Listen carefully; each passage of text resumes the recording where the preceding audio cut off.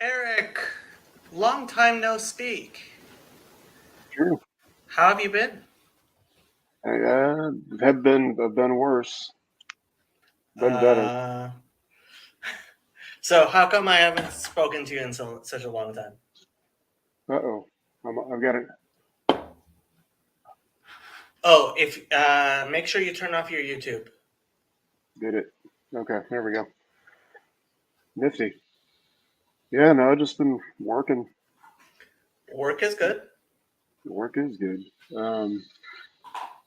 Yeah, I've been working and observing the drama, and it seems like everybody's touching into some drama with organizational structures, whether it be in this corner or in multiple other corners of the world. Oh, you mean Daily Wire and Steven Crowder? And now apparently, I don't know, just with the quartering and Timcast, and there's just before Oh, that it was Lauren Southern or somebody. I mean, there's always somebody. There's always something. well, okay. I have to say, I think part of that is the fact that I think there is actually sabotage, relational aggression in all of these things. Mm, Um, but I also have to say that I am so excited about some of the stuff. Like the reason I just started this just chatting stream is I mm, was just talking to some members of the Bridges of Meaning community, mm, the old school members, okay. about a project I am incredibly excited about that I didn't know about. Like they were like, "Hey, Jacob, like we need your help," and I took one look at it and I was like, "I got to get these people talking to Mo."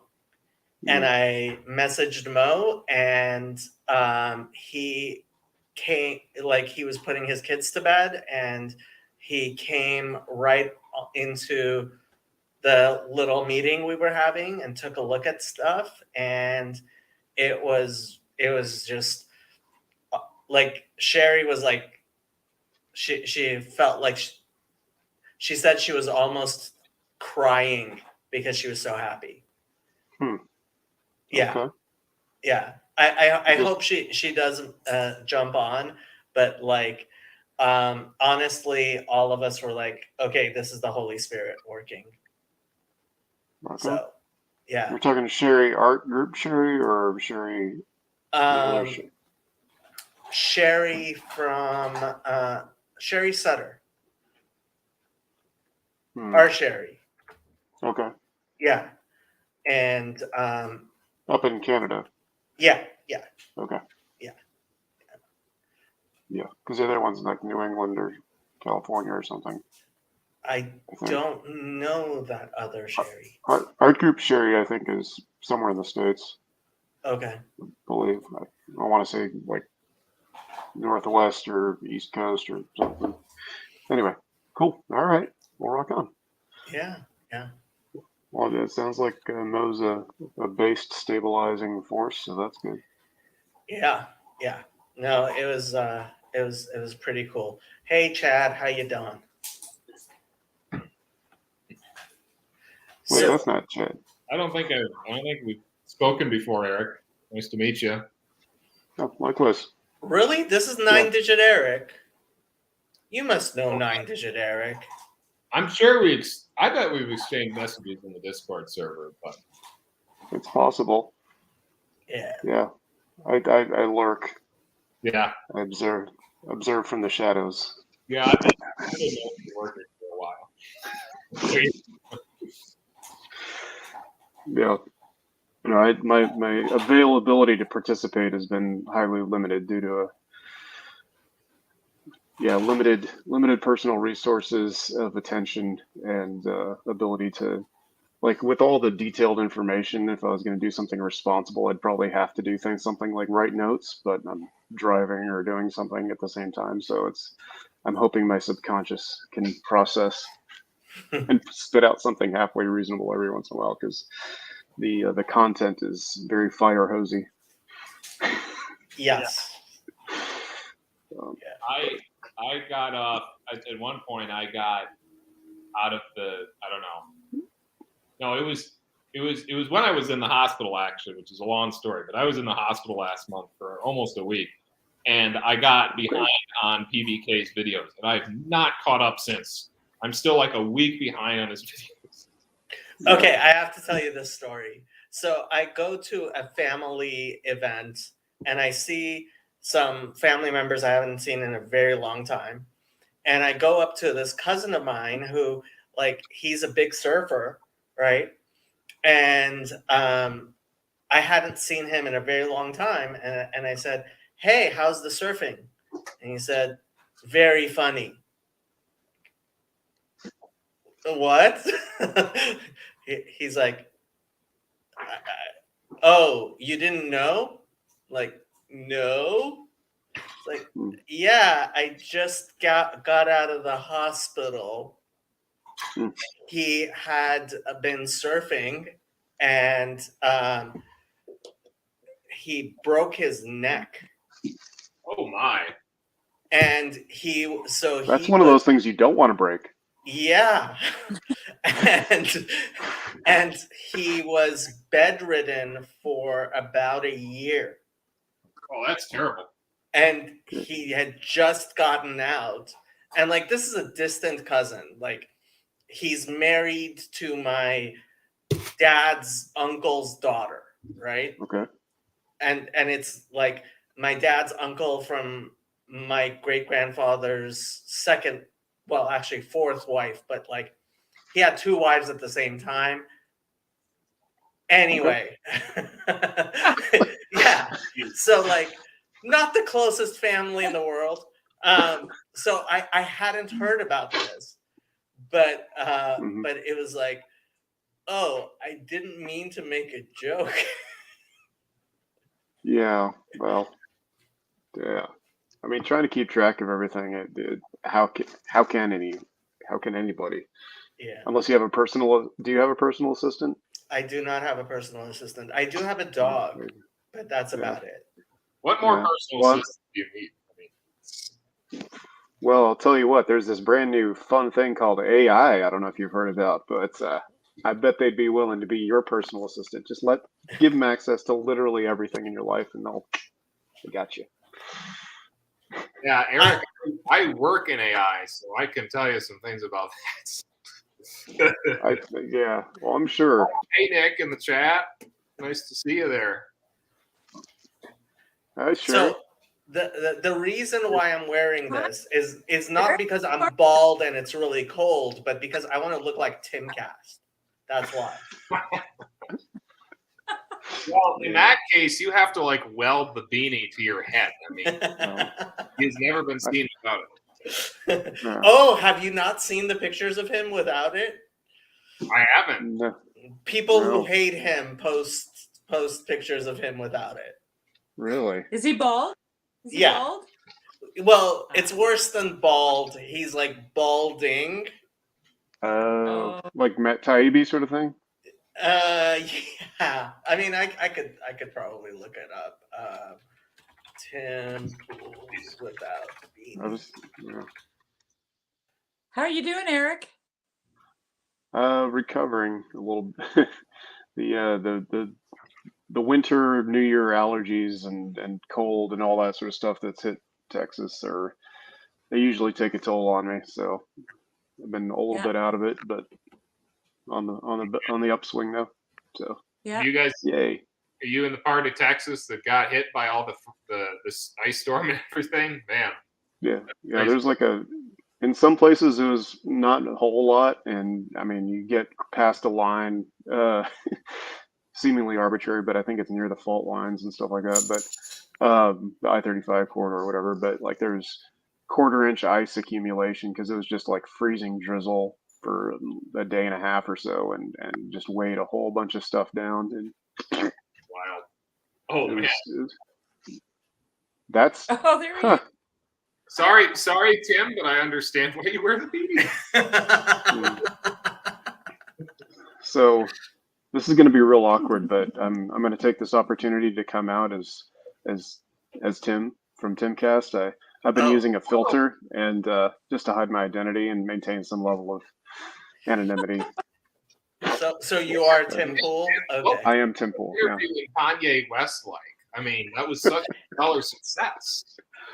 Yeah. I'm gonna maintain some level of separation from Mr. West. I wish him all the best, but holy smokes. Yeah. Oh my gosh. Now it's weird. I was hoping. You just dropped off. Yeah. Weird. Well, he apparently got remarried too, so Oh, he really? was hoping. I had not heard about this. I don't know. Who can believe anything you read online these days anyway? So it's one of those things. What are you up to, Sherry? Oh, I don't know. Just everyday, my everyday stuff. My life is pretty. I love it, but I mean, it's just getting up, doing chores, shoveling snow, feeding a fire. Had a good Christmas. My youngest daughter and her husband came from Germany, spent Christmas with us, so that was a bonus. And yeah, that's cool. I didn't know if you were also Tim Pool's apparent, official hat supplier. If that's what you're knitting right now. No, I'm not. Okay. I didn't know if there's like 3 degrees of separation or 1 degree of separation right now. But that sounds relaxing. No, I actually spent a bit of today helping our neighbors basically cut up a bunch of fallen limbs from some of the few shade trees we have out back in the Greenbelt area. And yeah, it's sad. I was surprised. Like some of these giant live oaks and stuff like that. I don't know if that one's a live oak actually, but it was oddly hollow in some places. I'm like, it might have been dying already, and I don't know. But yeah, been getting a little bit of outdoor chores, which is good because apparently, I don't know if you know this, but getting outside and getting some sun and exercise is good for your health. It is. Yes. I just moved to Colorado, and that's like one of the main reasons I moved here is for that. Because I wasn't so good for your health, though, John. Yeah. Well, I lived in Wisconsin my entire life prior to that, and winters are just gloomy and snowy, and you never see the sun. It's just so today it was like 53 and sunny, which is that blows all the circuits in my mind from comparing to Wisconsin winters, So of course you're in Texas, so that's a whole other ballgame. But yeah, well, yeah. It got really cold today. It was down to like 60. Oh, geez. Oh, gosh. That's tough stuff. It's not like, it's not like we've got a Canadian on here to brag about that too, right? Truly, you are the chosen people, Jacob. With weather like that. Los Angeles, I mean, it's beautiful, and that's the weather is why many people who live here who would otherwise be like, why am I living here? Yeah. Does it ever get like boring that it's like perfect and sunny like every day? It rains at least 5 or 6 days a year. Oh my goodness. That's certainly the variety, the spice of life. About 20 years ago, it snowed, and it made the front page of the local newspaper. I'm sure. Yeah. It melted the minute it hit the ground, but it was snowing, so it was like, wow. Yeah. I wonder if that Chinese weather balloon melted the minute it hit the ground too. when I was in yeshiva in Jerusalem, it snowed, and all of us from Los Angeles, there was like 4 of us from Los Angeles, were so excited. We were going out. We were like playing in the snow and throwing snowballs and stuff. And everybody from everywhere else was like looking at us like, what is wrong with you? Dude, I remember it snowed once in college that I was up in northeast Texas at the time, and yeah, it didn't have any sleds. So what we did was I had an old hard shell Samsonite suitcase. So we basically just used that as like a clamshell sled and went down the berms and stuff like that. Hinge is still jacked up, but the case is okay because it's Samsonite. You know what? I take that back. It was an American Tourister. That was cheap. Anyway, that's probably why the hinge busted. But yeah, you gotta seize life. But I was a carpe diem, baby. Carpe diem. Absolutely. But so I've been noticed you've been doing a lot more of these just chatting things. Is it mainly just to keep your finger on the pulse? Yeah, and it's a lot more popular than me making actual videos talking about stuff, and like nobody actually cares about my opinion, and it's like, well, I mean, okay. Yeah. Well, You it's don't not. have to I go don't around think. thinking things up either, Jacob. You could just No. I mean, I have some ideas. I was actually thinking of doing a video about Martin Luther, but then I watched this video. Eric Metaxas wrote a book on Martin Luther, and I just posted that in the community tab on my channel. It was like, hey, I was thinking of making a Martin Luther video, but like, how about this? Well, guess what Okay. I saw? Spencer Clavin and Jonathan Pajot had a conversation. Really? Spencer's coming back to Los Angeles next week. He has a new book. Yeah. Yeah, so I'm gonna go and see him at his book signing. Okay. Yeah, I haven't watched it yet, but it's on my list of things to watch. Spencer's kind of sort of, I mean, he's an acquaintance, like he knows who I am. Yeah. It was really strange because I knew him because of his now, I don't know if they got married, fiance, Josh Herr is there, he's gay.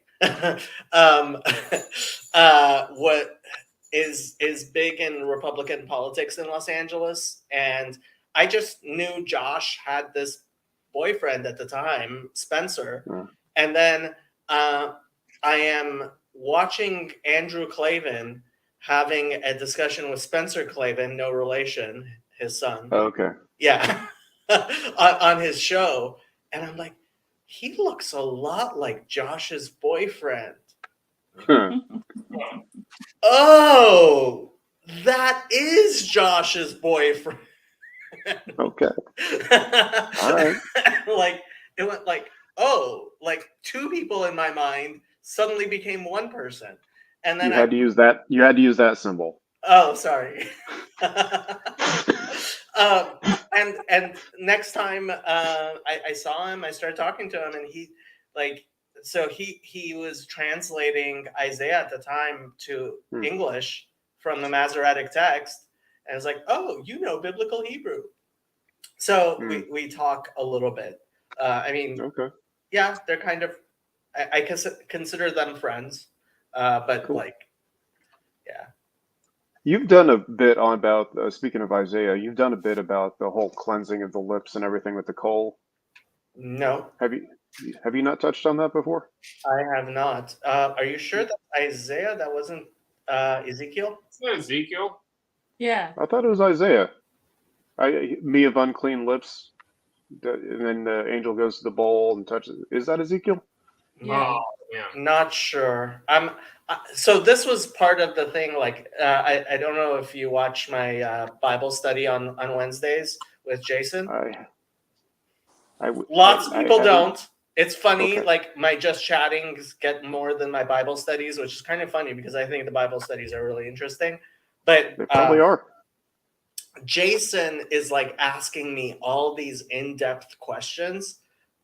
Sandy says Isaiah 6:6. He's asking me all these dark Chad, all these in-depth questions about what we call Nach, the prophets and the writings, right? Not the 5 books of Moses. And it's like Jason, I don't know any of this stuff. So I asked Nechama to because the girls' schools are where they study Nach. Because the girls don't study Talmud. So the boys are studying Talmud and the girls study prophets and writings a lot more. So I was like, you need to talk to Nechama because she knows this stuff a lot better than I do. So you're saying we never found if the oracle is in Isaiah? I did not find an oracle in Isaiah. My wife and I are reading that, and I want to pull my hair out reading. You start getting further into Isaiah, it's like, it's not entertaining, that's for sure. I would recommend Spencer's translation because, first of all, he reads it out himself, and it's so you can just listen to it. But that was his purpose in translating it, was he felt like the translations were just not bringing it alive and poetic enough. Yeah. I think it'd be great with music if somebody were to do that. Honestly, totally metal, that'd be sweet. Isaiah is one of the most lyrical and poetic parts of the Bible. It's like there's a lot of poetry and stuff, and that's why it's so popular in Hebrew. But because it's very, very poetic language. But in English, just unless maybe somebody put some metal to it and was singing. I feel like intelligibility is a key part of that scripture thing, though. You just need to hire the guy who did the Kenneth metal cover. Yes. That wasn't no. Yeah. Or do some spoken word over doom riffs or something. Oh yeah. Yeah, get a little train, ambient noise in there. Yeah, that's the train that runs by my house. Nice. It'll make it once in a while. I'm glad it's still not on fire, considering what's happening in Ohio. What's happening in Ohio? Like a whole series of fuel cars caught on fire. It's like this just ginormous blaze. Really? Yeah. Huh. I think it's mostly under control, but yeah, if you look up, what was it, East Palestine, Ohio, or something like that, I want to say. East Palestine, Ohio? What? Were they? Let me verify. What arson? Are you gonna tell me next that there's a West Jerusalem, New Mexico? Or something? West Jerusalem, New Mexico makes sense because I can understand naming things Jerusalem as a Christian, but the Philistines, there's a reason why we call the Philistines, right? Well, there's a Palestine, Texas, so That's interesting. Is that? Yeah. That's John and Eric. Yeah. It's 9-digit, and then that's with the old deep dark seas, something. Yeah. Yeah. What's up, you sons of beef?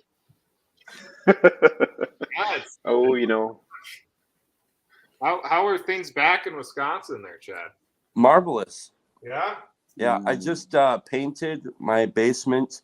I get to do a second coat tomorrow. From the lovely help of Jacob Federecci, he's trying to set us up with the Wisconsin estuary meeting. So we're going to try and get that going. And, okay, who's who's in that so far? I think Laura, and then a couple dudes from Madison. Really? All right. Yeah.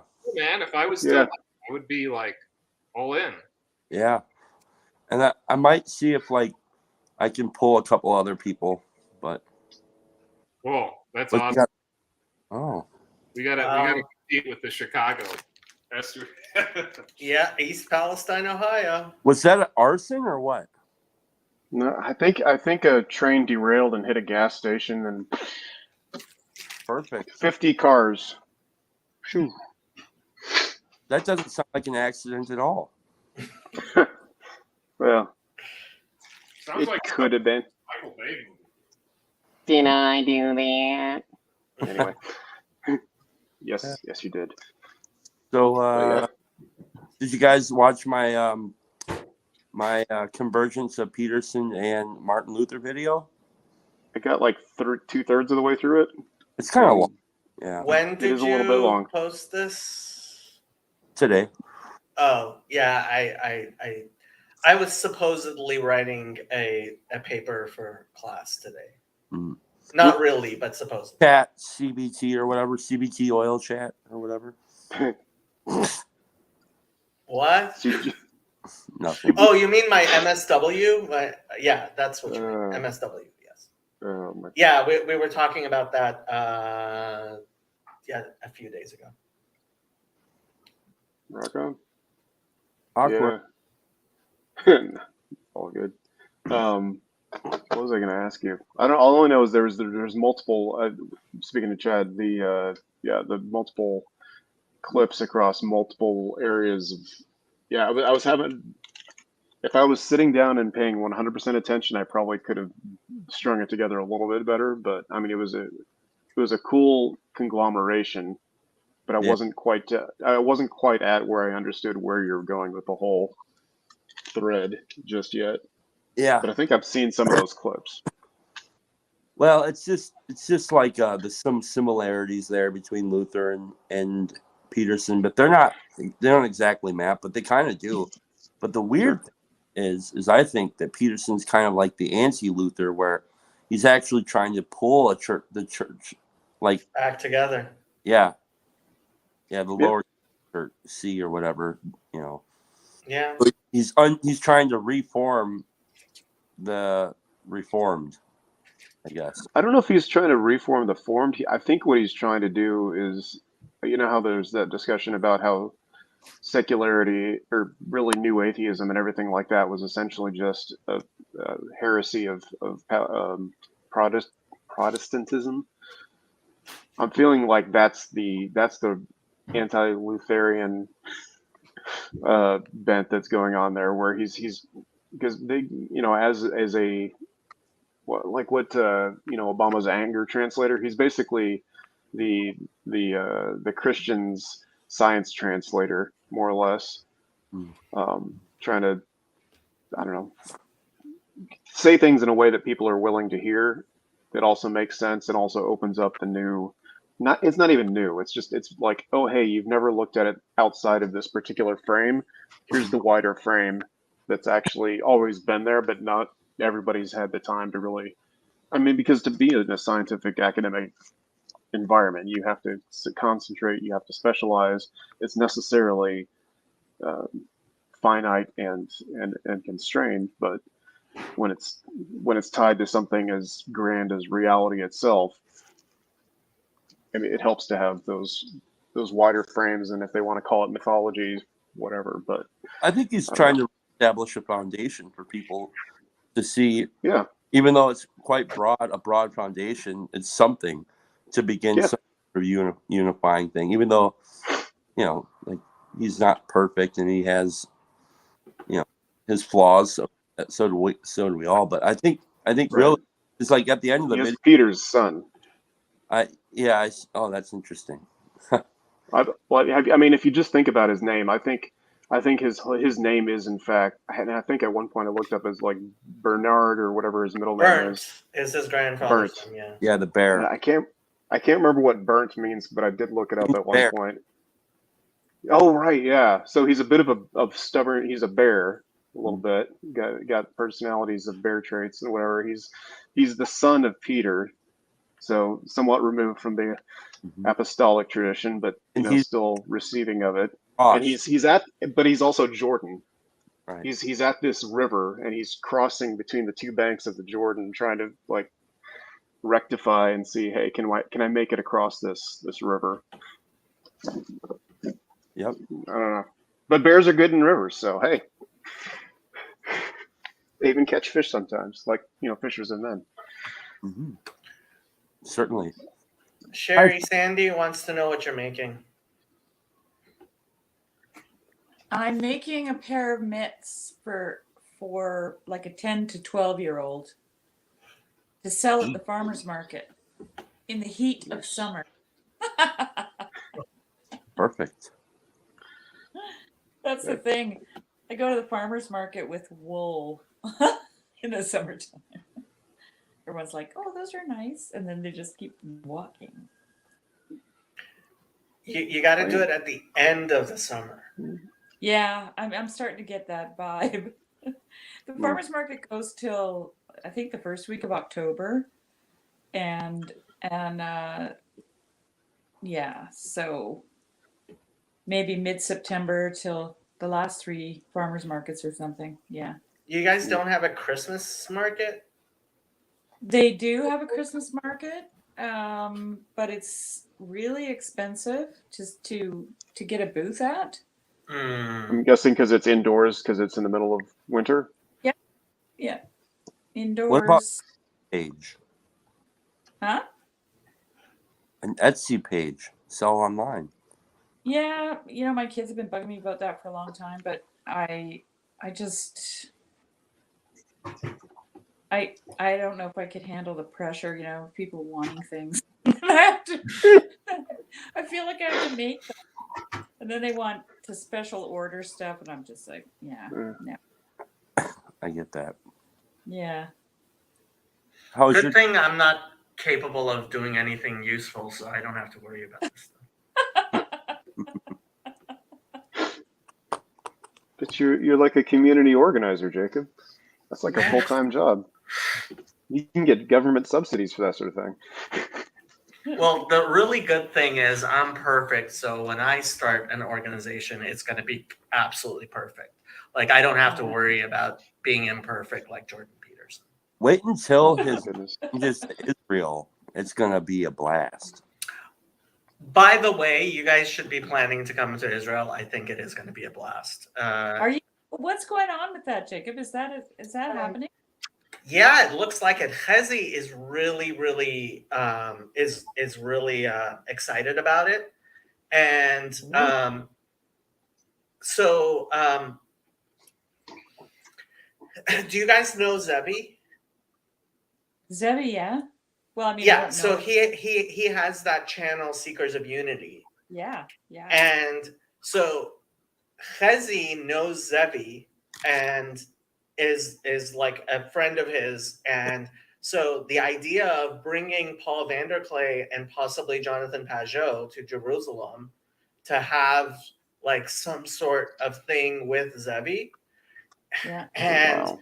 we were talking about a Shabbaton in Jerusalem, and so in February, like, so next year is a leap year, and Jewish leap years have an extra month.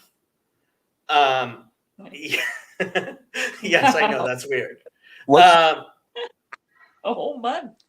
Yeah, so what's that month called? it's called Adar.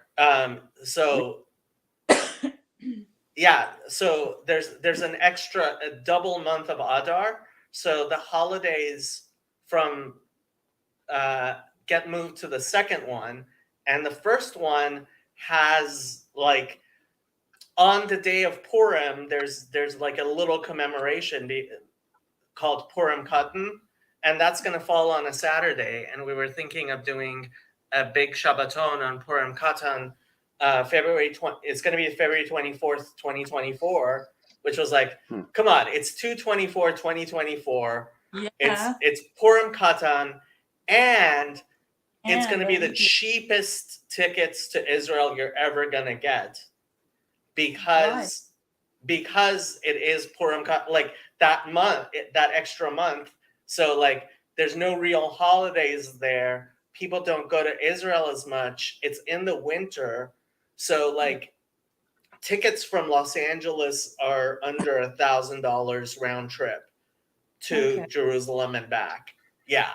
So it's gonna be I think it's gonna be both not very expensive, and we'll have an easier time getting like hotel rooms and stuff. And Isn't Purim when that festival that everybody gets really drunk? yep.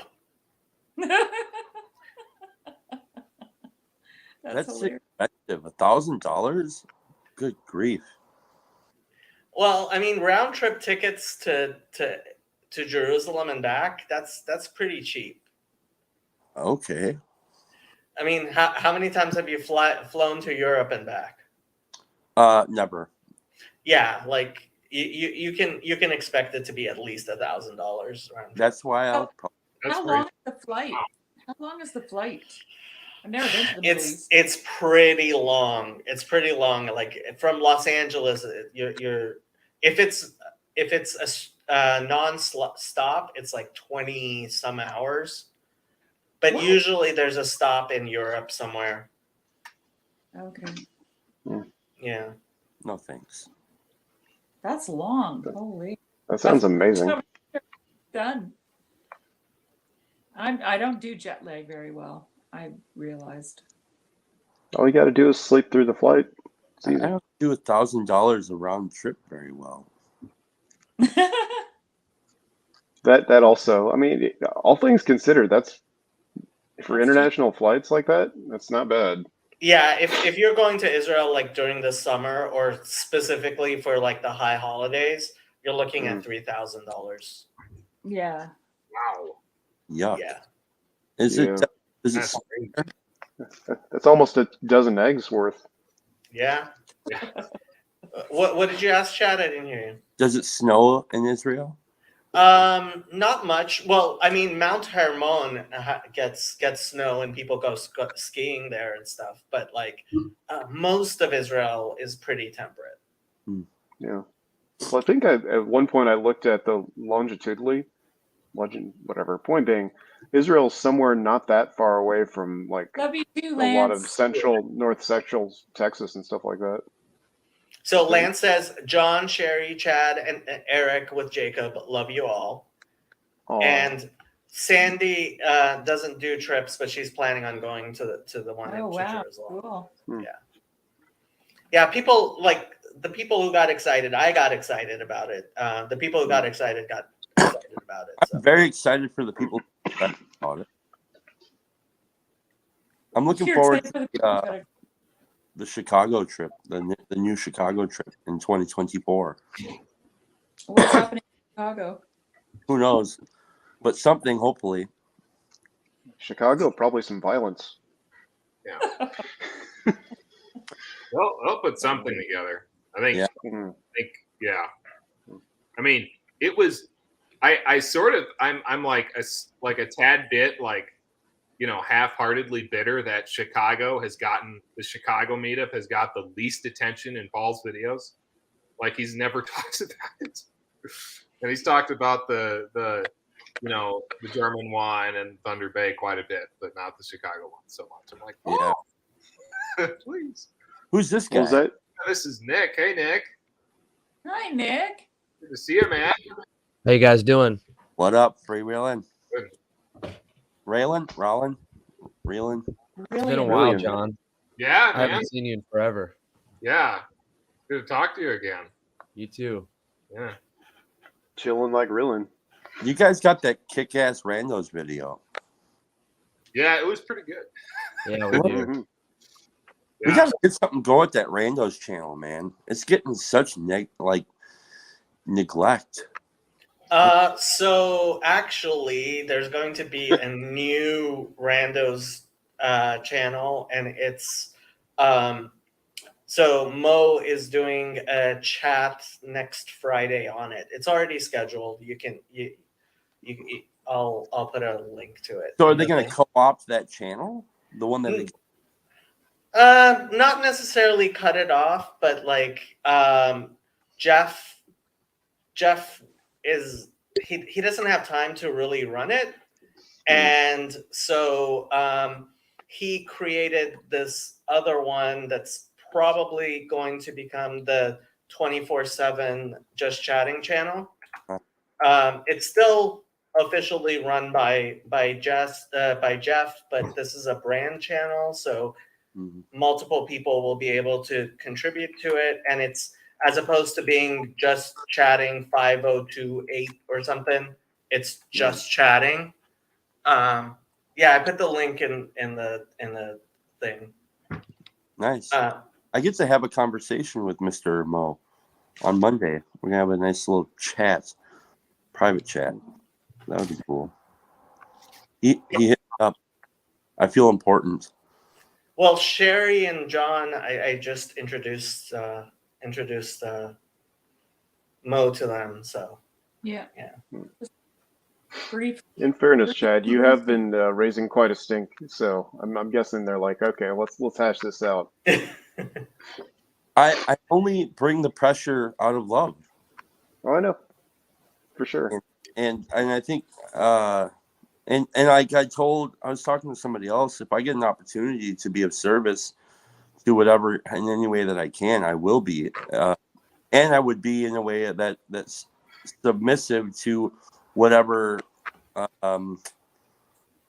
is requested. You know, like I know I'm a joker on like in my videos and stuff, but like when it comes to trying to be of service, that's a different game entirely.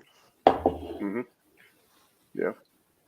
I'm just really excited because Mo seems like a really good guy, and everybody who knows him really like. So Hank and Sam and CW all rave about what a great guy he is, and so that's. Is he part of the meetup in Chicago? So when we had the Chicago thing, he was the one who moderated the discussion between PVK and Bethel McGrew. So he was kind of the moderator there, and he helped set it up. And yeah, I mean he's a CRC pastor in Chicago, and he's pretty active. So who's going to handle all the marketing and like video promo and editing and all that good stuff? You know, honestly, right now it's just a matter of setting things up, and it's not clear that like the foundation is actually going to do much on its own. Like ultimately, it's not meant to be something people know about unless they want to know about it.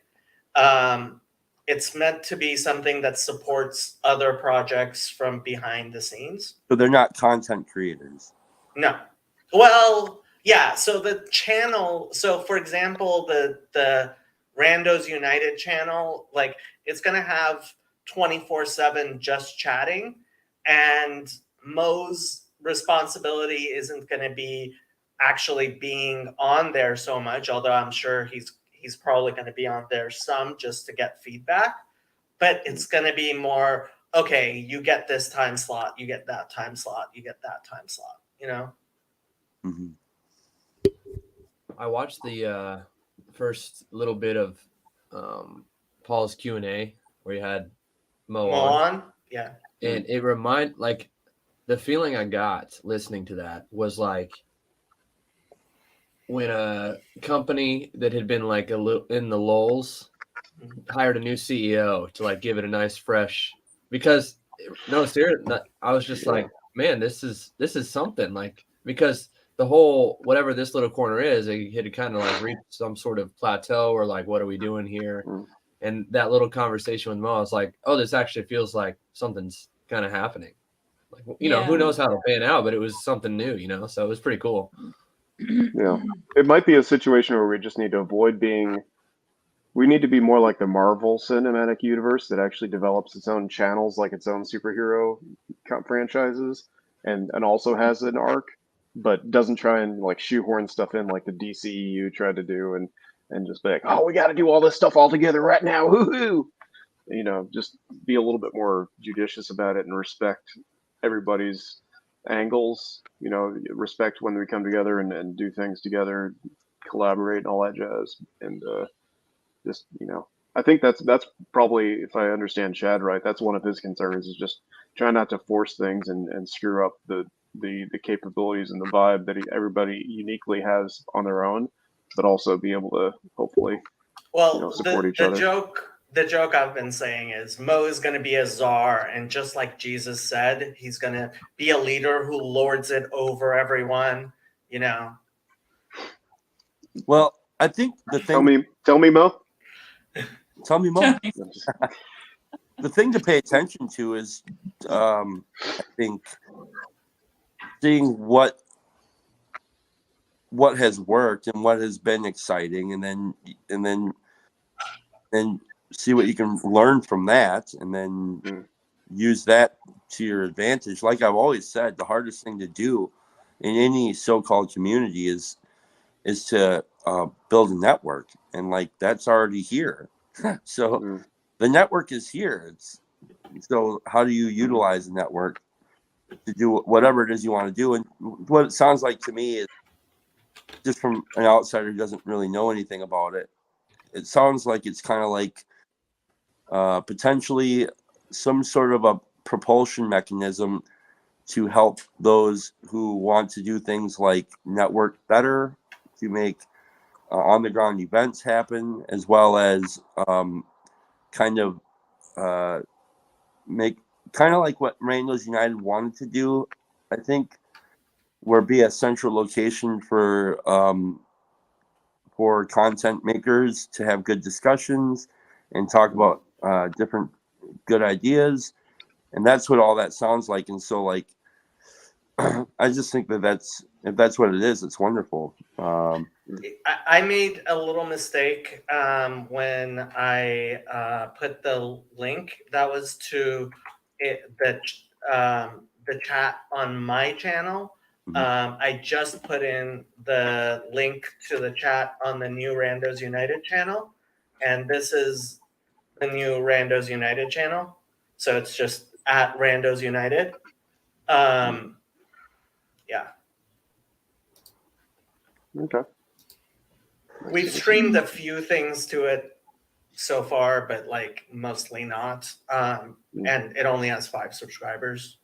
And then the other thing would be the way to fundraise. I think that's the other aspect of it. I'm all for fundraising as long as it's all in-house. Yeah, sure. But, I mean, as far as, at least with Paul's stuff, since he's been dipping his toes into, the pay to play with well, he hasn't actually stepped into pay to play with PBK, although very catchy ad. I wanted to. But I was thinking, I don't know if anybody caught the thought that came to my mind initially was just, I mean, he is in a tricky situation, and I absolutely get his thinking there, I think. And so there was a part of me that was like, well, if we're gonna try and get the best of all worlds, like maybe he should either start taking up tent making, or he seems to. I could be wrong, but as a techie and a photographer, he could sell prints, because I'm pretty sure he's gone to beautiful places and he shares beautiful photos every now and then, and I appreciate that. My suggestion was for him to reprint his father's book with a new introduction. And so he's now thinking about editing his father's book because he thinks it needs some editing and adding some material to it. And yeah. Yes, that one. Yeah, I actually got the idea when you showed that book. So yeah. Yeah, I feel like he might. Oh, go ahead. There's a lot that he could do. I mean, he could probably, if he wanted to, he probably could just, if he had to, like if Living Stones shut its doors and he didn't want to go to another church, he could be like the Calvinist pilgrim who goes around the country and meets randos and does interviews and probably gets paid. He could probably get paid to do it. Through a Patreon or yeah. But at that point, he would have to start putting out more of his opinions. Yeah, I feel like, I don't know if he would do that. I feel like his heart is in the ministry of being a CRC pastor. Not that he doesn't love doing all this stuff with, this little corner or whatever, but I don't know. Yeah. Well, and That GIF or the meme of the guy, the guy with his girlfriend looking back comes to mind. But except he's actually faithful to his girlfriend / wife / bride And of Christ. one thing that PVK has referenced the entire time is the importance of being grounded in something, for lack of a better term, real life. So like when there was a conversation he had with Pajot where Pajot's like, isn't this great? Patreon, and I'm independent. I can do what I want. And PVK, I remember, expressed a bit of caution, in that of like, I'm not so sure I want that. And like, it's not nothing that PVK is the one who's like the head of TLC without being the actual head. Yeah. And like there's an implicit wisdom that Paul has that he can't quite explicate, and his remaining in that tradition is part of that. And also, I mean, those are his people. That's generations back. So, yeah, he knows what he's doing. Yeah, it's exciting. Well, I mean, to a degree. Yeah, I think so much as any of us know what we're doing, but he knows what he's not doing, and he's not doing it intentionally.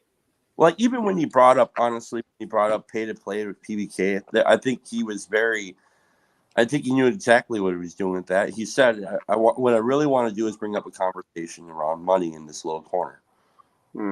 I think that was just his kind of way in to do that. He was never going to do pay to play with PBK. Come on. That's just listen to what I'm about to say. We should talk about money. I don't think he was really saying, I don't think it ever crossed his mind for a moment. But I think if we want, like, that's why I made the video I did, because I'm like, well, of course he's not going to ask people for money. So why aren't we doing it for him? Well, okay. Explicitly, what he's trying not to do is mix up the pastoral anything that could be related to pastoral duty and conversation and relational stuff with the money aspect. Right. So he could offer slots of one-on-one basketball, pay to play with PVK, and he will dunk you theologically and on the court. He could do that. He were like, you can pay for a celebrity to sing you like happy birthday. We can get him to do that, but he can play on his violin and sing. That'd be great. That's Ben Shapiro. Ben Shapiro is the violin guy. Paul doesn't get involved in theological discussions almost at all. Like, have you ever heard him discuss the Trinity? No. Yes. Not in depth, but like no. Not in explicit language. He's more implications. Did you talk about that might be a discussion on theology in itself? Yeah. Well, the other thing about it is, like, most of the time when I've heard him talk about, well, I'm a Calvinist, so I believe X, I'm like, I am definitely not a Calvinist. I agree with what you just said. So I think it's like, he doesn't go very deep with it, which is probably intentional. But yeah. Well, I mean, that maintains the curiosity and the openness that this corner affords. Because, I mean, you could not live as long as he has lived and not seen where things go and basically recognize non-fruitful paths of discussion. Yeah. And so you graciously just extricate yourself from the points that are going to be especially contentious if you can. Makes sense. Well, and it allows for more room for the germination of whatever conversation can flourish, which is very helpful. Yeah, and you guys listen enough to hear between the lines. I mean, even in the conversation or the video that he made with those couple CRC dudes, and the one guy kind of pressed him on, like, when is it appropriate to tell someone that they need to believe or something like that. I mean, I think he's being absolutely genuine in his answer. And, like, to me, that's as deep of a theological point as maybe it's not as wordy, or but then again, I'm not really into theological discussion, so maybe I'm way off on that. But I think he's ever since I've paid attention to him, he's not moved on that idea at all. on all the Q&As I've listened to, and all of the, when somebody's asking, why isn't somebody, is somebody qualified as a Christian or whatever? And then I can't remember which one. This is a few months ago. Where it's like, who are you to say, like, what, I don't know. I think it's interesting. Sandy, yes, this is the old school crew. So old. I feel honored to be called one of the old school. This is kind of like a Discord voice chat Yeah. in the old days. It's been a very long time since I was one of those. Yeah. Those Sure. are good. I was going to say what in regard to what Chad was talking about, just I think it comes down to he means when he's talking about his definition of what a Christian is, and so like you just think about it's very simple, but it like you practice it all the way down, and so if you're trusting Jesus more than you trust yourself, he might have understandings of all these sorts of things, but at that very root thing, that means that he's not going to necessarily press on very particular theological points that are beyond him because God is beyond us. And so, he's multiple times talked about not capturing God like we tend to want to do with our language and frames and stuff like that. But at the same time, he's, I think God, Jacob would probably agree too. God is both very unchanging and eternal and very, very much real, and yet very much ungraspable. Well, and yet whole. Yeah. One thing Paul does say that's actually, I mean, it's not like he doesn't take very specific positions. Like saying there's a time when the protest needs to end, and kind of implying like, guys, we need to start thinking about ending the protest. Like that's a real position to be taking. That's not uncontroversial, or like that's saying something. Yeah, sure. And the more I've been looking at some of the history, and the history I look into is very surface level. I don't go that deep. But when it's just like, geez, man, Christianity is such a mess, and there's all these people involved, and they just got their heads so far in their ass, and everybody's got opinions, and everybody wants to burn somebody at a stake, and it's like, Jesus, guys. Not everybody. It's like it's not that serious. Like, and so like I love the position that Paul has, because to me it is a demonstration of deep faith, that he has faith that God will do all the heavy lifting in some sense. And it's like all that other shit's like not my business. Like, I believe that's Calvinism. Well, then call me a Calvinist. I don't know. I mean, I'm a Lutheran, I guess, so might as well be a Calvinist. I'll be an Orthodox Calvinist Lutheran with very strong Catholic tendencies. Exactly. Throw a little snake handle in there, Chad, and then Plus, you'll be the picture of a Christian. Because I'm an alcoholic, and I believe that in the God of your own understanding, you might as well call me Jewish, because there's a lot of similarities with the Jewish tradition to the AA tradition, which are striking.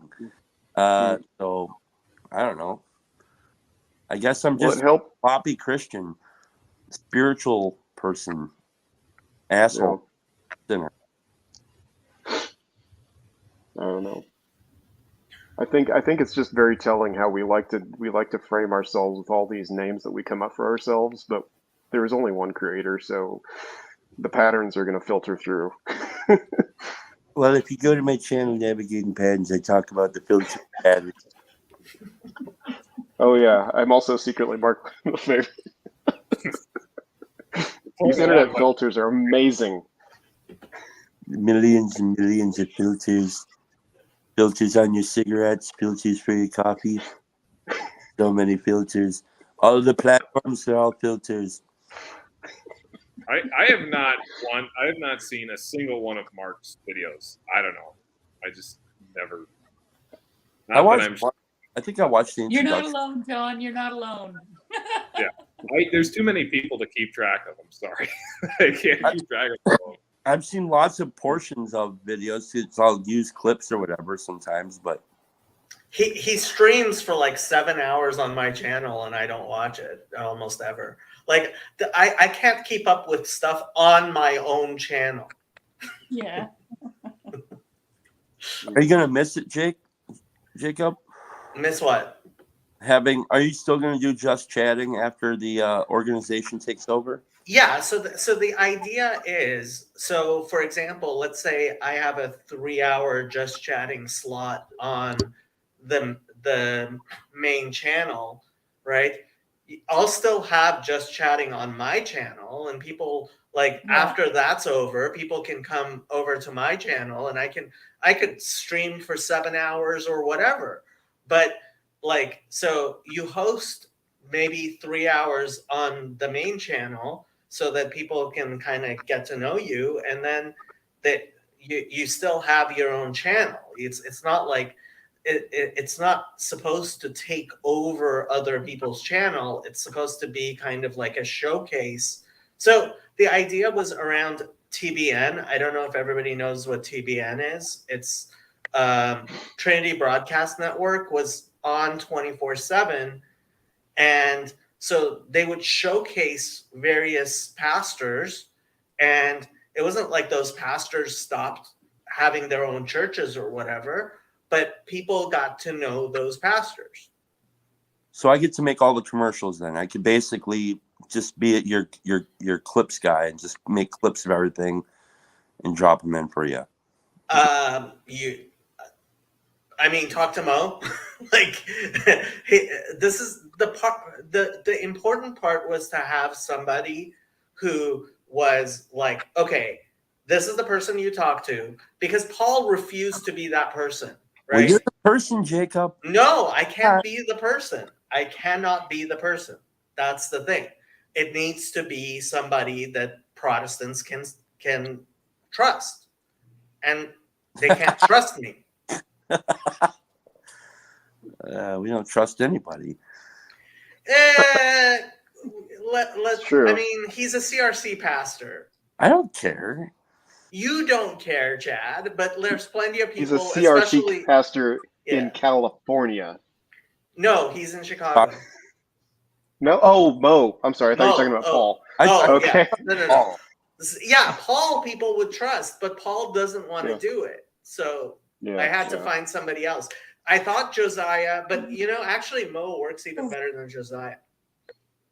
The hump of so. trust to get over with Mo is going to be that he is unfamiliar with the content of the people who are going to be on his network.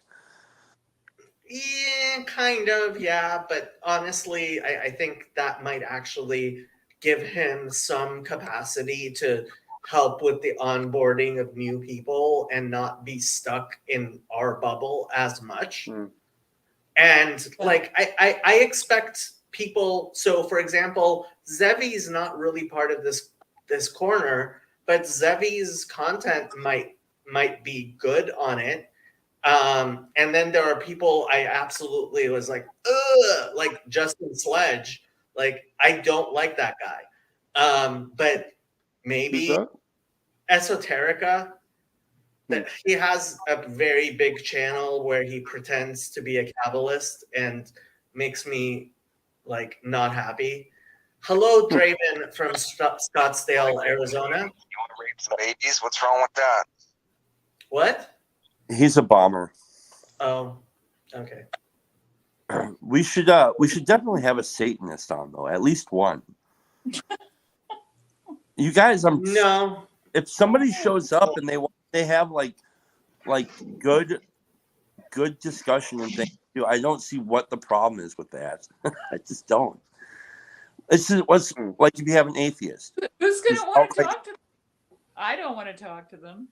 Well, I you think want the atheist is a whole lot better than the Satanist.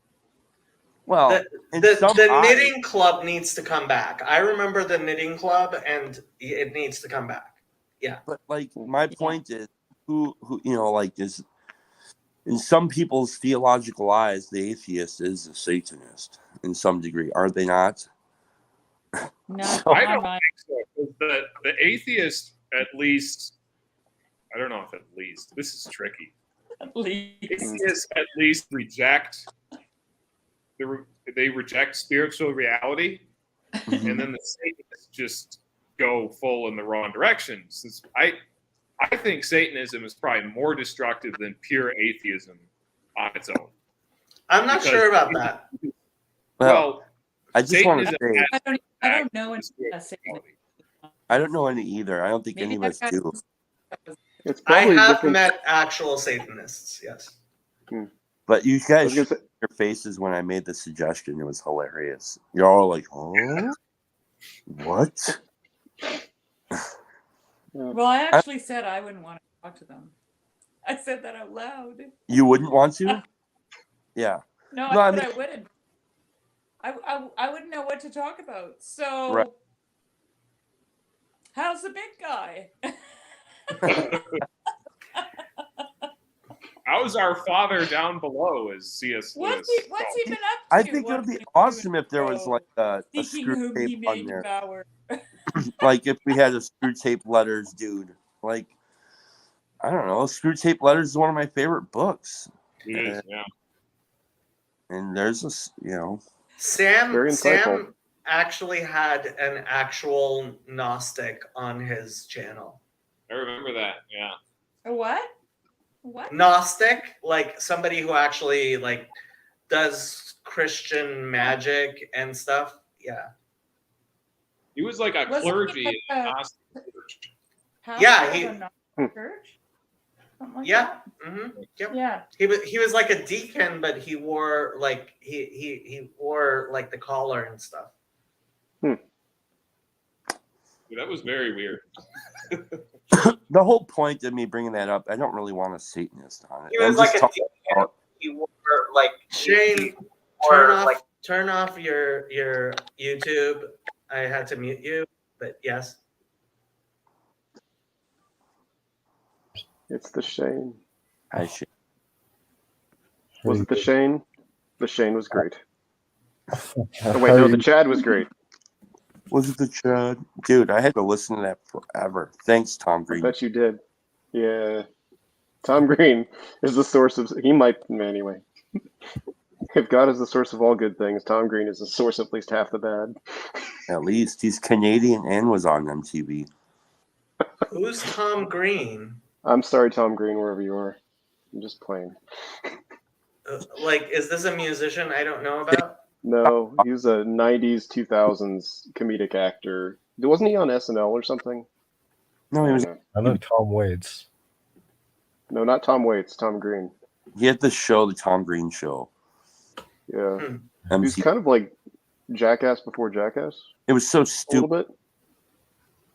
Yeah. Mm. So Mo opened for Gnarls Barkley, and ever since then, I am constantly thinking of that song, which could be my theme song, Crazy. I love that song. Make me crazy. I remember when I lost my mind. I remember when I lost my mind. I gotta go night night, guys. Bye bye. Okay. Jack. That's such a good song.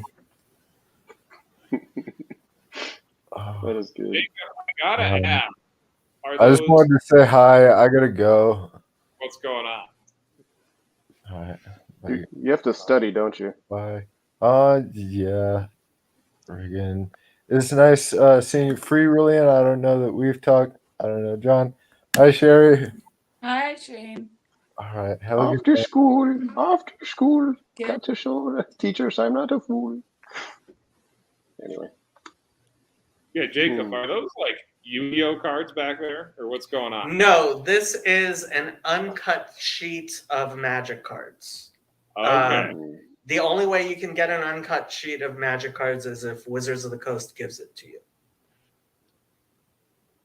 Interesting. Okay. I used to be a tournament official on the Magic Pro Tour. Okay. So we do have Satanists.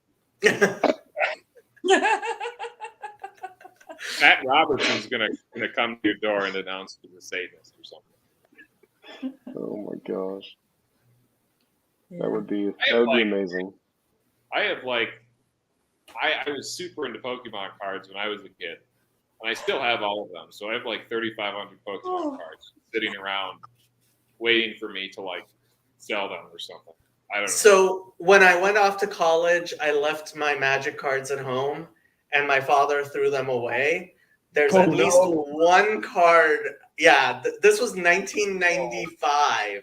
Oh, So there was at least one Mox Jet in there, a Mox Jet that like now I think it's around $3,000. oh, Yeah. well, that's terrible. Man. I would be That's absolutely unfortunate. devastated if my parents had done that with my Pokemon cards. It's about then your parents are like, boy, glad he's not a real wizard. As far as we know. Anyway.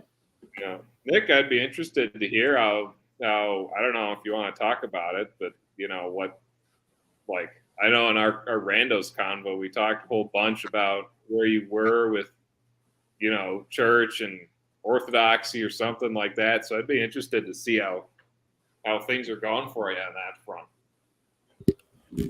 Well, I am still just a nomadic Christian wandering the denominational desert. Sounds fun. Yeah. You should get out of that denominational desert and just wander in the desert. It's probably way nicer. Well, maybe I should. You are in Arizona, aren't you? No, I'm in Illinois. Oh, why did I think? Never mind. Yeah, I'm like I guess most adjacent to like Anglicanism right now. Just it's where I find myself. We got close friends, another couple who he wants to be a priest in either a more small O Orthodox section of Episcopal of what's it called, TEC, the Episcopal Church of America, or whatever it's called, or ACNA. Yeah, that's interesting. So I just moved to Colorado in September, and I've been going to an ACNA church since then. Yeah, and I really like it. So yeah, I miss a lot of the charismatic stuff, but at the same time, it's so great to go to a church that takes the Eucharist seriously. right. You know, you're actually receiving Christ, you know, every time. Yeah. So that's so important to me, and so that's interesting.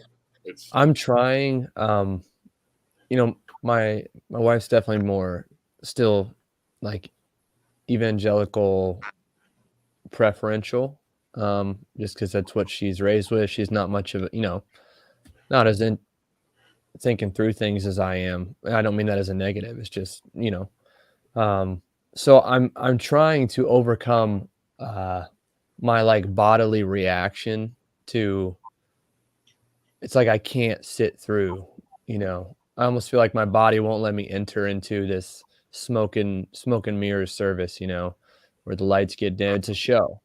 It's so I try very, very hard not to, like, in my own mind, let alone online, engage in like just pure criticism, you know, hot take tweets and all that stuff, just to like maintain the bridge. Because I mean, the fact of the matter is, that's where I was 8 years ago, 5 years ago. There are like people there who are better than me, better people than me, more Christ-like than me. There's still fruit growing, and there's still a pipeline to, like, even though I have very legitimate critiques, right? Very legitimate or valid in my mind. There's still a pipeline from that world to what I feel is a more real world. So because of all those reasons, I tried just super hard to like overcome what, like I said, my bodily, like my physical body like tenses up, you know, because it's like I don't know what to do when I'm at a not an actual Hillsong concert, but something like it, you know, or crappy preaching or so yeah, So, it's tough. Well, I've the great been thing about trying- going to Yeah, go ahead.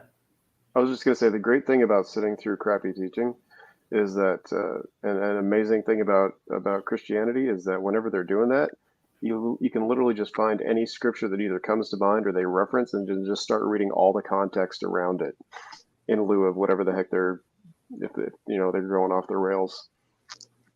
So yeah, my friend's wife is the rabbi of a Reform synagogue near here, and like I have such a hard time with Reform Judaism.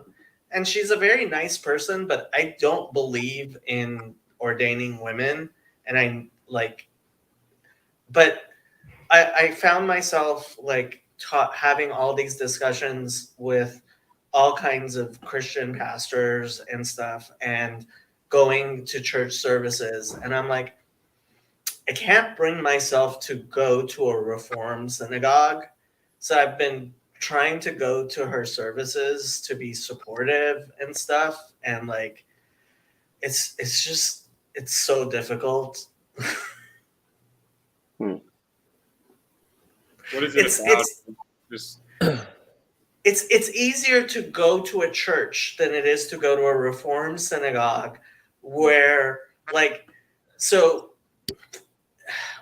we don't do any, for example, we don't do any Torah readings at night, right? In Orthodoxy.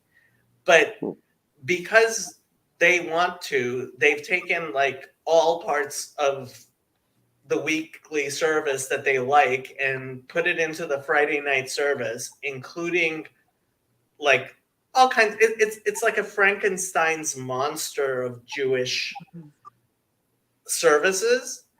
And like, yeah, I'm just sitting there and they do like these English and modern. It's just everything I just can't stand. You know but what's I just going sit there. to mind when I hear it? It's like, it's literally the religion that's not a religion.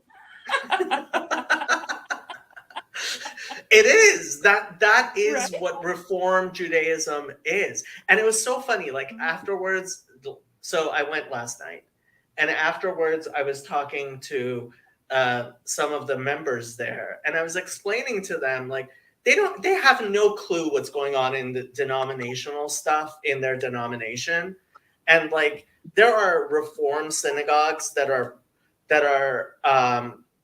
breaking off of Reform as a denomination because they call themselves classic Reform, because they don't like all the Hebrew that's starting to creep into Reform, and like all the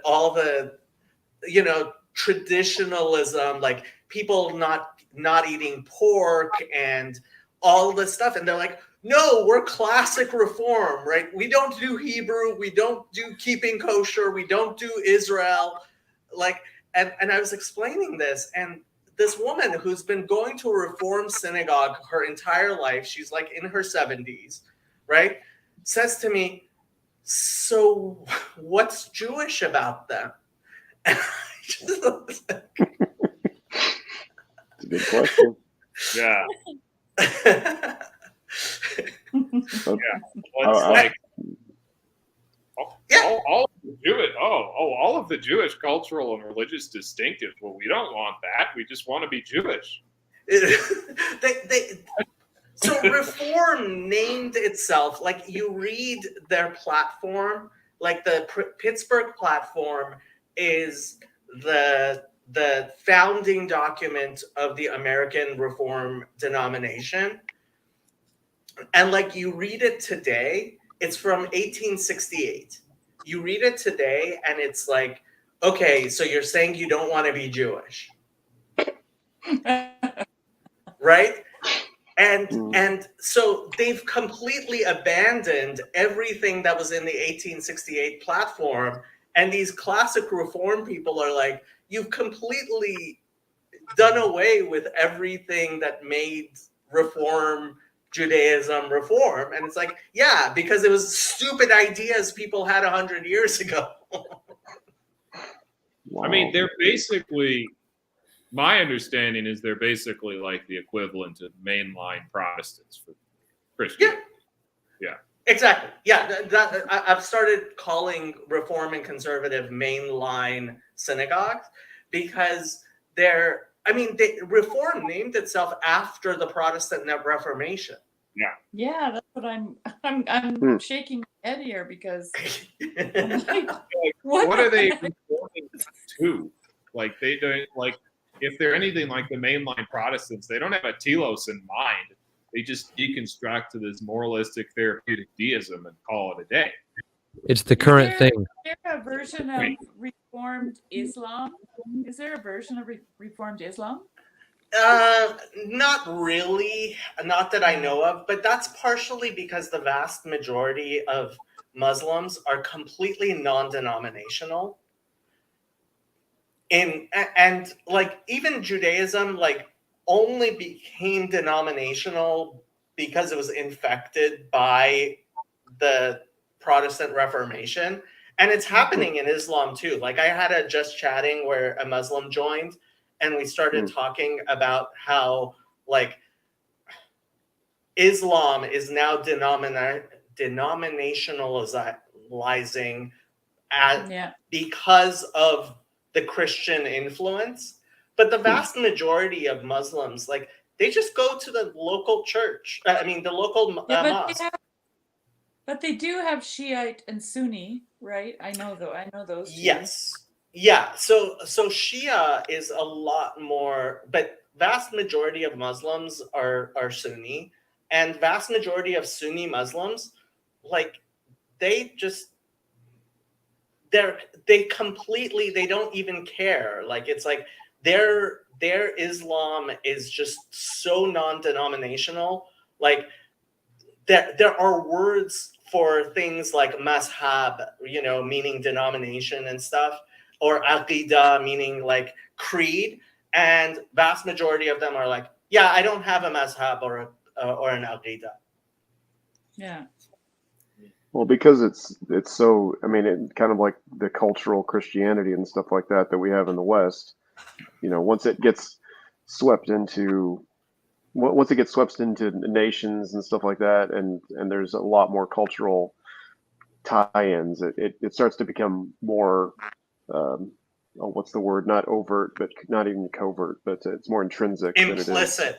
Implicit. There we go. Thank you. Yeah, that's why, no offense, but I call American Eastern Orthodox Protestant or Orthodox, like, because it really, it's very different from actually being like from Greece, and this is the local church, right? You go to the church because that's the church, right? As opposed to, I'm OCA, or I'm Antiochian, or I'm Greek, or it's like it's a completely different thing. Like if you're truly Orthodox, Eastern Orthodox in America, I think you probably should either be going to an Anglican church or a Catholic church, because that's the local church. Yeah, well, the problem for thank you. That in the ACNA we say the Filioque, so that's apply with the Orthodox, unfortunately. But, how dare you say the Filioque? I don't know. I need to form an opinion on that. I would be so much happier if like the Western Church gave up on the Filioque. Yeah, oh my brother-in-law is a high church ACNA, and he doesn't say it when they go through the service because he thinks that was an improper thing that the West did to modify the creed in that way. So he basically takes the Orthodox position, even though he's Anglican. But yeah. Honestly, like the monarchical trinity, just from a Jewish standpoint, is just so much less problematic. Is there a Jacob, did you watch or did you even hear of the conversation that John Vervaeke had with Bishop Maximus recently? I've heard of it. I haven't actually listened to it. I should. You should watch it. so good. It's so good. Everybody should Mm. watch it. And everybody watching should watch it. So Ryan is actually part of the old. He's actually part of the old school crew, but he's always been kind of a lurker. So if you guys don't know Ryan, he's the one who made this little corner website. Super helpful tool. Oh, Yeah. but I never Also, visited- thank you for spelling Filioque, because I had no idea what you were talking about. It's Filioque. Yeah. Filioque. So, Get your Latin right. Ryan says, I was at a high church ACNA conference recently where many of the priests, nuns did not say the Filioque. Yeah, that's well, you interesting. know what? You know what's really interesting? The Orthodox and the Anglican actually have a pretty tight little in England have a pretty tight relationship, and they're not conversionists. So, you know, the Orthodox don't try to convert the Anglicans and vice versa. And as far as I know, I think Callisto Swear had a lot to do with that because he had a good relationship with, what do they call the guy? The head of the Anglican Church. What's he called again? The primate. That sounds terrible. Bishop of Canterbury. The primate is. True. No, is it the guy, Westminster Abbey guy? That guy. Yeah, he is the Archbishop of Canterbury, but he's the primate of the Anglican Church. You know more about this stuff than I do. How's that possible? You Okay, know, I'm gonna have this discussion with Raj on Tuesday. You guys should all watch it. I am going to go so deep into Sikh, like you guys are like, what? That's interesting. It's going to be deep. Like I'm going to be asking him about his kirpan, and you guys are like, what? What's a kirpan? Probably.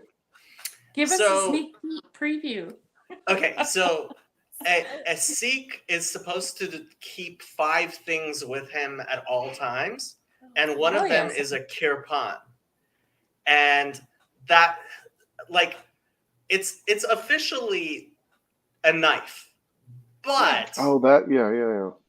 but it's supposed to be a self-defense tool, right? So it's actually kind of like a lot of people, they just have like this tiny ceremonial knife that like is closed, so like it's welded shut, so you couldn't even pull the blade out, right?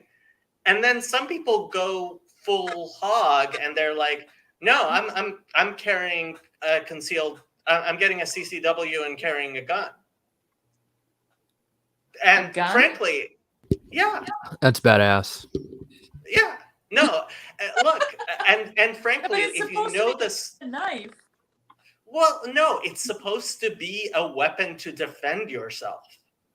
Well, we have a lot of Sikh people here where I live. Yeah. We have a Sikh temple in our little town.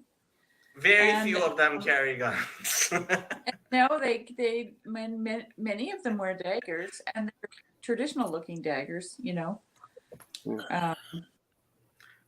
Yeah. We a few I think it was like 3 or 4 years ago, I think it was in California, I forget where it was, but somebody went to a Sikh it's called Gawarda. I always mispronounce it, and because of course they thought they were Muslim. Like so many Sikhs have gotten attacked because they wear a turban, and like people like Islamophobes who hate Muslims and wanted to take revenge on Muslims have attacked so many Sikh people. Mhm. And they went into one of the temples, and one of the guys there, Gurdwara, one of the guys there took out his kirpan and stabbed the guy. And was like, yeah, that's what it's for. Yeah. If you seek, you will find out. So bad. Good know. one, Eric. Good one. Thank you. Yeah, I have a interesting situation coming up in my church. So in the ACNA,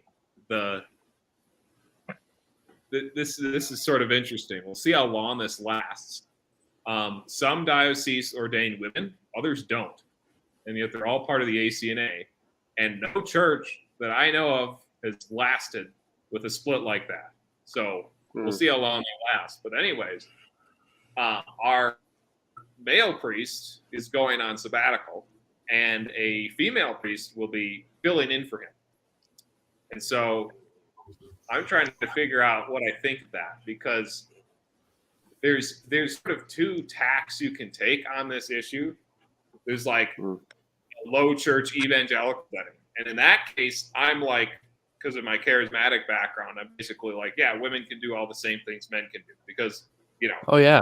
you know, the men and women will prophesy, whatever. And Peter quotes that at Pentecost. Not only that, but you're missing out on half the gifts that you could have if you only had female leadership. I know all the line of argumentation. Well, John. there's that line too. There's a lot of quips about it too. So I'm convinced on that front, actually. But on the high church sacramental setting, I am not sure if women should be serving the Eucharist. You know, I'm like, I really need to think more about that, and like whether I, in good conscience, can accept the Eucharist from a female priest. I don't know, because ultimately that is like the most important job of the priest, is to serve the Eucharist in a sacramental setting. It doesn't, like, you know, preaching is fine. I'm fine with a woman preaching. I'm fine with a woman teaching from the Bible, whatever. But the Eucharist, I don't know. So I'm kind of weirdly split on this issue. So I have to figure out what I'm gonna do. It's weird, man. I have, so this idea of women's ordination, so when I was in high school and I was first becoming religious, it was one of the few things that I was absolutely opposed to, because this whole idea of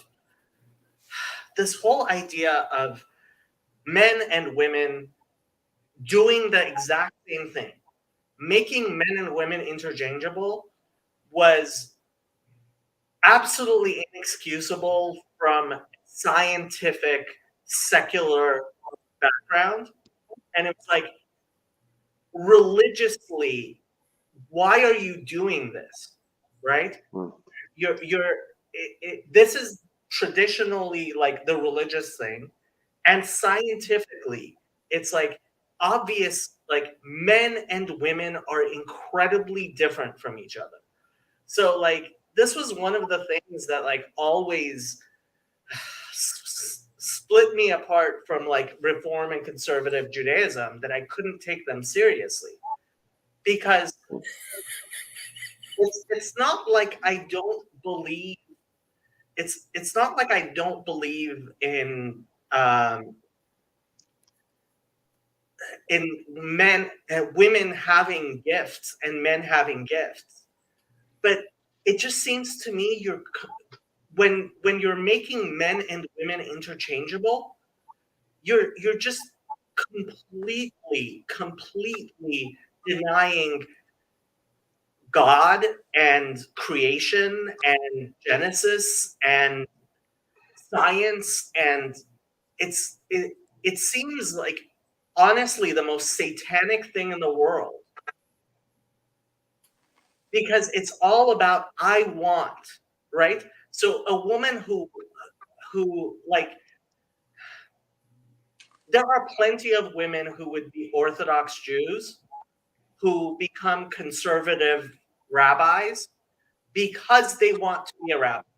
They accept everything else, but it's like, no, I want. Yeah. And absolutely, in every way, the opposite of what it means to be religious. To redefine things based on I want, as opposed to I obey. Yeah. So I got some questions. Yeah, I do talk But I got off work at 10 o'clock, and so I'm just sitting listening to you guys. And the couple of times I was going to speak, I just went, yeah, whatever, they're going to talk. I was going to ask John a question, and I'll ask you a similar question, Jacob. So in terms of the Eucharist, I'm watching the angst on your faces when you guys are talking about that. My brother-in-law is Anglican, actually, and I was kind of partially grew up there. Taken communion a bunch of times at my brother-in-law's church. They're independent now because anyways, it was kind of he wanted to stay in the town he was in. And so I'm just curious, what in particular made you say you don't mind women preaching, but you don't want to take communion? Because wasn't communion supposed to be kind of like based off Jesus and the Last Supper, which means if I went over to Jacob's house and his mom is serving dinner and she's going to bring me the food, I'm not supposed to take it unless Jacob hands it to me? Like, what's I'll say one thing about the sacrament and Kiddush. So the sacrament is the continuation of the Jewish Kiddush.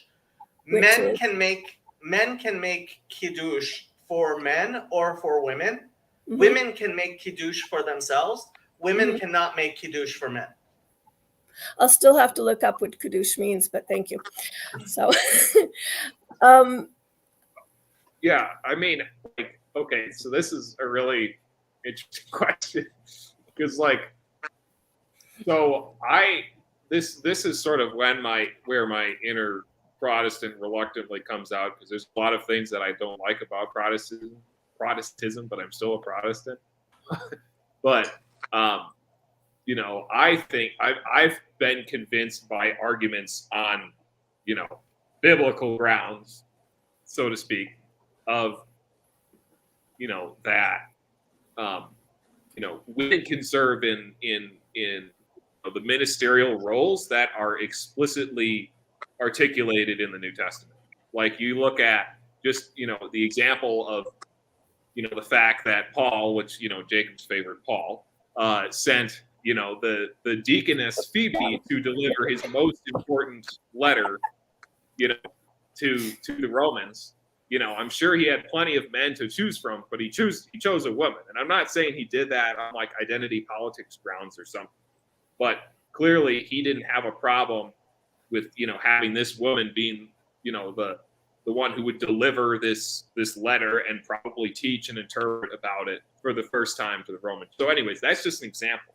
So what about the Eucharist is weird about this is that there is, I don't know, there seems to be next to nothing about whether, like, who exactly, you know, whether women can or cannot administer the Eucharist, you know, in a church service, because that's just not one of the roles that seems to be discussed. It's sort of like, you know, Jesus says, and, you know, Paul affirms it, like, you know, this is my body and blood, you know, take and eat, whatever. And that's sort of like the end of it, basically. Like, and so, at that point, I sort of fall back onto church tradition. And the church tradition has overwhelmingly been, you know, men in the priesthood and, you know, also men like teaching and preaching in the roles that I'm otherwise egalitarian for. So there's a weird conflict that I have going on. But so all of that, like, I think tradition is really important. And I think modern Protestants are way too disconnected from tradition. So I want to put a higher emphasis on tradition. And so if I take that seriously, it's like, well, you know, it's pretty much been, you know, men doing the Eucharist for you know, for congregants, you know, throughout all of church history. Like, I'm sure there's been a few instances where women have been doing it, but like, I'm sensitive to the sort of arguments that, you know, a Catholic or an Orthodox would make about, well, symbolically speaking, you know, it doesn't make sense, you know, because men are the sort of, you know, men are the generative and women are more like the whatever, the soil or whatever biblical metaphor, you know, Matthew Peugeot talks about this in his book. So, So Yeah. I don't know. I'm trying to wrestle with this stuff, and because you could tell I have like two poles going in the opposite direction, and I have to make a decision if I could, I don't know. So a question or a thing that comes to mind usually when I'm trying to figure that out is like, I feel like there's probably a pretty practical reason for it, because again, I'm trying to marry the texts and the theologies and stuff like that with the fact that we're talking about, again, the creator God that's ordered the universe, created man and woman and all that sort of stuff, right? So to a certain, I think the symbolic is basically the pattern, more or less, right? But the pattern that's been established biologically as well is, I think it probably, I don't know, my intuition is that it is both to some extent a command, but there's also obviously tons of exceptions to commands. Like, traditionally the firstborn would get this, that, and the other thing, but that's been usurped, through the only one that has the authority to do that, right? Multiple times. So what am I trying to get at? More often than not, like, the woman will be the one that is the only person that could properly feed a child. So for that reason has been, given home-centric assignments and stuff like that, or is more likely to gravitate towards the personal and the more empathetic on average, right?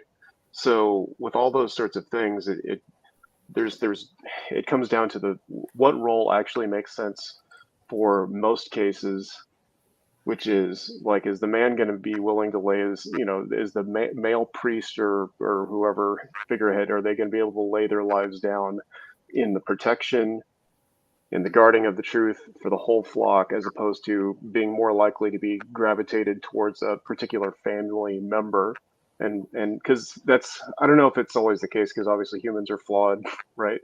But in the ideal sense, it seems like a lot of times, at least within the family model, the mother is more akin to, take care of the child at all costs. But there's also the wider world that needs to be contended with. There's the wolves, there's the marauders, whatever else, both metaphorical and whatever else. But I don't know. I feel like it might be more of this is the more likely path for more reasons more often. So as a position, this is the designation. Not that there can't be exceptions at various places, but that shouldn't be like, this is always our pastor and it's Reverend Marcy, whatever.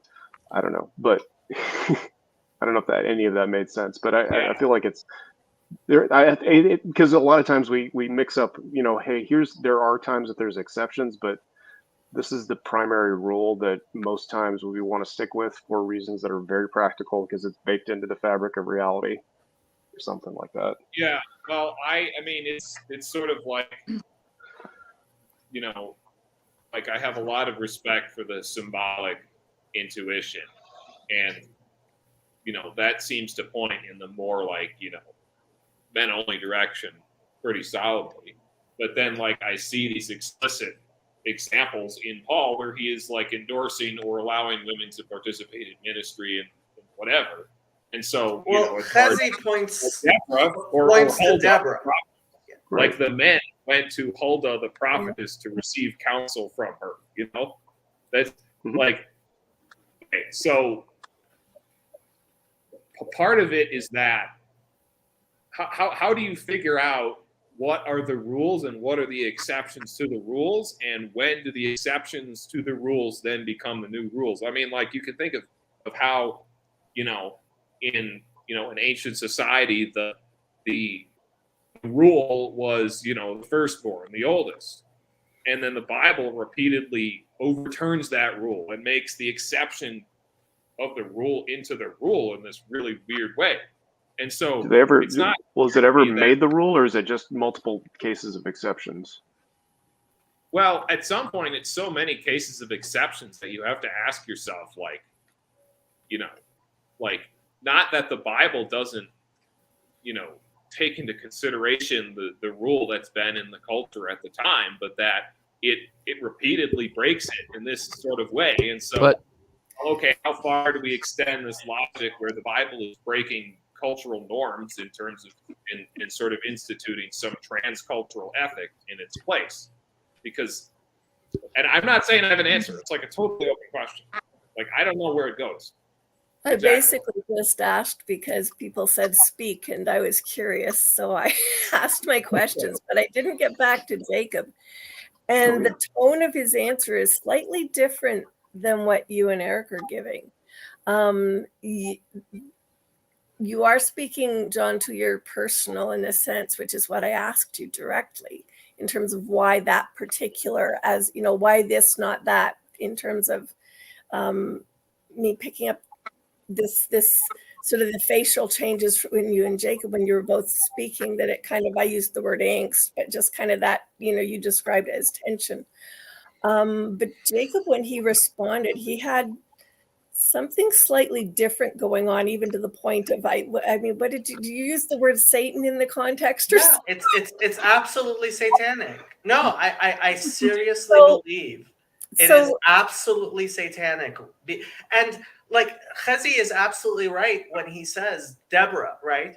So there are women. So Nechama Leibowitz, okay?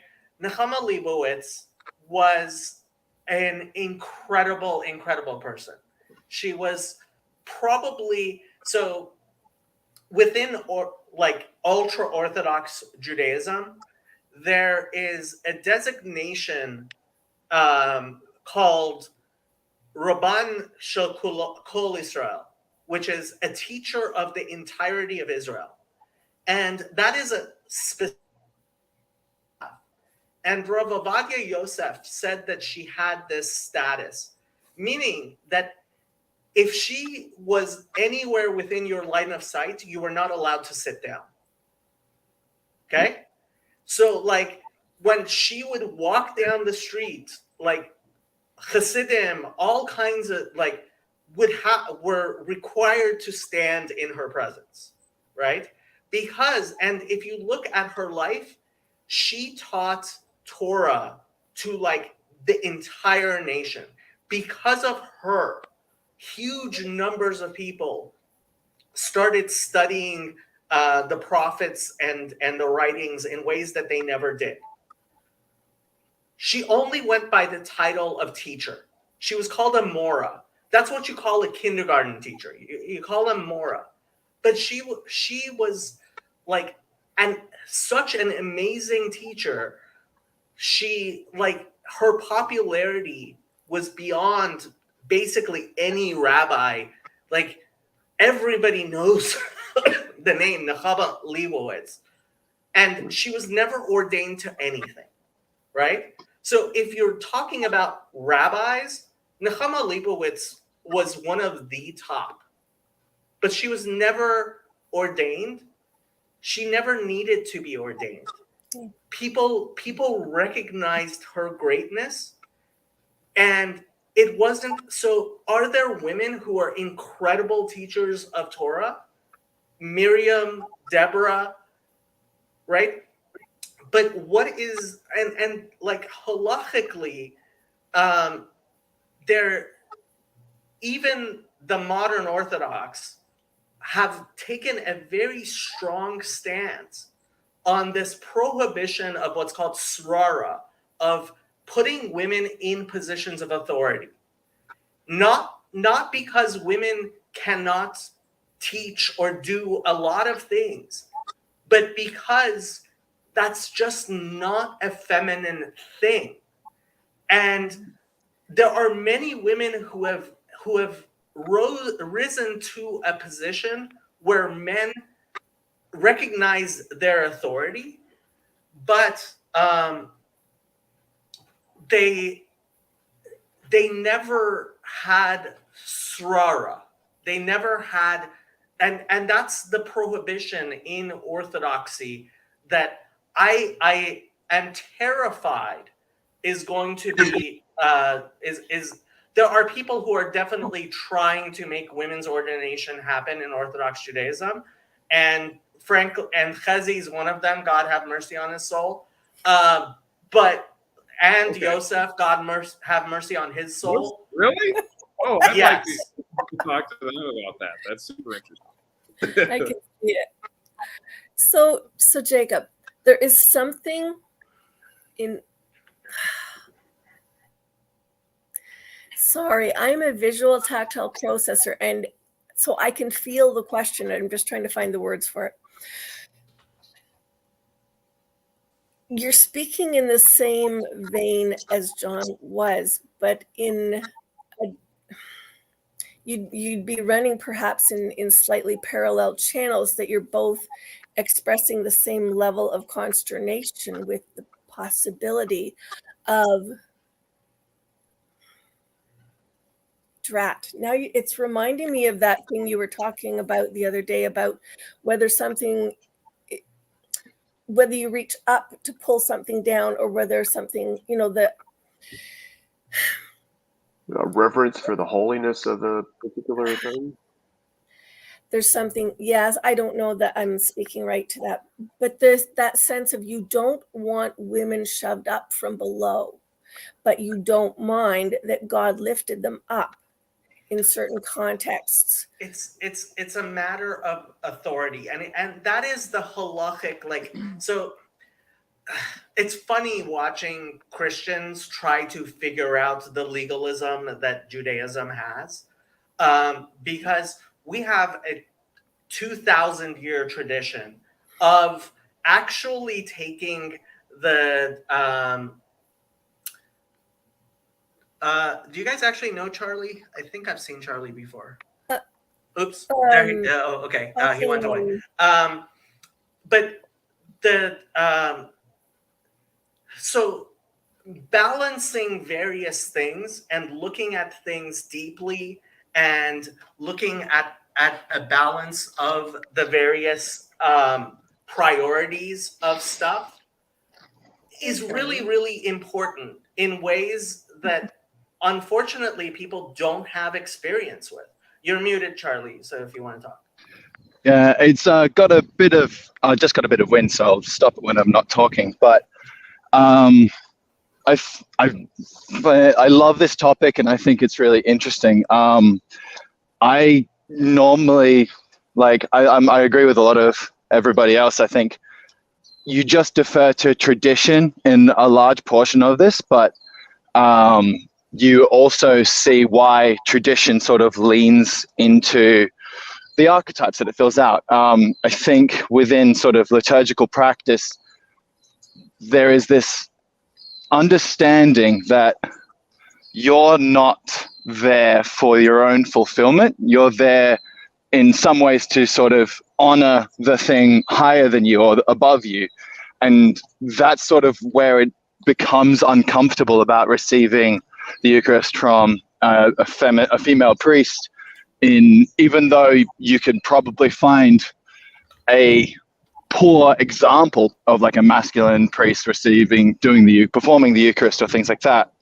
I always liken it to like the feminine is gesturing within, and the masculine is expressing out. And in terms of like, within the sort of liturgical practice, you offer to the feminine. You don't receive from the feminine. It's like you enter into the mother's grasp, or you enter into the Theotokos, you offer up, and all of that type of stuff. The feminine. Well, you receive the mother's milk, but, Yeah, but I guess that's for a child. Okay, I want to say something. I've listened long enough. I have to say, the feminine receives and bears, right? That's what she does, and the feminine is also veiled and mysterious. The Shekinah is feminine. The Ruach is feminine, right? And you cannot grasp it. You cannot hold it. You cannot see it, right? You don't. It's not explicit. It's implied. And Which is why there's always exceptions, and like it's fuzzy. If you remove the feminine, if you take that role away from women and make them into men, then you've also destroyed masculinity in the process. And femininity.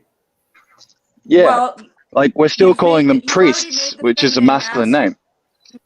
You make the feminine masculine, so there is no more feminine, and then you destroy the masculine in the process. That's what you do. Yeah.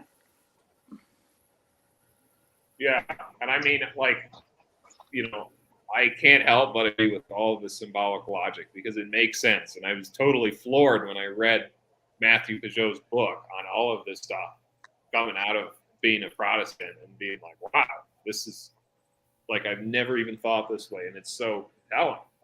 So I the unresolved tensions for me are really, in the biblical text, particularly in Paul, where he is seemingly endorsing the,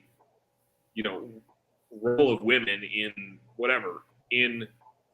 what would you say, in giving, in apparent, whatever you would say, like apparent reversal of the archetypal, symbolic stuff that we've been talking about. They're teaching like Charlie, I was saying earlier, how Paul sends Phoebe, this deaconess, to, proclaim his most important letter to the Romans. And I'm sure he had plenty of men to choose from, but he chose the women. And again, like I said earlier, not on identity politics grounds, like, oh, I'm just going to choose a woman because she's a woman, but he, like that for me, and I mean, there's other examples too. There's the whole debate about what's going on with Junia, the standing among the apostles. That's another weird one, of course. But I don't know, the fact that, just because a woman carries a letter, I mean, women carry purses. They got room for letters. Well, the implication, this is something that I've read in a number of different scholarly works or whatever, that whoever was sent with the letter would be the first one to actually orally deliver it to its recipients and even teach on it or interpret on it. That's what I've heard in terms of the ancient context of what would happen. Well, maybe she was given the letter because she could sneak around unnoticed because she's veiled and mysterious, you see. Also, I know plenty of women that are plenty good at talking, so. Yeah. And loud. Yeah. I don't know. I mean, it's interesting. Has anyone here, I'm sure we're vaguely familiar with Camille Paglia. Has anybody read Sexual Personae? I have not. Never, but I've wanted to. I've wanted to. I really love her. Oh, she's absolutely incredible, and it's a really, really beautiful book. One of the things that I think is really interesting that she sort of brings up, which I haven't really heard addressed, is this Apollonian Dionysian split of the genders. So there's the masculine and the feminine in the Apollonian side, and that is essentially the idealistic versions of what we see those genders are. And then there's the Dionysian, it's called chthonic, chaotic, heavily materialistic maleness and femaleness gestures. And there's these the archetypes, and you see them sort of before Egypt and before Greece in a lot of ways. And they talk more about the materiality of what a man is. So men genetically, evolutionarily, we're more expendable, we more push out, and so we're actually, in older statues, we're very thin and we're very wiry because not much resources have been given to us, and all of these types of things. And the femaleness is the women don't have feet. They're already pregnant, they're heavily bosomed, they are literally this writhing ocean of sort of chthonic chaos where we all come out of. And the Dionysian sort of ideals of masculinity and femininity, in terms of where we see Alexandria or sorry, not the Venus de Milo and sort of a lot of the feminine archetypes come out of. What we lose is what we kind of forget as well is the Apollonian mind is inherently masculine. And so when we try to see with the Apollonian mind, we lose the Dionysian feminine perspective of what it comes from. So like, I think to the role of what was her name? Sorry, John? The deaconess? Phoebe, yeah. I think Phoebe's role is essentially to still embody that Dionysian aspect of the message. Like the message is inherently, if it needs to be sent to something and you need to be able to like go in and understand it and have a relation with it, it makes sense that it is a feminine.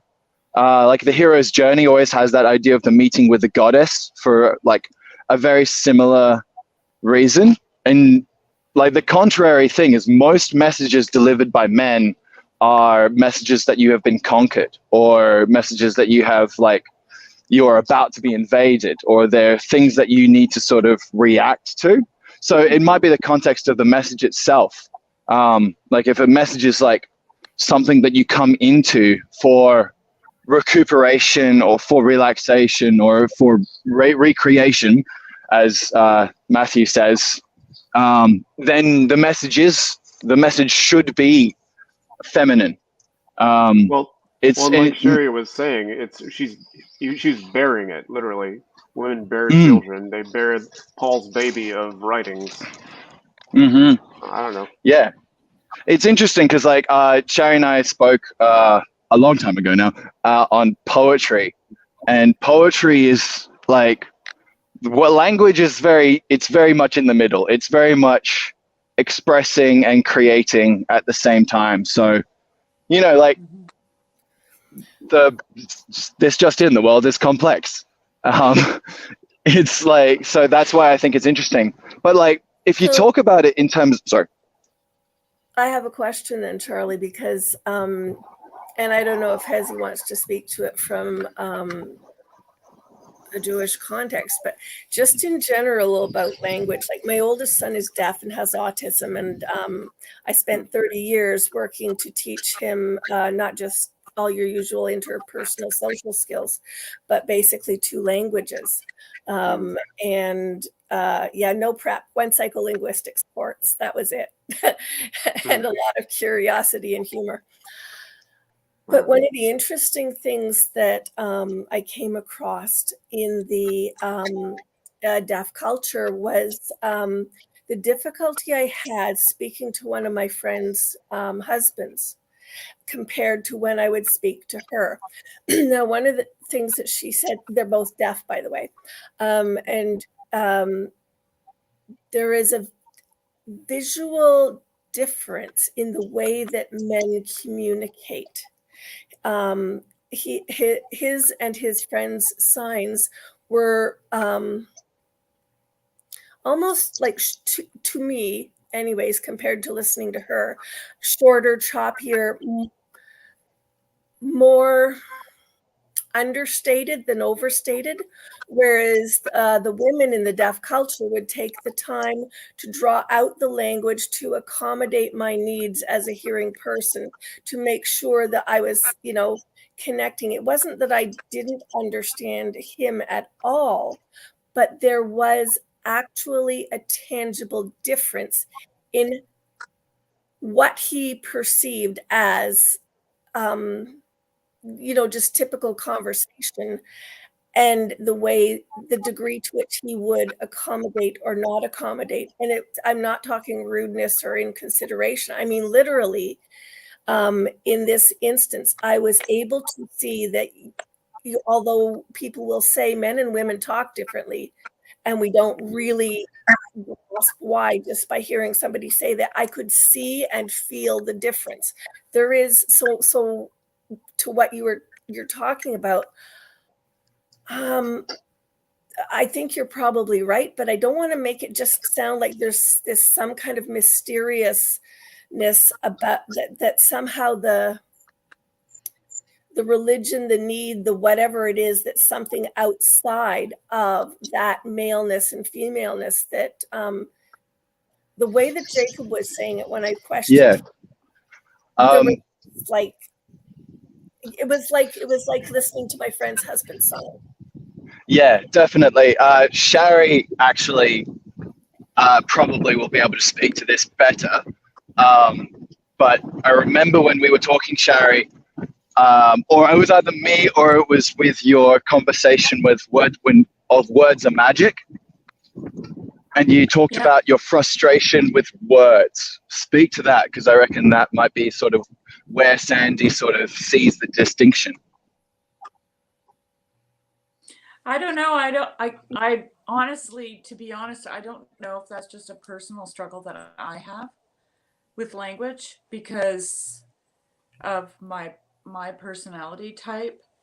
But and like I always feel like I'm thinking way more than I'm actually saying. And when I'm finished speaking, I feel like I didn't say anything that I wanted to say. I have this love-hate relationship with language. But anyway, the one thing I was thinking about while you guys were talking is that, a lot of people say, well, the man might be the head, but it's the woman who's the neck, and the neck turns the head, right? And so what's the difference? If women are telling men what to do anyways, why shouldn't they just stand up in the front and preach or teach or whatever the case might be? But the interesting thing about that analogy is that it's true. It's absolutely true. But what's actually happening there is that women are making men, right? Because of their femininity, because of their veiledness, because of their mystery. The man has to figure out the woman, I mean, how many men are like, what do women want? Like, and that is really the task at hand for most men. And and I think that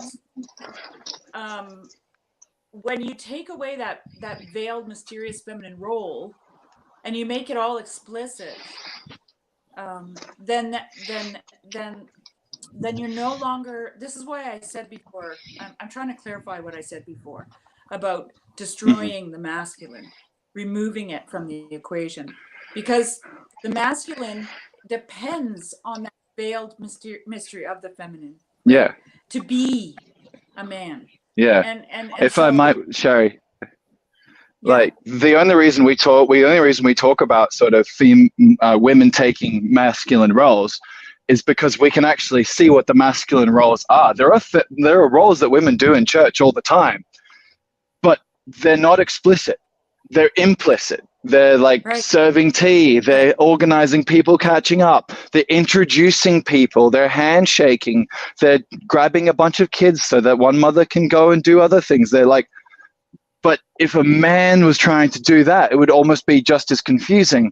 But because, again, the masculine is calling out and the feminine is drawing in, like we can only see what really calls out. And so we only really try to see it as calling out. And sort of what like a lot of Nate kind of talks about is we see things appear relationally. Like the only reason a masculinity exists is because femininity needs to exist. Like these two things are the only reason that they fill each other out. It's interesting because language. Sorry, go. Sorry, I didn't. Yeah, no. It's literally the marriage of opposites, right? Like we were just talking about this in Meditations on the Tarot today, and the last one, because this is so interesting, because this is why God hates divorce. It has nothing to do with two people getting along.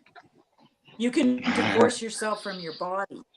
You can divorce yourself from your responsibilities. You can divorce yourself from many things, right? But what God is doing is reconciling. He's taking the opposites and he's marrying them together. Mhm. And you know, I mean, you could simplify it and say it's kind of like a running away from something, running away to escape something, but you're never actually going to accomplish that. Mhm. And that marriage of opposites is literally embodied in the masculine and the feminine. Mhm. Like Yeah. it's literally embodied in that. And, It's like but it's to it's not about men and women getting married. It's Mhm. about reconciliation. That's what it's about. It's about the marriage of opposites. It's about Mhm. good and evil. It's about all that duality that, you know. Yeah. So the marriage itself It's- represents this reconciliation of all things. Yeah. So I'm I- curious then, what do people think reconciliation is or means? Reconciliation for me, I can tell you what it means for me. I don't know what it means for Mhm. other people, but for me, it's like a wound, right? It's when something is asunder, when something is torn apart, and it begins to knit itself together. It's mercy, Mhm. and mercy is Mhm. healing. That's what it is, Yeah, I would put it as true connection and that's what to the world needs, right?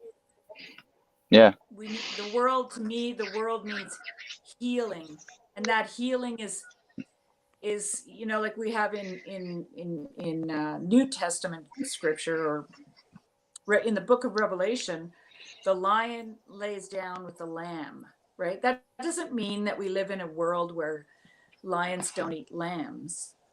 It means that the two opposites come together. That's what it's talking Mhm. about to me. The anyways. elimination of enmity.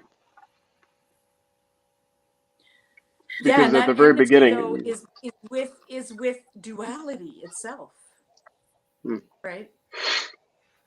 That's the enmity that we fall into duality. We fell into duality, and we are at enmity with it. And we don't know how to reconcile it. And Yeah. and men and women were given the gift of embodying that whole process, the marriage of opposites. Yeah, I liken it to day and night. It's just like, well, what would happen if the sun was in the middle of the sky at night? Well, then it would be day, well, it is. Well, no, but it is. It's just on the other side of the globe. as you can see right now. Then you must. Okay. be Okay. more Sorry, I should have done this. Excellent. Now I'm right side up. Okay. So Chazi's been waiting to Yeah. be the devil's advocate. No? Yeah. Jump in, Hazy. I really want to hear Hezi here. So Jacob dropped it Oh, wait. that Hezi, you are in favor of ordaining women in Orthodox Judaism. So I want to hear about this because I'm not in intrigued. First of all, good evening. I hope everyone's doing well. Doing good. Okay. Ultimately, first of all, I want to take a step back and point out that in Judaism specifically, the woman's place has changed over the years. Famously starting with the fact that women were not allowed to learn the Talmud and many religious studies, and one was not allowed to teach women, and that, thank God, changed. Once that change takes place, and this is true also specifically in Judaism, but true across the world, as knowledge and technology and wisdom starts to spread across the globe and to our sisters and mothers across the globe, there was a demand for knowing more, understanding more, being involved more, which obviously makes sense, specifically in a religious context. If one gets to learn and recognize and introduce himself to God that way, then we want everyone to share in that experience. So women do start learning, and women do start getting involved in the community. and the Jewish community managed to contain that and allow for that. It comes to a head in today's day and age when you have concepts of feminism and equality and how that manifests itself in the society. So I first want to ask, generally, when dealing with women that want to be more involved, is why do you want to be involved, right? What is the purpose of this? Is there a political bent behind this? Is there a spiritual bent behind this? Is there an emotional bent behind this? Because there some could be have their heart and minds in the right place, and some have other agendas. Now, assuming one has the proper agenda, then I think the community, and I don't think it necessarily should be forced upon the community, rather it should happen naturally from within the community. They should allow for more women involvement. So in synagogues, that looks like from when the Torah scroll comes out of the ark, the men and the women hold it and they kiss it. And when there's dancing together with the holy scrolls, then women get to dance with it as well. And then there's a separation inside the temple. This separation gets lifted when anyone's speaking or anyone wants to be involved as part of the community. So these are little baby steps. Now, there are communities that say, no, we want full equality. We want men and women, for example, sitting together. And we want women rabbis, and we want that the whoever's leading the prayer is also going to be women, and there's ramifications to that because there are blessings that are being said, and in order to exempt everyone else from saying the blessing, historically this would have been a man saying the blessing, and then everyone answers amen. So this is the man's power to sort of bless everyone else by them accepting it. So there are many different positions where women can potentially insert themselves in. However, again, it requires a real wanting to do so, not to change the tradition, but rather to try to find your place in it. And this is very hard for rabbis to try to sift through. So I am not of the opinion that it should be like an open season. I'm more of the opinion that if there are, like Jacob mentioned, the Rabbanit, Nechama Leibowitz. So there are women and there are individuals like the prophet Devorah that do rise up to the occasion and should be placed in positions like that, because I feel like there's a need for that from the community. There's a need for that for during the time, and we shouldn't ignore such wisdom and such an opportunity, no matter what vessel it comes into. How that gets then standardized within the community, it's sort of it takes time. So I'm okay for there being women rabbis, but the way that needs to happen is they need to really invest themselves and put themselves in the same position where a male rabbi would be. So like someone mentioned earlier, I forgot who, about women's nature in general, and obviously I'm saying this in general, about being attentive to their children and not looking at like the whole flock in general. So it does require some different temperaments than you would usually expect. However, this is a change that is going to sort of happen by hook or by crook. And if we want it to happen properly, then it requires, I was going to say tender love and care, not the TLC like this little corner, but, just tender love and care, where it needs to be really shepherded through. And again, it has to do with the community. There's communities that are not going to want it, and it shouldn't be forced upon them, basically. And I would say that the women in that community also need to understand that there's a cultural thing over here that's just going to take time, and forcing it upon you could ultimately lead to devastation. So there are communities where it didn't work, and there are communities where it does work. However, what often happens is, and I'll end on this little rant, is that you hear about the concept. I don't know if you guys know about this. There's the Wailing Wall in Jerusalem, and there's something called the Women of the Wall. And the women of the wall are a group of, let's say, Reform women that want to come. See Jacob shaking his head. These people that want to come pray at the Western Wall. So from a macro perspective, after 2,000 years of exile, you're telling me that there's women that want to pray by the Wailing Wall? Like, of course. Great. They shouldn't have any problem. They should do whatever they need. On the micro, one second. Women already pray at the wall. I'm going to explain everything, Jacob. 1 second.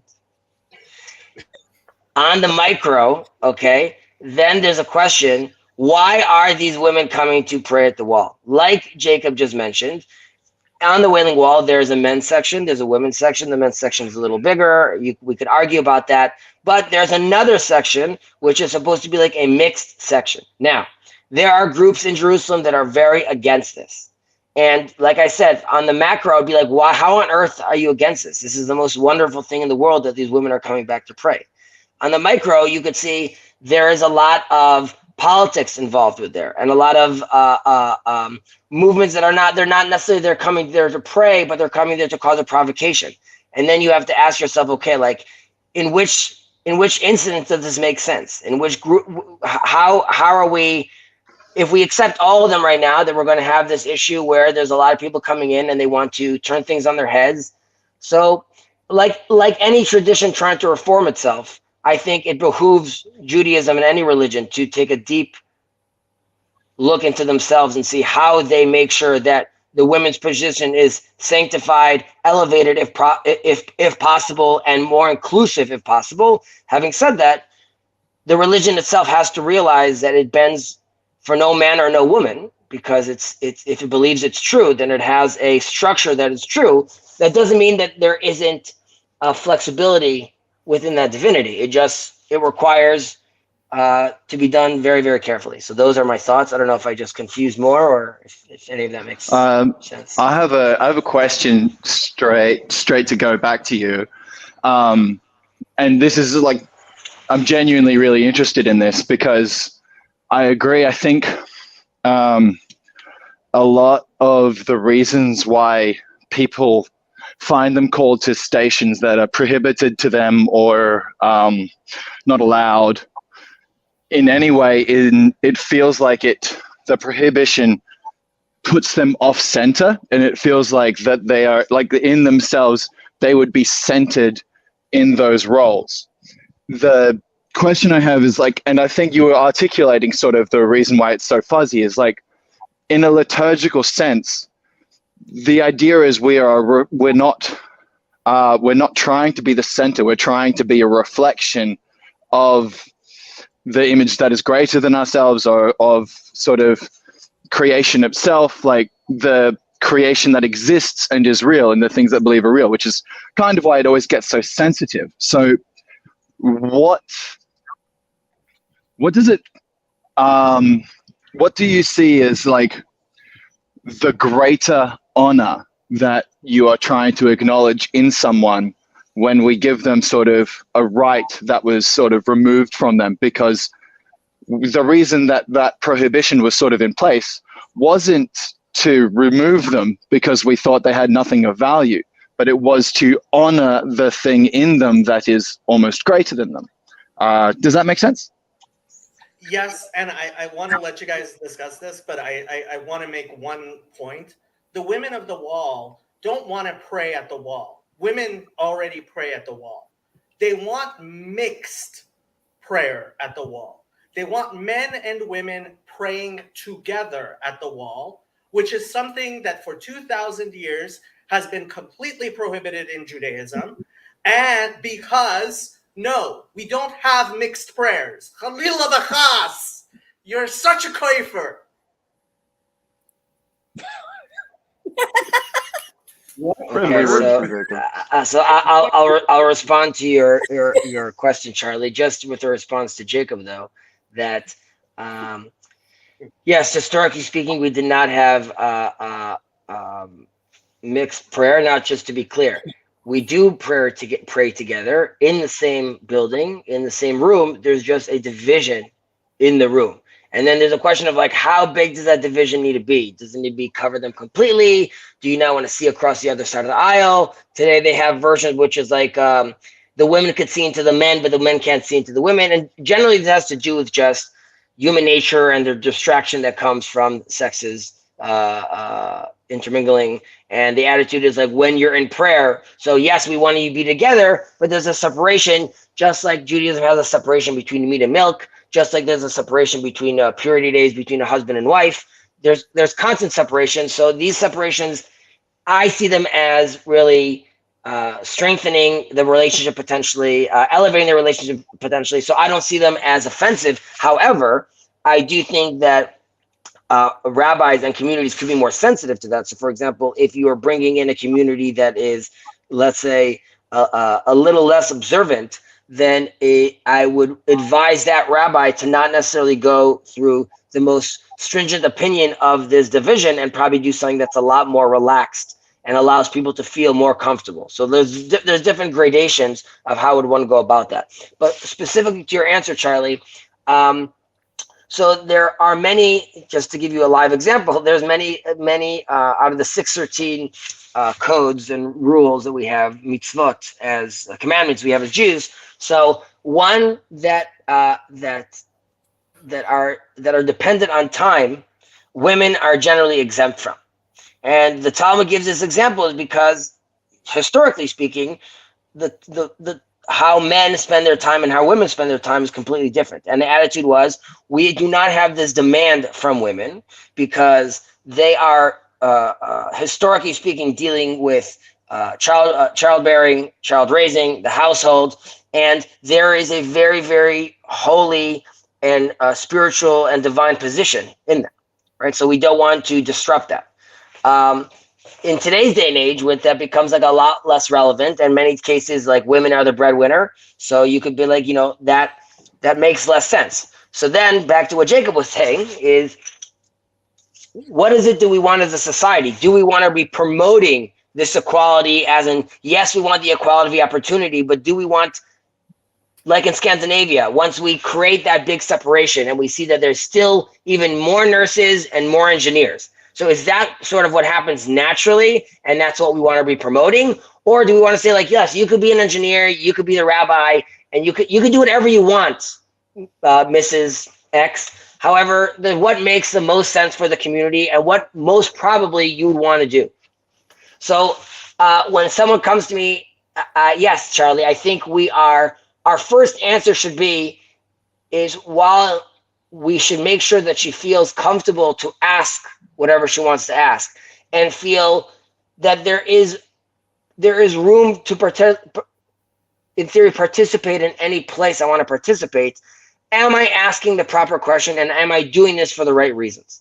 And I think that's really, and I don't think we even know this because in Judaism specifically, the women's involvement in this capacity is quite new. So I think it still takes... The daughters of Slavchad is not new. No, 1 second. The daughters of Slavchad, Jacob is mentioning right now an example of, historically speaking, women were not entitled for land inheritance from their father. There's a famous story of these 4 daughters of Slavchad. Their father is dead. There's no sons. And they go to Moses and they're like, this is nonsense. Like, we're not going to get anything. And Moses completely hears them and understands them and changes the law due to this. And there's an example of a very famous commentator, Rashi, from a French commentator, that his daughters, they also would put on phylacteries, even though this is something that most Orthodox women don't do. The reason, and then, again, this is few and far between, and like the examples of the prophetess. There is a place for women in Judaism, in I would say almost in every position. However, it's the exception, and that doesn't mean we should be squashing young girls' dreams that they can't reach the top. It just you want to make sure that the top is pointing out. What's the top? Being a rabbi is not the top. What I meant. Okay, you're right. The top is the wrong terminology. To find themselves in any position they want to within the community, I believe that is possible. I just don't think it needs to be an invitation of everyone could do whatever they want. Just out of curiosity, I think some other people might be able to speak clearer to this than me. But for Chezi and Jacob, with this question, when you look at Christianity and you see how denominations sort of have a different response to this question of sort of individuality and archetypal reverence or submission to law or code.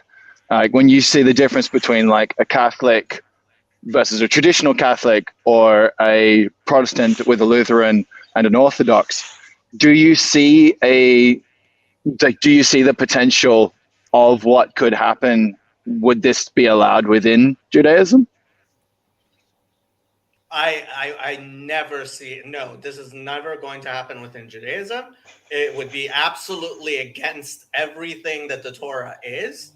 And it is the people who are kicking at the goads, the people who are trying to make this happen, simply do not have a reverence for the wisdom that Judaism has always had. And like, I didn't want to get into it, but when Chezi says the law changed regarding women studying Torah, it shows he doesn't understand what was going on at all. No punches pulled here. I love it. Right, Jacob, please enlighten us. What was happening? Can I ask a question into? Sorry, you're right. It's more important. Sandy, go ahead. No, I just want to ask a question into this because I was thinking it earlier when Jacob was talking about how in the schools the boys study Torah and the girls will study the prophets and the Psalms, and then he was talking about how I'm sorry, I've forgotten the name, but the woman that Nahama Leibowitz. Thank you. I'm just wondering whether the two of you see any I'm not talking human divisions. I'm just talking something that I know personally from my family structure. My ex loves Genesis 1. He would spend like he says he could live in the first 5 books of the Bible. He could. Me, I always loved the Psalms and the prophets more. So I'm kind of going, is there something there to that was why you brought it up? And does that relate to what you're both trying to describe? Right. So when Chezi talks about like the time-bound commandments and men and like women traditionally were doing this and women were traditionally doing that, he doesn't see it in the same terms I do, which is there are different mitzvot for women because women spiritually, right? These facts are reflections, are material reflections of spiritual realities. And so like the idea that, women were not taught Torah. Of course, women were always taught Torah. Like, what does it mean? Devorah was not taught Torah? She didn't know Torah? You're muted, Chezi. You're using the exception of the prophetess Devorah. Yes, I'm assuming. I am not using any exception. This is exactly what the Chafetz Chaim and the Rebbe and all the ultra-Orthodox, not the modern Orthodox, used in order to have things like Beis Yaakov, in order to have women studying Torah, explaining, when it says that someone who teaches his daughter Torah is teaching her tiflut, right? It has a meaning and it has a context, and that context is different.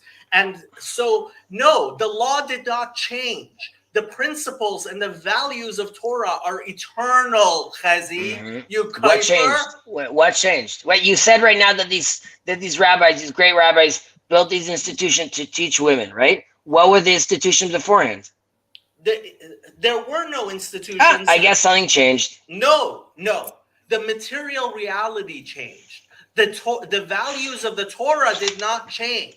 Correct. The values of the Torah did not change. The reality around them changed, and therefore they decided, guess what? We are going to open up institutions. You koifer. What does it mean to paskin a halacha? You paskin a halacha by taking Torah values and looking at what the Metzias is, and you paskin, not make it something new, but you apply the Torah to Metzias. Right. You're such a koifer. So I think Jacob is basically agreeing with what I was saying, that when, and in today's day and age, women want to find themselves in these positions.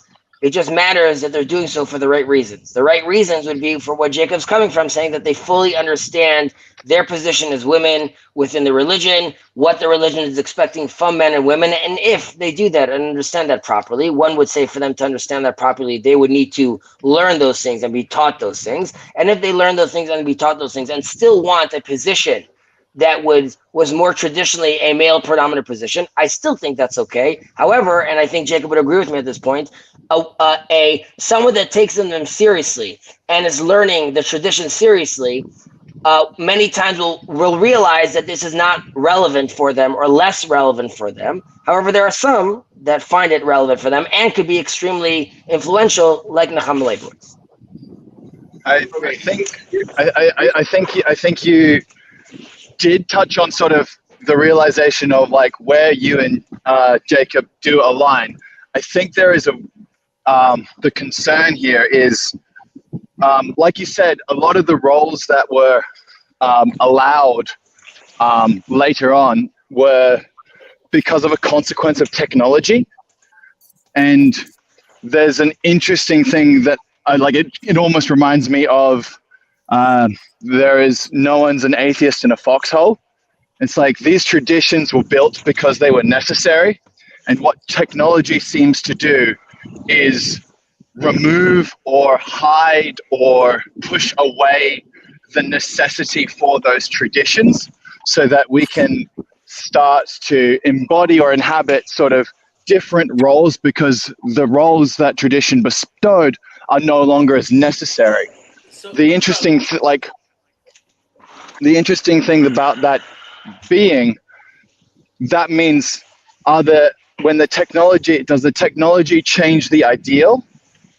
Because I feel like you are saying like the technology can bring about a greater manifestation of someone's individuality. Does that sound right? So, I mean, I think this really goes back to the idea of legalism and a 2,000-year tradition, at least, of taking competing values, taking things, when we talk about Talmud, right? So the daughters of Tzlofchad, that is in the Torah. That is something that Moses, right? This is something that's ingrained in Judaism, that you take what the situation of the world is and you apply Torah values to it and you bring it together in a combination of the law and the spirit together, and through a serious engagement, and that is what the oral Torah is. Right? We have a written Torah and we have an oral Torah. And the oral Torah is something that cannot be written down. It is beyond being written down. And that's an appreciation of legalism that I think Christianity got rid of with Baal of Tarsus. And I do blame him for it. Like when you listen to Jesus speaks in a Talmudic manner. When you listen to Baal of Tarsus, he just throws things away, right? 1 Corinthians 9, where he talks about, does God really care about the animals, right? If you're talking about as far as the dietary stuff. No.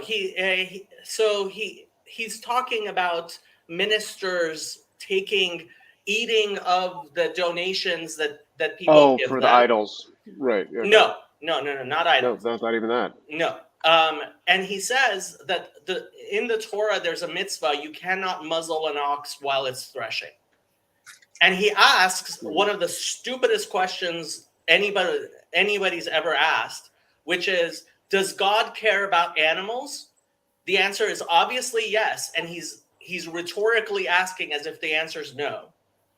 And so he takes that and says, no, God is speaking about human beings.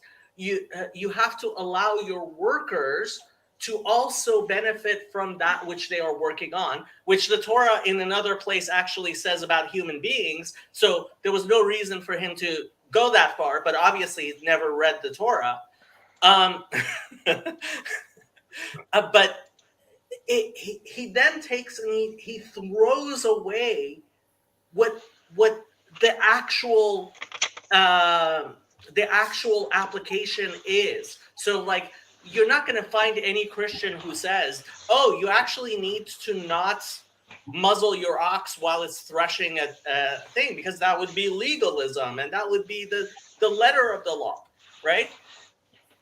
But this is what Judaism has done for thousands of years, is take the actual principles, the letter of the law, and revel in the spirit and the meaning of it and its application to the world. That is the halachic process that rabbis have been doing for thousands of years. It's not something new, Chazi.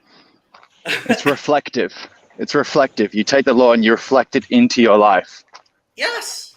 The other You don't project it onto it. You reflect. The other thing that's interesting about this is, like, Christianity is a more, and I'm really struggling for the right word to this, but it's something like ambiguous, because Jesus does this thing where he condemns the most righteous and then he uplifts the, supposedly least, he does all of these sort of things that flip whatever people are expecting of him. It's inherently more because, and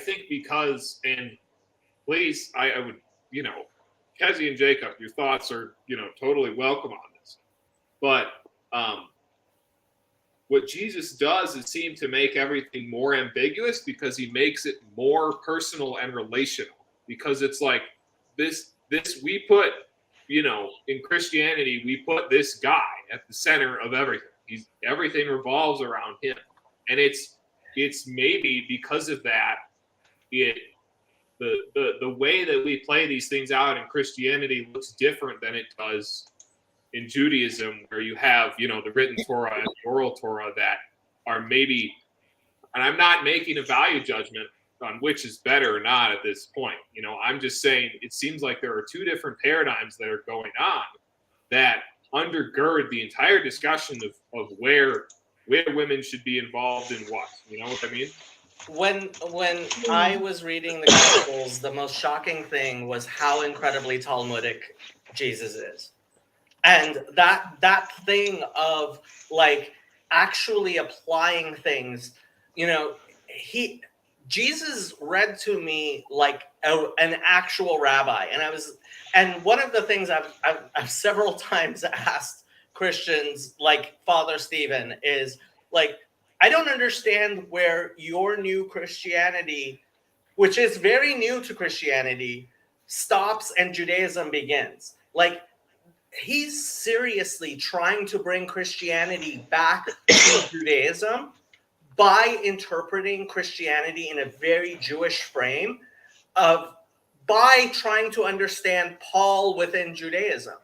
But you don't have to reinterpret Jesus that way. Jesus is incredibly Jewish. I was going to say that I would never have put Jesus down as anything he said as ambiguous. He comes across as very centered, we would say these days, or grounded. Like he's speaking from a place that he knows well and that his audience responds to from that place where he knows it well. And I did ask my ex about that differentiation between the Gospels, and once you get into Paul, and he tends to agree with you, Jacob. He says there's a very distinct tonal change. This is a Calvinist speaking too. He was born and raised, CRC. And he said, no, there is very definitely a tonal change between the Gospels and moving into the parts that we attribute to Paul. So he's been pondering that. Well, how much of that is just a relation to the basically the missionary whatchamacallit, the incorporation of the Gentiles from the predominantly Jewish audience, at least, which I mean, I don't know if that's a sensitive subject or not, but I mean, I at least how I interpret it. I mean, I know a lot of y'all are. I guess we lost Charlie, but I mean, when you start interacting in between cultures and countries and stuff like that, there are tonal shifts just because of the cultural changes and stuff like that. It was probably less homogenous. So that's where new perspectives of Paul is actually trying to. That is the point they make. So so there's old perspectives of Paul, and the old perspective of Paul was no, actually, what Paul was doing is saying that there's something different, and that Jews, for example, right? So the old perspective of Paul was that if I were to accept Jesus as my Savior and Messiah and God and all that stuff, right, then I should stop keeping kosher. That was the you're old, saying okay. Right? That, well, not that I actually keep kosher, but let's say Chazi Chas v'Shalom became a Christian, and he should stop keeping all of the things he does, right? That was the old understanding of Paul. The From new who? perspective of Paul, basically all of Christianity for 2,000 years. The new perspective of Paul is that, oh no, that he was trying to explain Jewish concepts to Gentiles, and that's why what he was saying was so different to that he basically agreed with James in Acts 21 that yes, Jews should keep the law, should keep kosher, should keep Shabbat. He was telling the Gentiles that they don't need to do that, and that for 2,000, and I mean, Paul within Judaism, like I keep on telling Father Stephen, I'm waiting to hear other Christians like start calling you a Judaizer. And he says it hasn't happened yet, and I'm glad to hear it, because as far as I'm concerned, he's turning Christianity into Judaism.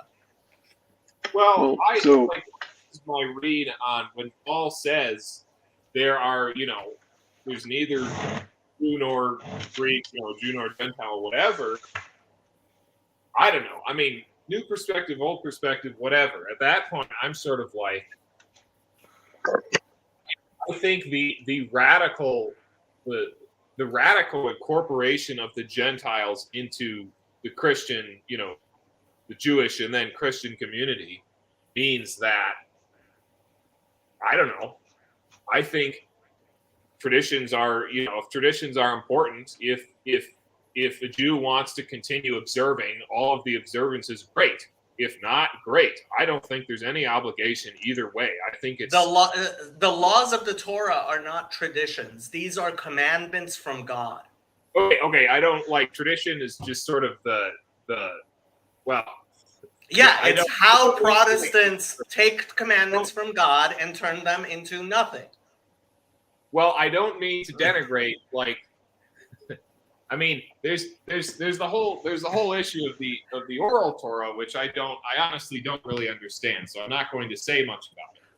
But let's put that aside. Conceived as a Christian in what Christians have called the Old Testament, the Tanakh, whatever. That's what I consider. And it says that says do not eat pork, right? It says do not eat pig. Yeah. But those, I mean, doesn't Christianity at least conform to the Noahide covenant? So that's the thing. So the idea That's enough for me. Paul, so that's what Paul within Judaism says. Paul within Judaism says that, as Judaism did teach 2,000 years ago, Jews shouldn't eat pork. Like, Judaism never taught that Gentiles shouldn't eat pork. And the idea of new perspectives in Paul is that that's all Paul was saying. He wasn't actually telling Jews that they should eat pork. Just to clarify in that end, and add a little conspiracy on top, which is in these perspectives of Paul, there are some that say that this was sort of Jesus's and Paul's mission, which was to bring the seven. At this time in the Pharisee community, in the Orthodox community in Israel, you have two schools of thought. You have the Hillelian and the Shammaian school of thought. And the Shammaian school of thought does not believe that Gentiles could receive redemption in the world to come. And the Hillelian school of thought believes that they can receive redemption as long as they adhere to the 7 Noahide laws. And the attitude was that Rabbi Gamliel, allegedly, who was Jesus's rabbi, sends out Jesus and others like him Paul on a mission, to basically create this quasi-new religion, and which is why, for example, when talking to Timothy with regards to the circumcision, that comes into play over there because he is Jewish, so that's why he's telling him not to get circumcised, and he's telling other people yes to get circumcised. So this is a very, very controversial midrash. This is interesting. I haven't heard this before. This is an incredibly controversial midrash that Rabbeinu Tam 800 years ago, who was a very, very prominent rabbi, believed was true, and otherwise, like, Jews did not talk about, and now a bunch of people are talking about. It also relates. It also relates a little to the Essenes, and there are individuals in the Talmud that could potentially be recognized also as group of these Essenes. They used different names at the time, like Kadosh or Hasid, but this might have been a group of rabbis also that was involved with them as well. So this sheds a different light on our joint history. Well, I'll just say that the people who talk about this midrash tend to be either very, very, very, very gung-ho Jews or anti-Semites of the nth degree, saying Christianity was just rabbis, like a psyop by rabbis against the rest of the world. Just like the Nordic pagan sort of. Oh yeah. Okay. Red Ice. Red Ice loves this midrash.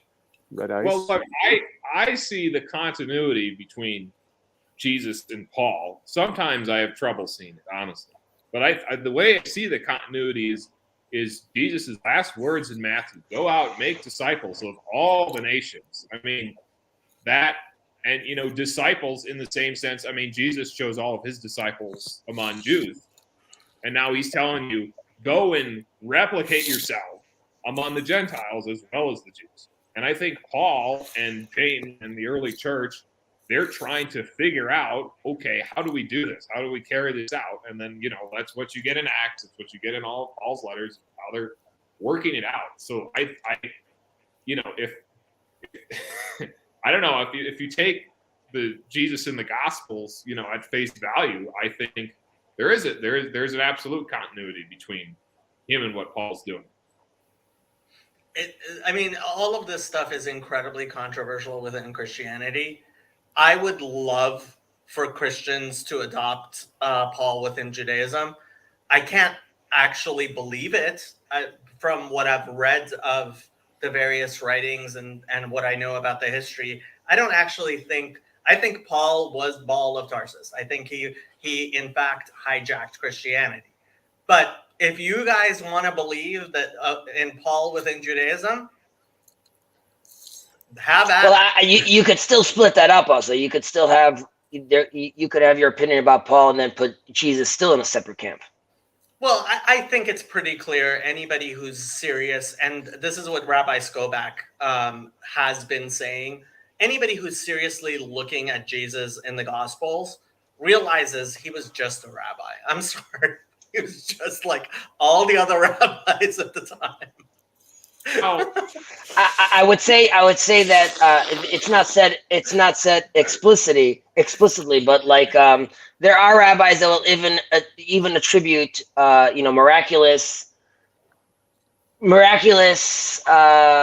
moves on Jesus's part, but still keep him within his. I'll go farther. I think he was Mashiach ben Yosef, and that's the Right. I know you went that yeah. far. Right. Okay. Yeah, So that's pretty far. here's a question for what it's worth. And this is something that's been percolating, especially as everybody gets into the more technical discussions of various theologies and faith details anyway.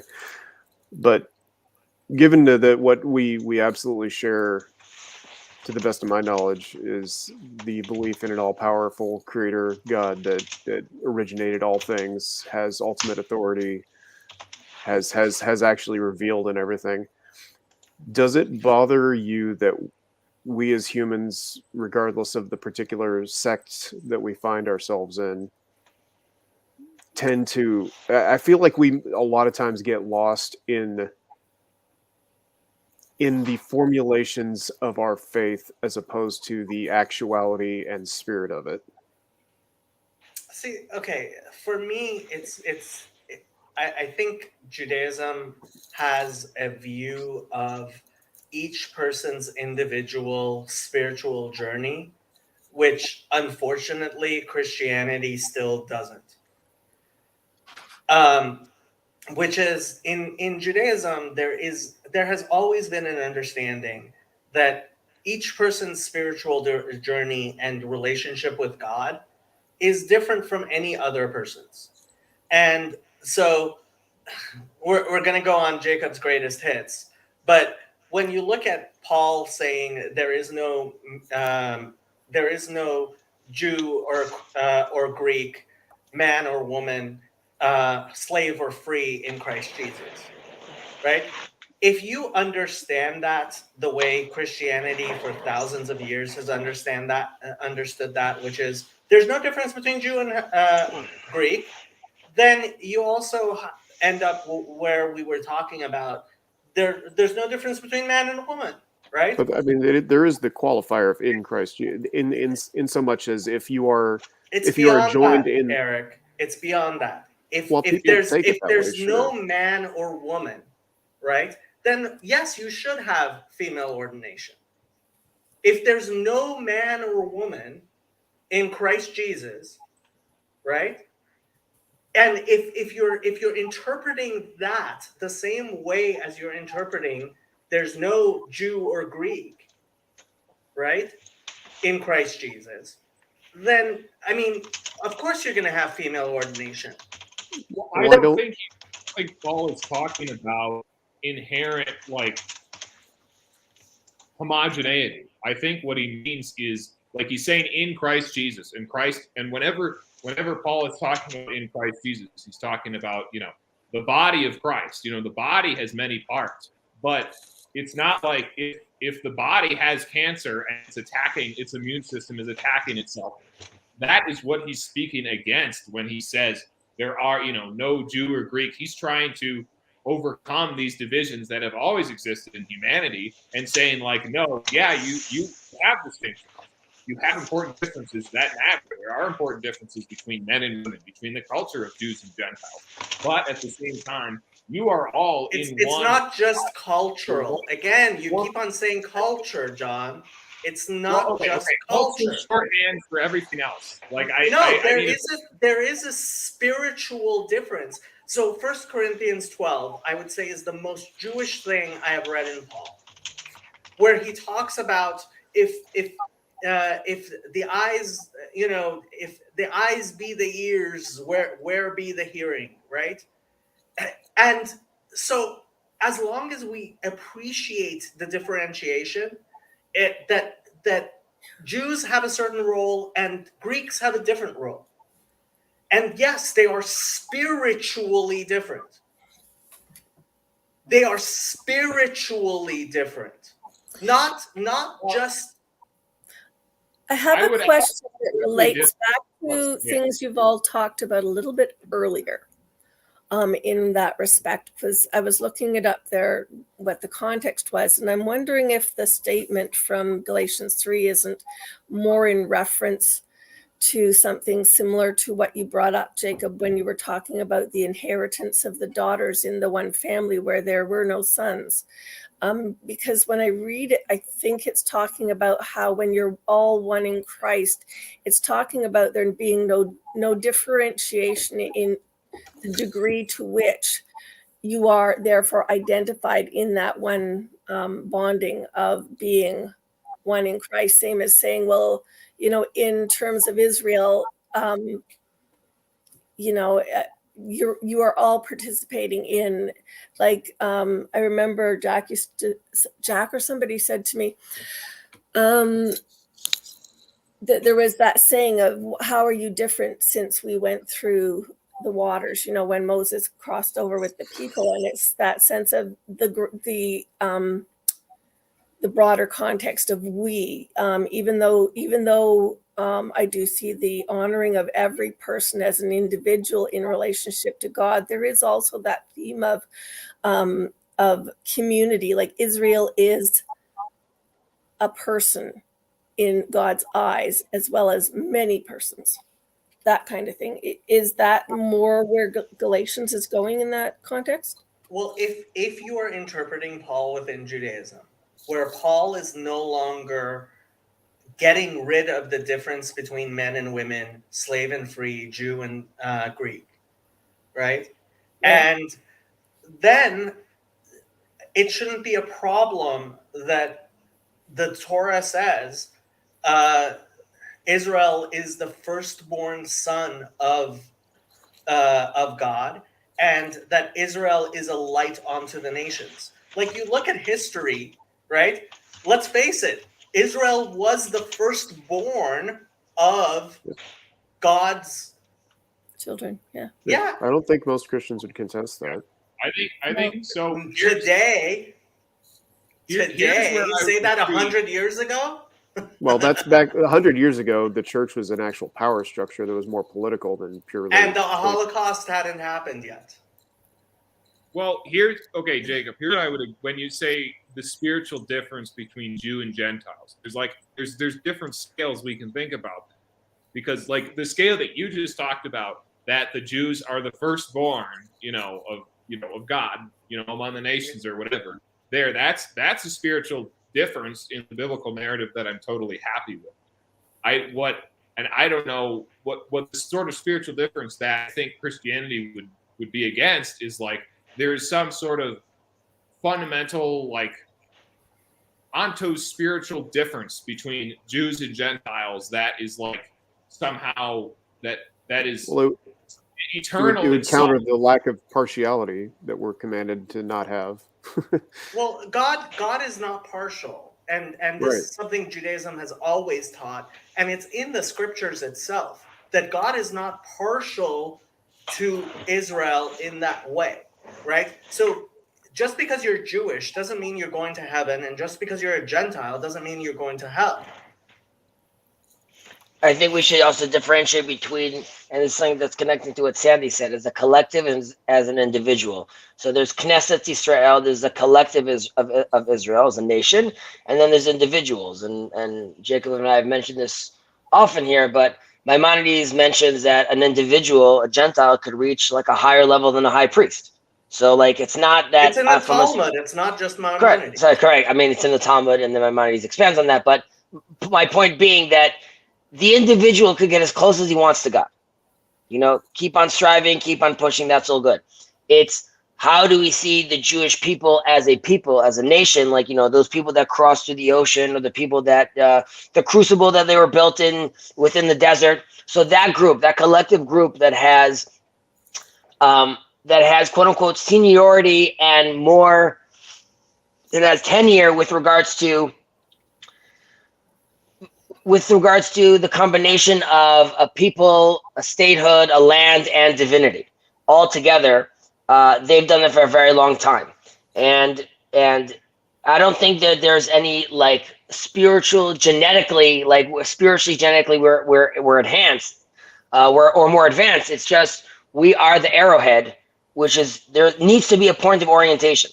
The arrow won't fly if we don't have the feathers in the back, and it won't fly if the whole stem in the middle is not there. But there is still a point of orientation. So I don't look at it as, it's just to clarify, it's not spiritually better. It's just there are just different responsibilities. Let me give this example. There's order, not value. Right? It's not a Correct. Yeah. Right. It's let me give this example. So Chezi is a Levite. So as the Levitical priesthood, Levite, right? The Levitical priesthood. So as a Levite, he gets to go when the temple appears miraculously from the heavens. He will be able to go into places of the temple where I, as an Israelite, would not, right? But that doesn't mein that he's a better person than I am. Just because it does mean that. I could see that coming. Just because he gets to wash the hands of the Kohanim, he gets that privilege.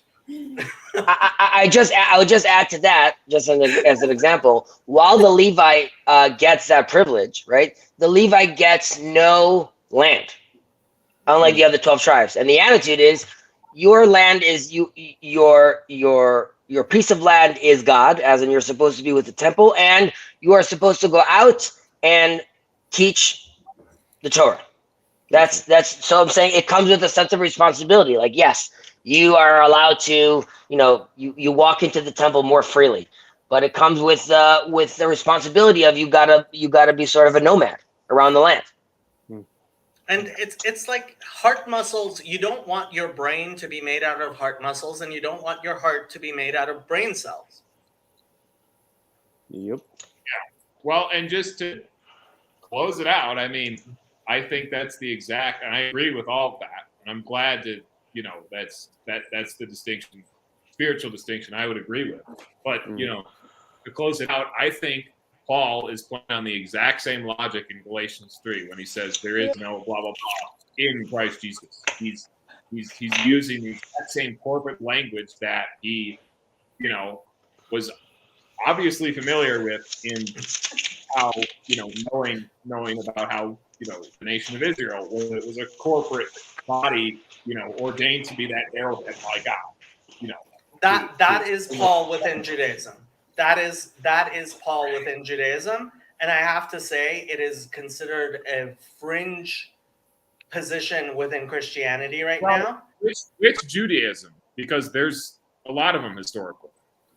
Yeah, but the thing is that it's obvious. It's obvious that Jesus was a Pharisee, and Paul claims to be a Pharisee, and Gamliel is like, if you're talking about Gamliel, we are the heirs to Gamliel. That's the only Judaism that survived the destruction of the Second Temple is Pharisaic Judaism. Yeah. Well, I mean, part of this, what gets into this to me, it's like, okay, you have all these sources from the first century about Pharisaic Judaism or the other Judaisms that were flying around at the time. Okay, how do you weight each source? Okay, well, does the New Testament and Josephus and, what have you, do they all get equal weight, or what do you put them on? And that's sort of the dilemma that we're stuck into. Like when we're saying, okay, how Pharisaical was Paul? Like, I don't know. You could take one source and say he's not a Pharisee at all. You could take another source and say, well, if you agree with him, he's a Pharisee of Pharisees or whatever, So that's like when we just say, okay, well, Paul was a Pharisee or he was not a Pharisee. Well, what did Pharisaical Judaism even look like? What are the sources? How do we agree on the sources that tell us what it looked like? The New Testament had a lot of see about Pharisees. That was a lot more controversial than the Dead Sea. I mean, the miracle of the Dead Sea Scrolls. You just think about the miracle of the Dead Sea Scrolls. We found scrolls that are 2,000 years old, right? And it has absolutely changed. Like, if those scrolls existed 1,000 years ago, the church would have destroyed them. They would have. The information in the Dead Sea Scrolls, if it existed even 200 years ago, people would have destroyed them. And the only way, and there are other things like Nag Hammadi and other things that have been found, the Cairo Geniza, right? Like, these archaeological discoveries are absolutely miraculous. Absolutely miraculous. And the information in them, like when I read 4Q MMT, there's a discussion I have on my channel with Sam about 4Q MMT. I was floored because so the Mishnah was finalized or about 200 year 200, and the Palestinian Talmud like 300 to 400, the Babylonian Talmud 400 to 500, right? And when I read the Mishnah and the Talmud talking about the Second Temple period, me personally, as an Orthodox Jew, I assumed that the rabbis of the Talmud and the Mishnah were projecting anachronistically onto Second Temple what was going on in Jerusalem during the Second Temple. It really seemed to me like it had to be anachronistic. And when I read 4Q MMT, my jaw was on the floor because, and frankly, I kind of felt like I had sinned against the Mishnah and the Talmud by thinking that it had been anachronistic like that.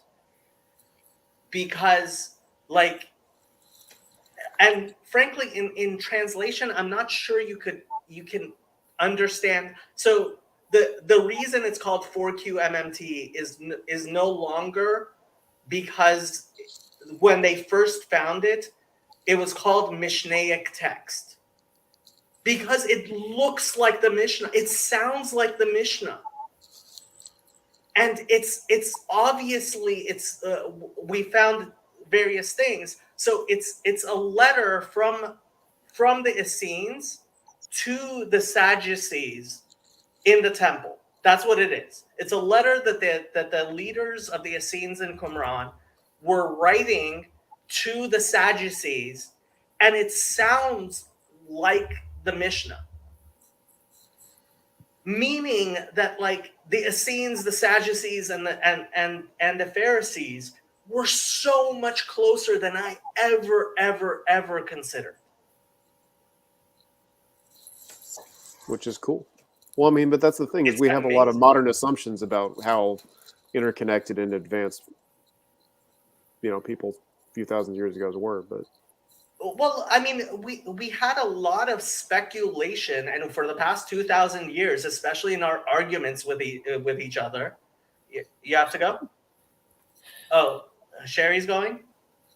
I think that's the impression I'm Sherry getting. left? Okay. Sorry, yeah, I think I'm going to have to bow out too because I'm starting to yawn and it's 2 a.m. here.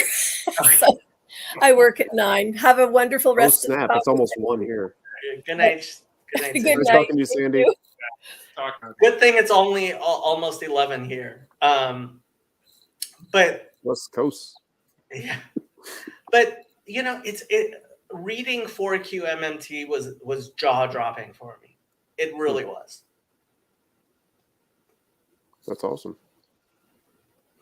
Yeah, I mean, I wish I was more familiar with the Dead Sea Scrolls, and that sort of stuff, because like the interesting thing about this is how,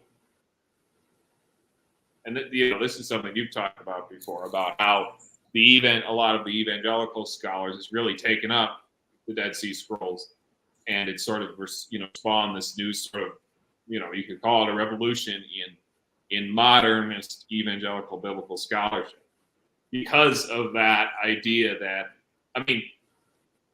because the idea exists in Protestantism that there is a such thing as the original text.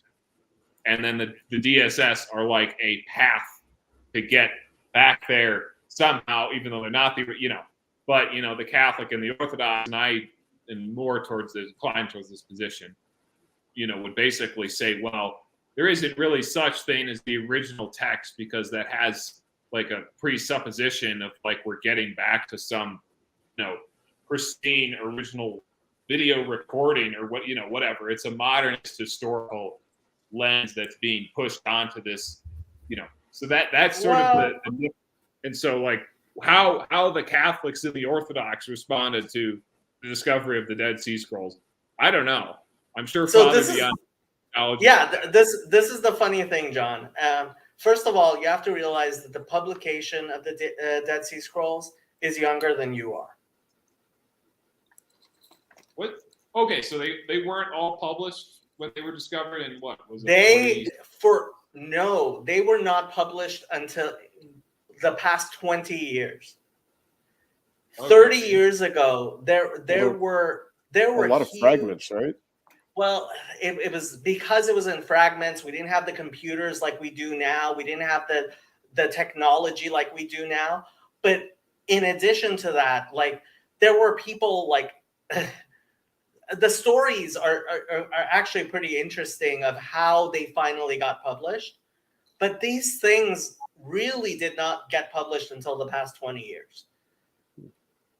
So the shock waves have been just like emanating and I think a lot of people, because it's like it doesn't make the newspapers, but it's enough that it should in fact be on the newspaper. But of course, the New York Times. When is the New York Times going to do an article on the shockwaves of archaeology in Christianity? Never. It'd be a nice break from more articles about it. Yeah. But it won't. So what is going on in the realm of Dead Sea scholarship? It's actually really interesting how much it hasn't, in fact, like people don't recognize how much it's been impacting things. But it's funny that you say that about Protestants versus Catholics and Eastern Orthodox, because unfortunately the fact has been, because the meaning of the Dead Sea Scrolls is so much more important in terms of defining Protestant practice, the kind of reaction from the Protestants has been far more reactionary. And when you see the KJV only types, they're in fact like a reaction to what it would mean if you actually took the Dead Sea Scrolls as seriously as, because so there are four scholars I like to point to in terms of the Dead Sea Scrolls. Robert Eisenman was Jewish, secular Jew. He has a view that, like, from a Jewish standpoint, like, I really like his view, right? Father Stephen DeYoung is Eastern Orthodox, and he knows the Dead Sea Scrolls, and he has a view that's like Eastern Orthodox, like defensible. And that's why talking to him is so interesting. There is a Roman Catholic scholar I haven't spent enough time looking into because there just isn't enough time, and I have, like, his name is John Bergsma. And he's been looking at it from a Catholic point of view and integrating it into Catholicism. The only Protestant scholar that I think is seriously trying to integrate the Dead Sea Scrolls is James Tabor. He has a channel. He's been on Sam's channel. He's very active on YouTube. He has several books. One of them is right there, The Jesus Dynasty. He has a new book on Mary coming out soon. He wrote a book on Jesus and Paul. The problem is, as a Protestant, if you take his view, he's basically not a Christian anymore. Well, don't you think that the Protestants are taking the Dead Sea Scrolls? I mean, they're taking it seriously enough to, besides those fringe KJV onlyers, they're taking it seriously enough to, in the last few decades, not completely, but significantly revised translations like the NIV and the ESV, which are now all arguably based more in the, they're Masoretic text and the Dead Sea Scrolls. Yeah. Oh, yeah. Definitely. Even. But okay, but the Orthodox are like, we're keeping the Septuagint. That's the one. And then the Catholics have this silly little Vulgate going around. Yeah. Right. No, and frankly, like the shock waves that are going through. So I forget who I was having this discussion with, but I was having a discussion with a Jew who is similarly looking at things in Christianity. I can't remember who I was talking to about this. Oh, now I remember. Okay. Yeah. You guys don't know him. He's a little bit part of this corner, but like I went to my rabbi's house for Friday night dinner, and this guy comes up to me. He's like, "You're Jacob." Like, yes. First person in the world to ever recognize me in real life off my YouTube channel. That's I was talking to him, and he's also interested in all this stuff, and he was like, the Protestants are the closest to Judaism, and I was like, no, the Eastern Orthodox are the closest to Judaism, and it really is based on. You're absolutely right that the Protestant ethos makes somebody who is a Protestant really, really interested in exactly what the Dead Sea Scrolls have to say about what Christianity was like 2,000 years ago, and leads them to change their practice based on that. The thing is, if you're taking that seriously, James Tabor calls himself a Noahide.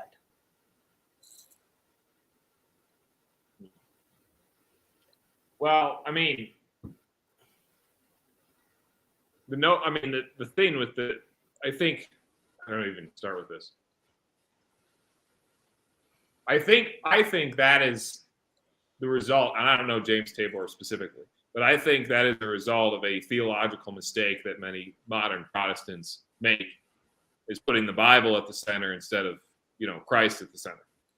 And so that's why, the Eucharist is all so important. And so, I mean, what it boils down to is the theological emphases. And that's why, the Eastern Orthodox will claim some continuity because, oh, look, our liturgy is structured after everything we see, in the Tanakh of how the Jewish liturgy was structured. And we're just carrying that over. So they have that line of continuity, which is a little opaque to me, honestly. But then there's, the Protestant line of continuity is saying, yeah, this is the same book. They put it in the book, right? And so I think when you emphasize the Bible over the person of Christ in the context of Christianity, what happens is that you go on these crazy bunny trails looking for the original text as if that's a thing that exists, and that's something that you can have any epistemic relation to, and chasing those bunnies all over the place, and oh, your interpretation of this is different than mine. Oh, well, looks like we're screwed now because we already put this thing up as our pope and now we disagree about it. You know what I mean? Okay, I have to tell you, James Tabor may be the most Jesus-centered person, but the thing is, and he really is, like, his whole life has been centered around his attempt to be a student of Jesus. The thing is, in his studies, he's become very, very, he does not believe in Paul within Judaism. He thinks Paul and Jesus had very different messages, and he's gone back to what he believes was Jesus's message. What does he think Jesus's message was? Judaism. Which is not What aspect of it? Like, just wait, Jesus. Okay. He thinks Jesus didn't claim to be the Messiah? No. He certainly thinks Jesus claimed to be the Messiah. But like, when you read Acts 5, like when Gamliel gives his speech, when I read Acts 5 and I saw Gamliel's speech, I was like, honestly, like, okay, why have we been arguing with Christians for 2,000 years? Mm-hmm. It's like, because you're Jewish. But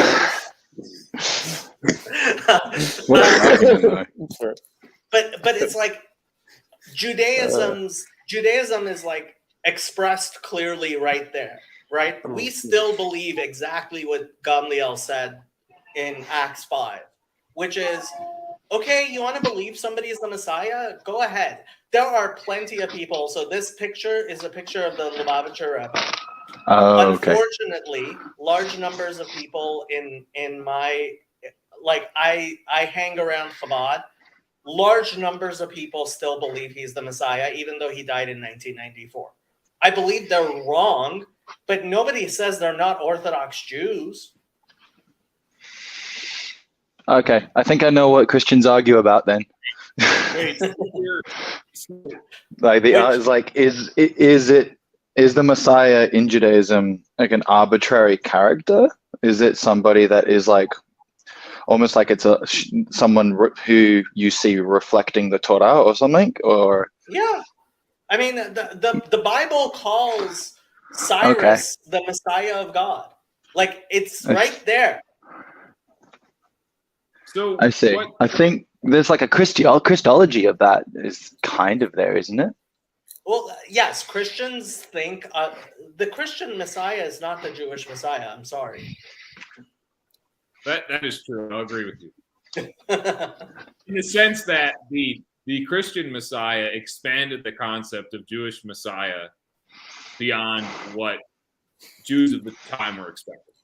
That's beyond totally what Jesus was expecting. Well, that. Yep.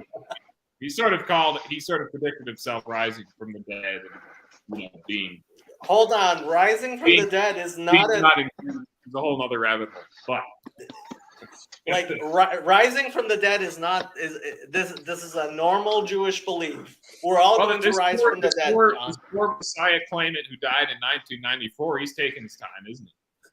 Well, let me put it this way: the longer it is, we've had this for many times. This has happened many times in Jewish history.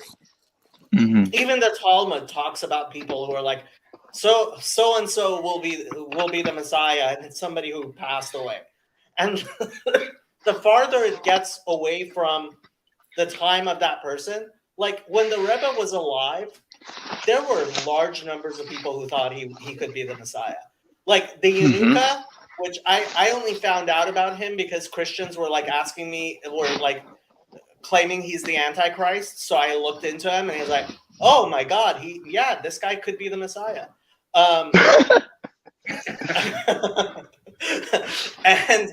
And like, no, honestly, like I've been watching this guy's stuff and been trying to get his books and stuff because he's amazing. What about like sort of the spiritual emergent spiritual role of Jordan Peterson. I'm not saying messianic, but I do think that there is something that he must be doing that plays into a greater spiritual narrative. So this is where I think Jonathan Pajot makes the biggest mistake, which is the idolatry of Christianity, which is, he says the greatest story is Jesus's story. And that's just not how the Jewish mind, like, we all have our roles, and there are various messiahs. There are, this idea of being anointed to contribute to the world. There is no greatest story. One person has a story where they live and they do God's work in the world, and some people have a story where they die and they do God's work. Some people are fathers and some people are not. Some people, it depends. I think he doesn't mean the greatest story as in the story that is superseding the importance of other stories. The way that I've come to know it is that it's the story that you can put all of those stories into, and you can put every story into, and you can connect it to every other story. One of the biggest sort of reconciliations that I had upon sort of like coming back into the faith, it's not really that much of a long story, but there's a martial art that I participate called capoeira, which has a lot of Catholic influence, but as a connection between Catholic and Yoruba African mythology. And in Yoruba, they've essentially they've connected saints to spiritual energies. But the spiritual energies within the Yoruba, they are all God. They're all that one essence, but they're just in the same way, the Trinity, they're all connected into the same thing. And I see Christianity, I see this as a relationality point. The point of Christ is to bring everything in. And that's why he is like this weird character, because he's this androgyne. He's masculine and feminine. He's explicit in the Talmud. He's a very good rabbi. He follows the law. He follows the won't get into that. Don't go that far. Sorry, I might be assuming that, but he masculinizes it. He represents the law. He represents something, but he is also feminine in the way that he is allowing separations to dissolve. So, okay, I'll tell you a joke that Pastor Tanner told me, which I found incredibly funny, which was a pastor is teaching Sunday school, and he asks the class, what has 4 legs, lives in a tree, and stores nuts for the winter? And nobody's answering. So he calls on Jimmy and he says, Jimmy, what has 4 legs, lives in a tree, and stores nuts for the winter? And Jimmy says, well, it sounds like a squirrel, but I'll say Jesus.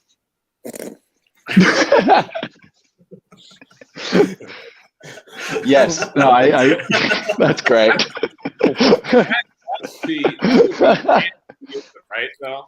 That would be say a mountain lion outside an insane asylum. Yeah. That's hilarious. That's very funny. I think what Joe is saying is that this again is the divergence of the concept of the Christian Messiah from,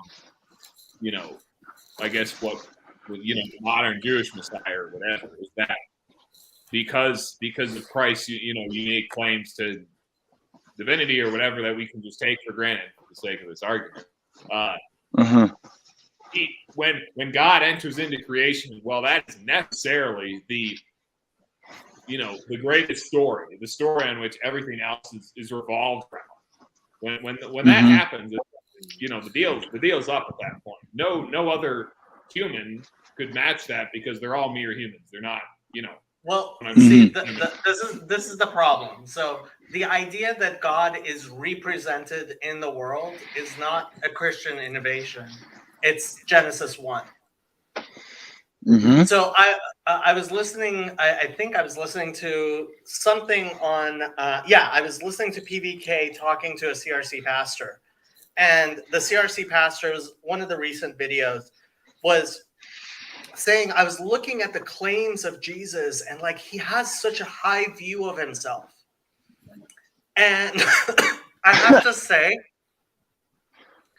I think part of the problem was when Gentiles looked at what Jesus was saying about Barnosh, about humanity, it was so lofty and so beyond what the Gentile view of humanity was, that the Gentiles thought, oh, he has to be talking just about himself. He couldn't possibly be talking about me. And honestly, that's where like this idea of the virgin birth, like in Judaism, this idea of like being born of a virgin being like a good thing, like I just don't see where it's even a good thing to be born of a virgin, right? Whereas in the Greek idea, like you have to somehow be not like the rest of us in order to be that incarnation of God in the world that Judaism sees all of humanity. Like the background to my channel. So this is the background to my channel. It's the Tetragrammaton reflecting the human form. And the twin commandments, v'ahavta v'ahavta, you shall love the Lord your God, and you shall love your fellow as yourself, right? These two things that are so connected, right? Yeah. Seeing human beings as capable of theosis was, it's basic Judaism. And it's just so foreign to what was Greek and Roman and Gentile thought that they just couldn't take it. And so Jesus became this son of a virgin, this man God, half man, half God, as opposed to understanding that the Jewish idea is, in fact, we are. If he had a father, he wouldn't have a tribe. Say that again? If he had a father, he would have had a tribe. So? The idea is like Buddha was born kind of in the similar way, but I think it's a very strange thing to be a Christian. I think it's kind of ludicrous and hilarious, and I think true belief does require a sense of humor, because it requires a juggling of multiple things, one of which the idea that the symbol is more important than the material consequence. But that symbol itself is real. No? I do not like this. It gets pretty Gnostic to me. Yeah. I was going to say, just to kick back just a second to the whole, the born of a virgin situation. I don't think it's less. I've never perceived it as more of he just has to be special or something like that. But I mean, it ties into him supposed to be the second Adam that is sinless, and if he's born of a non-virgin, chances are he's, Well, I have to say, like, okay, so this is again, Father Stephen said that the one blog post which he's received the most hate mail on was when he wrote a blog post cataloging all the people in the Bible who are sinless. Like the Protestants lost their effing minds. Really? Yes. Because the Bible quite clearly says of several people, including David, that they are sinless. At a point in time, maybe. Well, the thing is, the Torah has a Sinless or process of righteous? sinless. Yes, this is what, like, how do you say David is sinless? Because in Judaism, when you truly repent, your sin is gone. Okay, yeah. Okay, but the claim of Jesus is that he never sinned, not that he was deemed sinless. That's impossible. The But nothing's Torah, impossible with God, Jacob. that's not true. Actually, God cannot create a stone so heavy he cannot lift it. Well, that's just because the statement is nonsense, not that it's exactly. Right. Exactly. So the idea of a sinless human is nonsense. Well, the idea of a sinless God. Well, okay, so part We're of gonna the have to start problem, defining a lot of words. but part of the problem is that sin, that at least modern Protestants, how modern Protestants understand sin, is in this very, courtroom moral stain justification sort of thing, which is much different than, I think, my problem is I don't know enough about what exactly. I've listened to some stuff about it, about what the Tanakh and even a lot of the New Testament talks about by sin, but it is clearly a much broader idea than just, oh, you're morally guilty in this court of, where God is Judge Judy and he's sentencing you to, but penal substitution to save the day, it's clearly much broader than that. So that's part of the problem, is when we say, that's what Protestants hear, because they don't have a full concept of sin. When they hear, Jesus, there's all these, sinless people. But I think what the difference is that Jesus, in his very nature, and also of how he lived out, overcame the propensity, the proclivity of human beings to rebel against God. You can call that original sin. You can call it the sin nature, whatever. Who cares? It's a propensity that, Jews and Christians can agree on exists in humans. And so the point of Jesus living out the perfect life, or the sinless life, if you want to use that term that's, got all sorts of confusion around it. That was what it, so that's how that, and this is a whole, open a whole nother bag, can of worms. This is how Jesus fulfills the law, right? In the Christian understanding, right? This is how it happens. And this is sort of my coming to my argument for the incarnation of, the maximally personal argument for the incarnation, that God is manifested in a most personal form when he is as relationally, as conceivably as it can be, he is closest in relation to, those who are made in his image. And I think that happens to John, God can be no closer to you than he is right now, because he is within you. Well, yes and no, because God is, God. Well, He can hide his face. So Jacob. Okay, let me pull up the thing in Ecclesiastes 7:20. Ki Adam ein tzadik ba'aretz asher yaseh tov v'lo yichteh. For there is no righteous man on earth who can do good, but not miss, not sin. The word chet there is sin as in missing. And the mark is to be godly, and to be like God is the mark. And it's impossible for us to be infinite like God. We will miss that mark. That's just a given. Yep.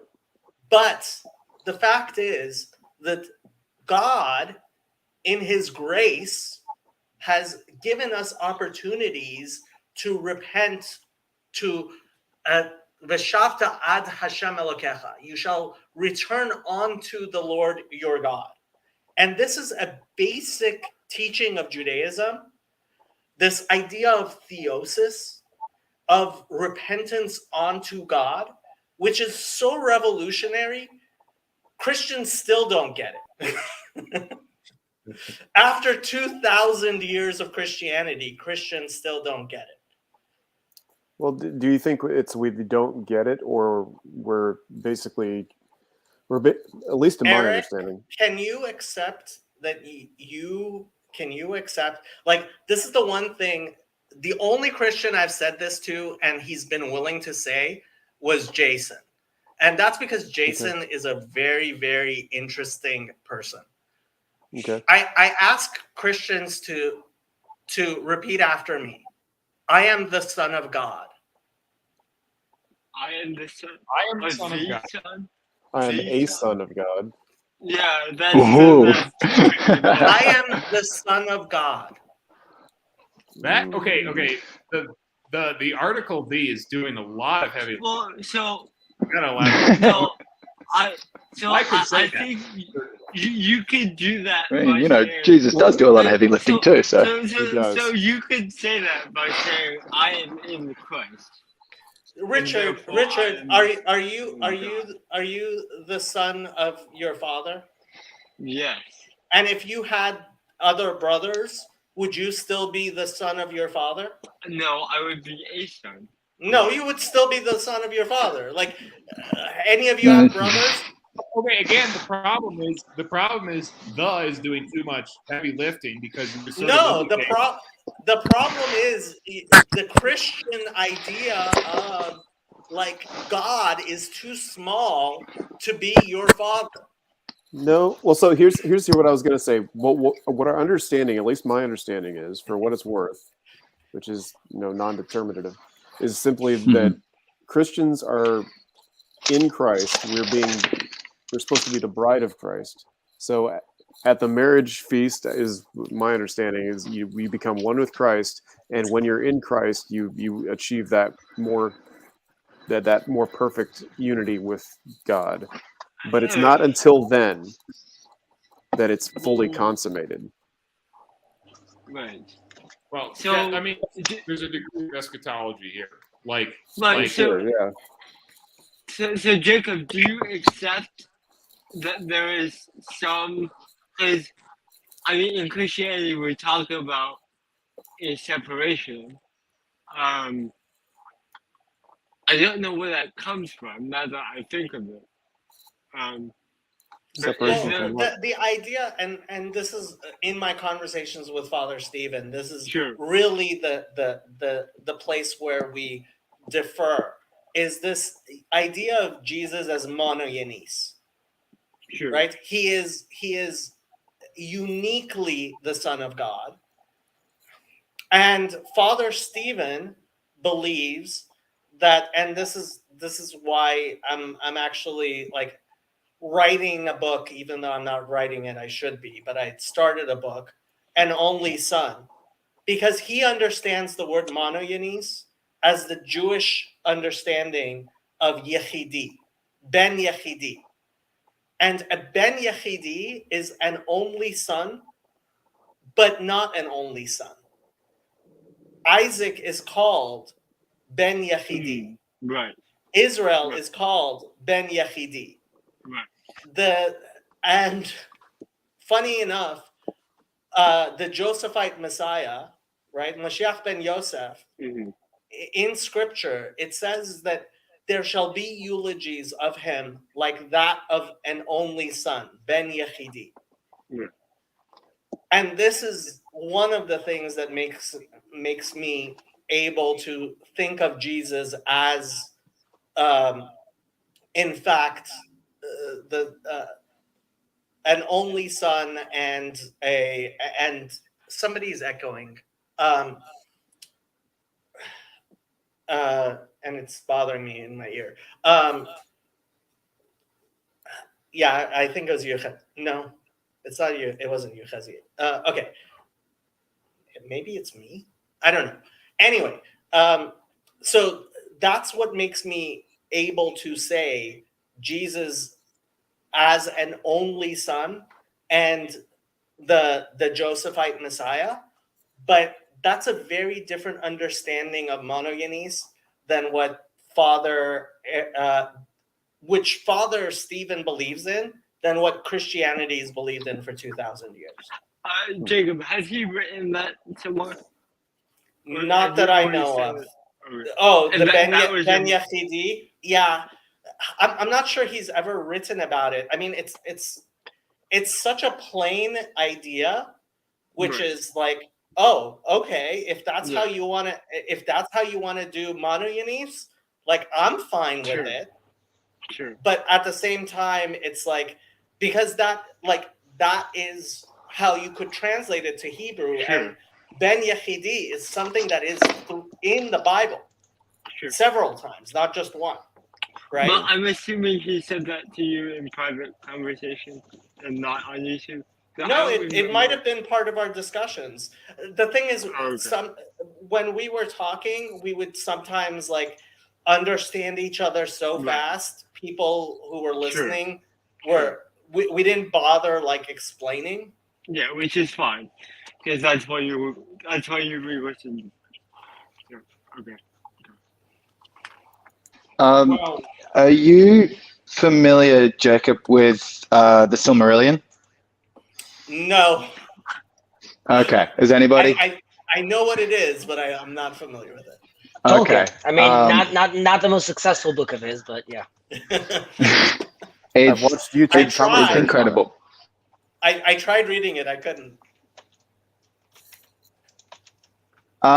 So there's this really important character within the Silmarillion, not in a messianic sense, but in this idea of a ultimately redemptive sense that he puts into the world, and it's this idea of like a center point of history, because there's 3 ages in Middle Earth, and each age is a periodical decline from one to the next, and it's all part of a whole song and stuff like that. The interesting thing I think about a lot is this idea of a character that is trying to, in the same way that, as we were like sort of talking about, we are all in this process of coming close to God, but as you say correctly, you're not going to be as close. The God is as closest to you right now or cannot get closer to you than he is right now, or something like that. Is that the interesting thing that I see in Lord of the Rings is essentially as the ages decline and as things go into sort of detriment from the sort of birthplace of creation, these characters come up and these stories come up and they become bigger and bigger and bigger. And the idea is that in that story, they're culminating all of that center of creation in a redemptive way.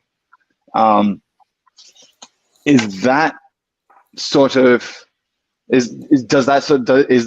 an explanation as to what we try to see in messianic figures, or how we can be confused by them? Essentially, there's this character Erendil who takes the greatest creation of what would you call it?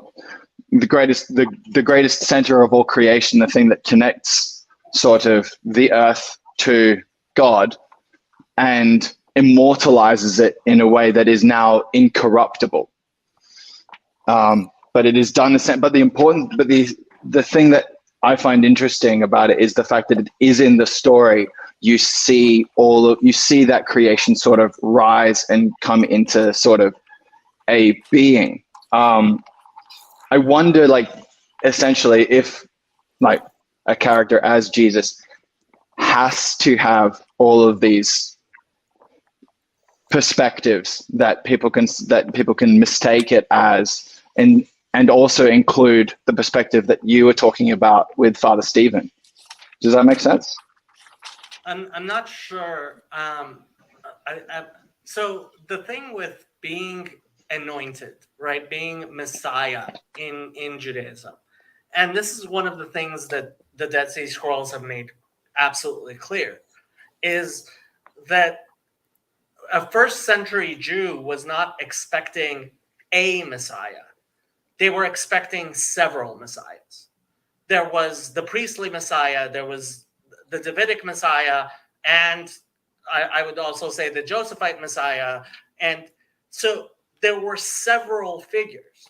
And this is actually part of James Tabor's whole thing, is like it was John the Baptist and Jesus. And what happened was that Christians, or more specifically Paul, turned everything, and then the book of Hebrews even more so, was like, oh, Jesus is everything. It's all about Jesus, right? And that's where the big divide happened. What do you think of John the Baptist saying, "Are you the one who is to come?" For example, or his disciples saying, when I read the interchange between John the Baptist and Jesus in John, from the symbolism that I am aware of in Jewish mysticism, that's when I became convinced that John the Baptist was a Jewish figure, and that John the Baptist was the Davidic Messiah of his generation. And when he died was when Jesus realized that he has to die as well, and that he was going to be the Josephite Messiah. And I couldn't even begin to explain to you the symbolism in the dialogue that they had.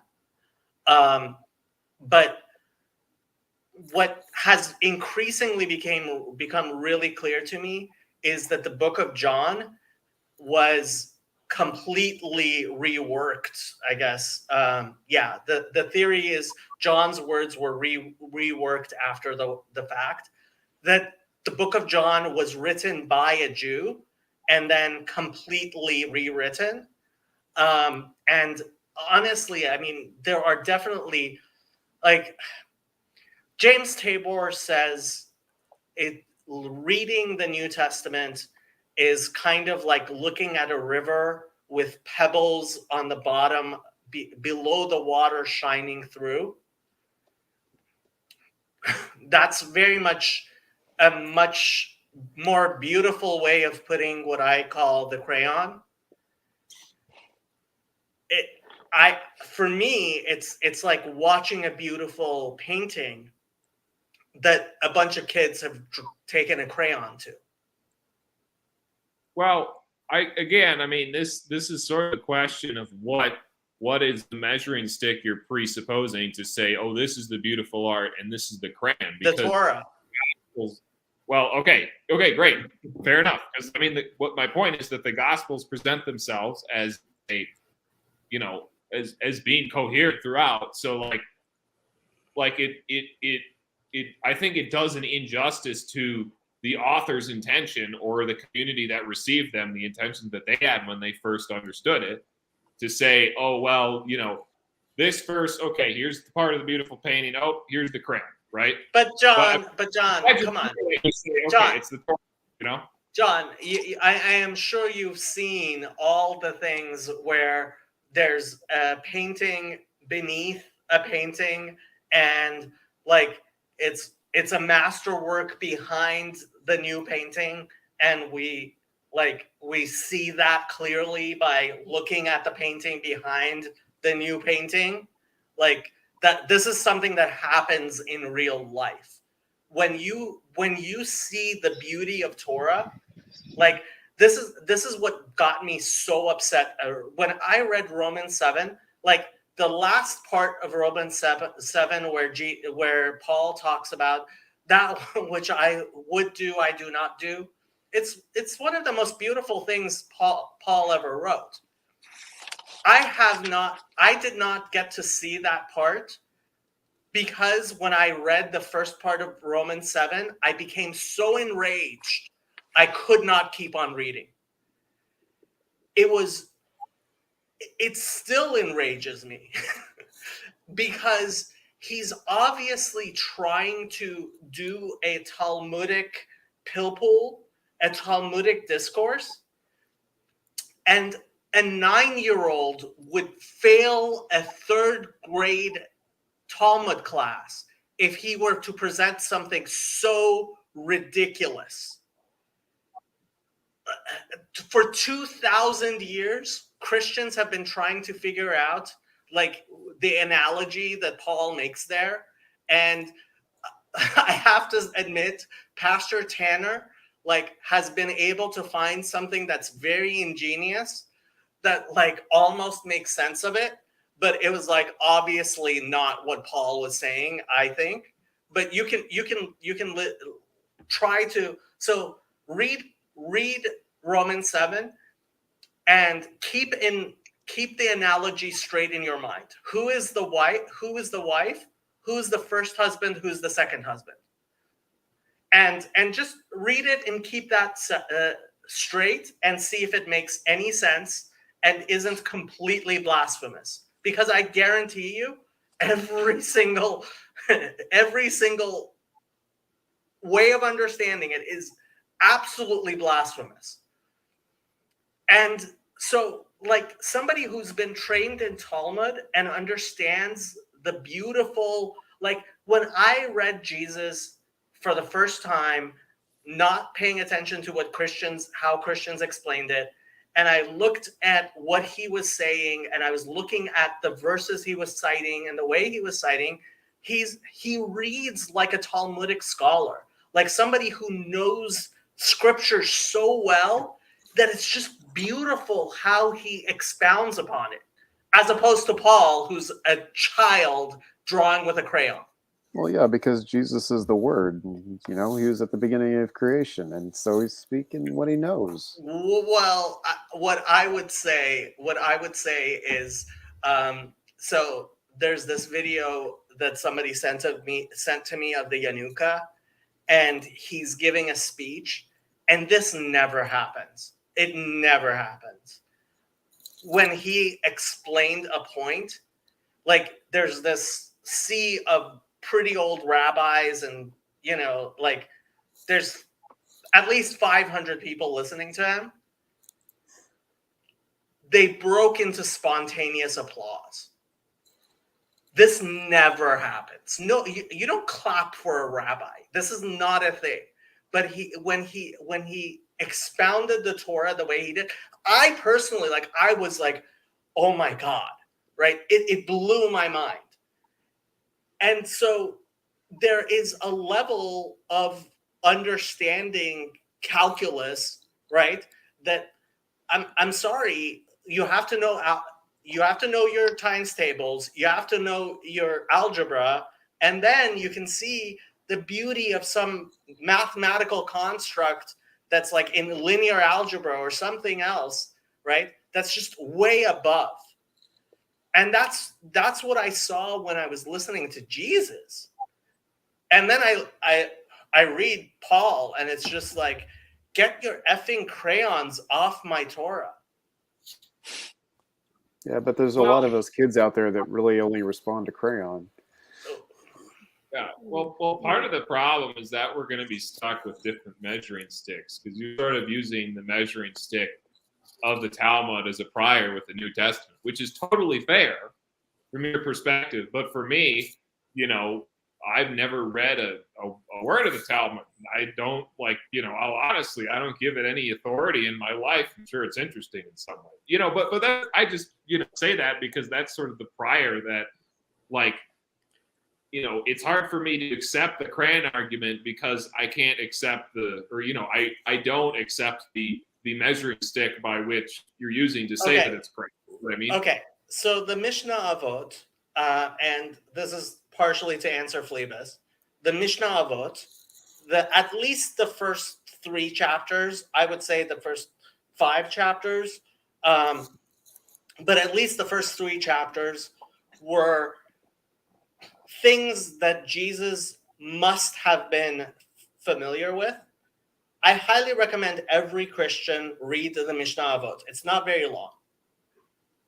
And it's beautiful, and it will help you understand Torah and Judaism far better, and understand Jesus far better than I think basically any Christian who hasn't read it will. And the fact is, I think Christians, I mean, so you guys probably have heard me tell this before, but I'm going to tell this story yet again. Like, the way the Noahide movement started was a bunch of Baptist churches decided that the way they were going to convert Jews was they were going to dress their churches up in culturally appropriate dress for Jews, and basically have church services in a church that was Jewish, right? And they started. This is different from Messianic temples. No, it's not. Okay. That's how it started. Is they Okay. started Jews for Jesus, which was basically Baptist churches which looked like synagogues. They had Hebrew, they had Torah scrolls, they parade them were through those aisles, and I've yeah. been to one. Yeah, so cute dressing up as if God's Torah is something to wear. Like, hey, if we're going to be culturally appropriate to South Africans, sub-Saharan Africans, and to South Americans, we'll be culturally appropriate to Jews. That's what they were thinking. And so they started all these synagogues, which are Messianic synagogues. And very few Jews went to them, but a bunch of Christians went to them. And they're like, oh my God, this is actually pretty beautiful. And I love this. And let me learn Hebrew. And let me look into the Jewish stuff. And that's how the Noahide movement, 70 years ago, there were 0 Noahides. 0. Today, there are an estimated at least 100,000 Noahides, including like people like Jonathan, who went to Calvin University 20 years ago and is now a Noahide. He comes on my channel every once in a while. So, okay, please forgive me, but I have no idea what Noahide, like, I was thinking Noahide as in something relating to Noah. Yeah, that's okay. So a Noahide, the best way I can describe it is an Orthodox Jewish Gentile. It is a Gentile whose religion is Orthodox Judaism. Like, they believe in Orthodox Judaism 100%. So what separates them from just being? They aren't Jewish. They don't convert. Ethnically or well, it's not right? just because there's the 7 commands that are given in the covenant of Noah that apply to all nations. Yes. And these specific covenants to the seed of Abraham are only to the Jews in the Noah. Right. So they don't get circumcised. They don't keep kosher. They don't keep the Sabbath. In fact, like, vast majority of rabbis teach they are prohibited to keep the Sabbath. This is a little disagreement between me and Chezi. But prohibited? Yes.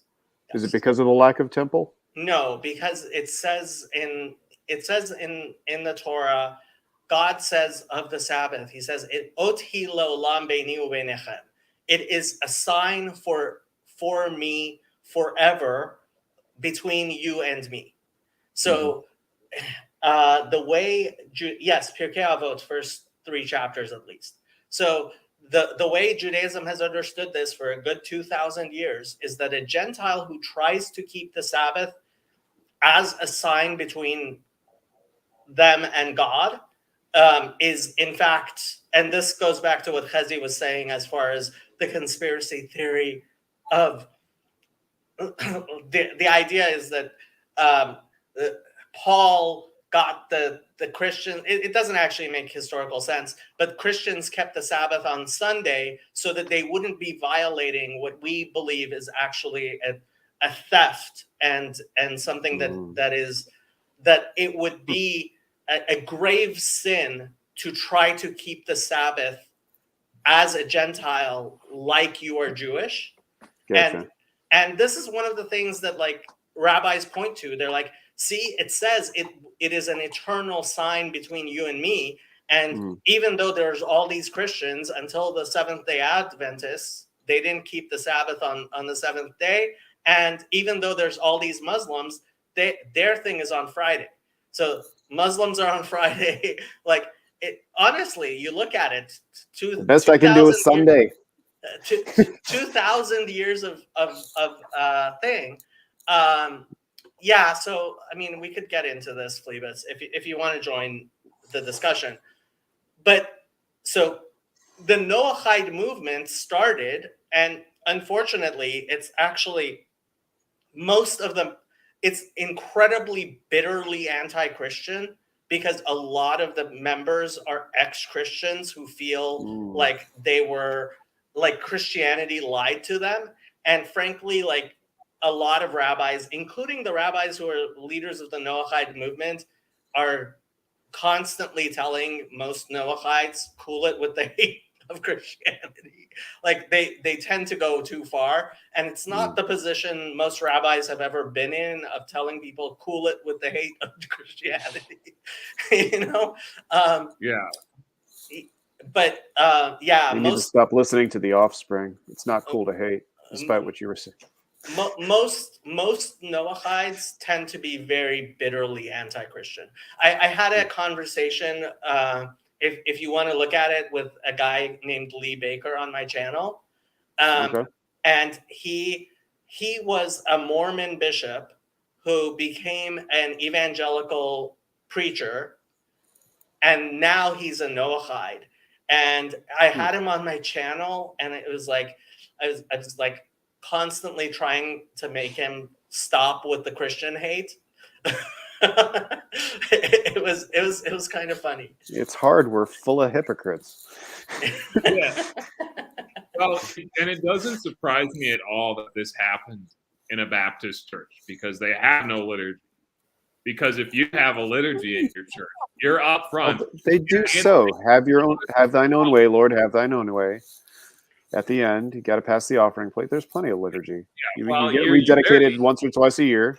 Okay, I just ordered. You're very clear. You say the creed. Oh, there it is. You know, he's with one being with the Father. You know, I said what I said. Pilate rose in the third. It's all there. You know, it's all laying out, man.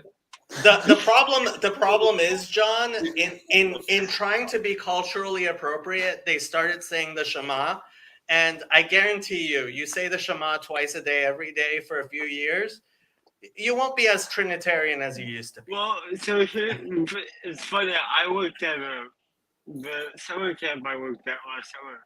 We said, well, it was interesting. They referenced it as the Shema, but it wasn't the Shema. Of course not. Because we said what Jesus responded to the scribe. The greatest commandment is to love the Lord your God with all. Honestly, if Mark 12 it was actually something Christians took seriously, I would be much happier with Christianity. Most Christians do not take Mark 12 very seriously. We said it three times a day.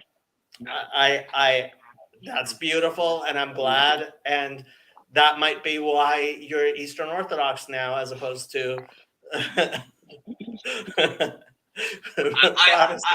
I wish I was Eastern Orthodox.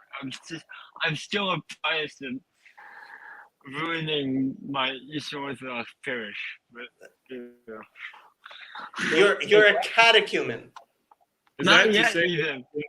Because my mom won't let me drive my car to catechesis during the week. So I can't go to catechesis. Was that because of your grades? Yes. Okay, then she's right. Somebody needs to spend more time on his classes. I should kick you off here. It had nothing to do. right? What was Well, that, is this Joe? why? Is this why you think the monarchical trinity is more, more compatible with the Shema? Is that what you would say? No. So the reason I say the monarchical trinity is more compatible with the Shema is actually because certain rabbis, including the Rebbe, were of the opinion that, and possibly the Zohar and other mystical writings, that in fact Gentiles generally will. So the way I explained it is, you could say that Jews are DC and Gentiles are AC, and like there's just a difference in how we can relate to God, and quite possibly the monarchical trinity, at least according to certain rabbis, including possibly the Rebbe, is as close as a Gentile can get to true monotheism. What would they say of the Muslims? Well, okay, so this is the funny thing that I've said to many Muslims to their great shock. I think Muslims make a very similar mistake to Trinitarians. Their monadic God is in fact not the Jewish understanding of God in its true understanding.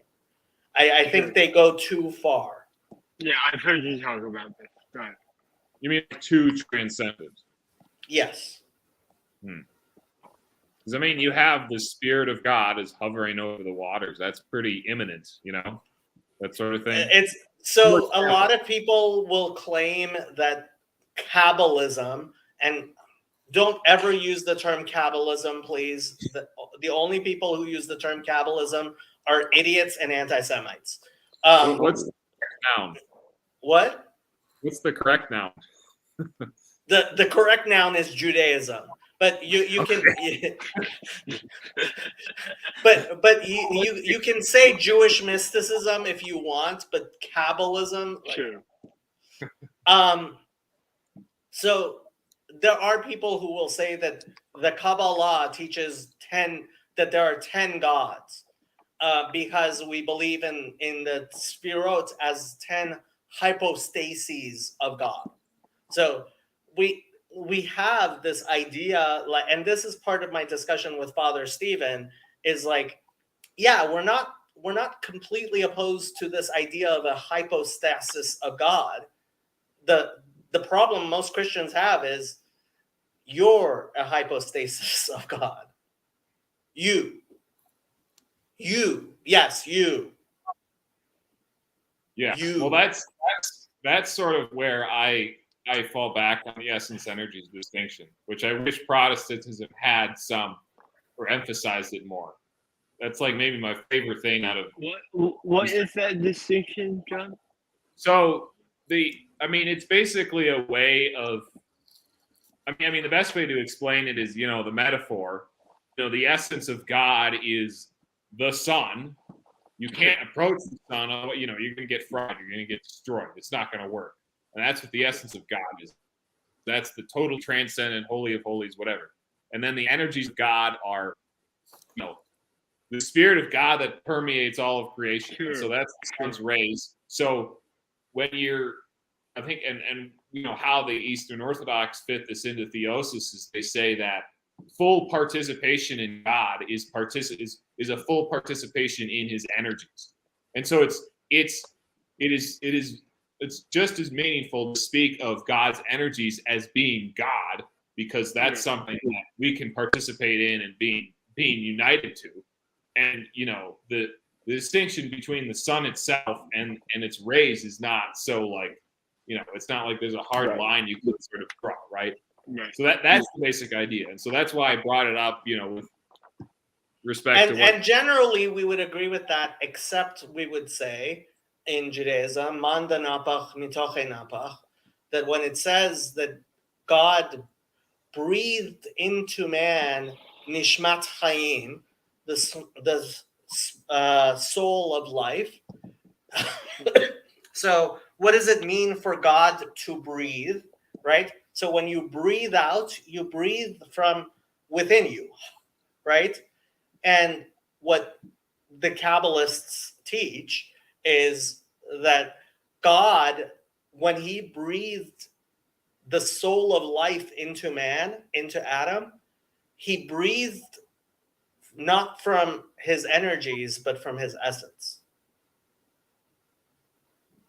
Do you think that though once the ruach or whatever the word is imbued within Hold on, within, ruach is different. Nishmat chayim. So we have different things. So yeah, there's ruach, right? There's the spirit, right? Sure. But this idea of the neshama, right?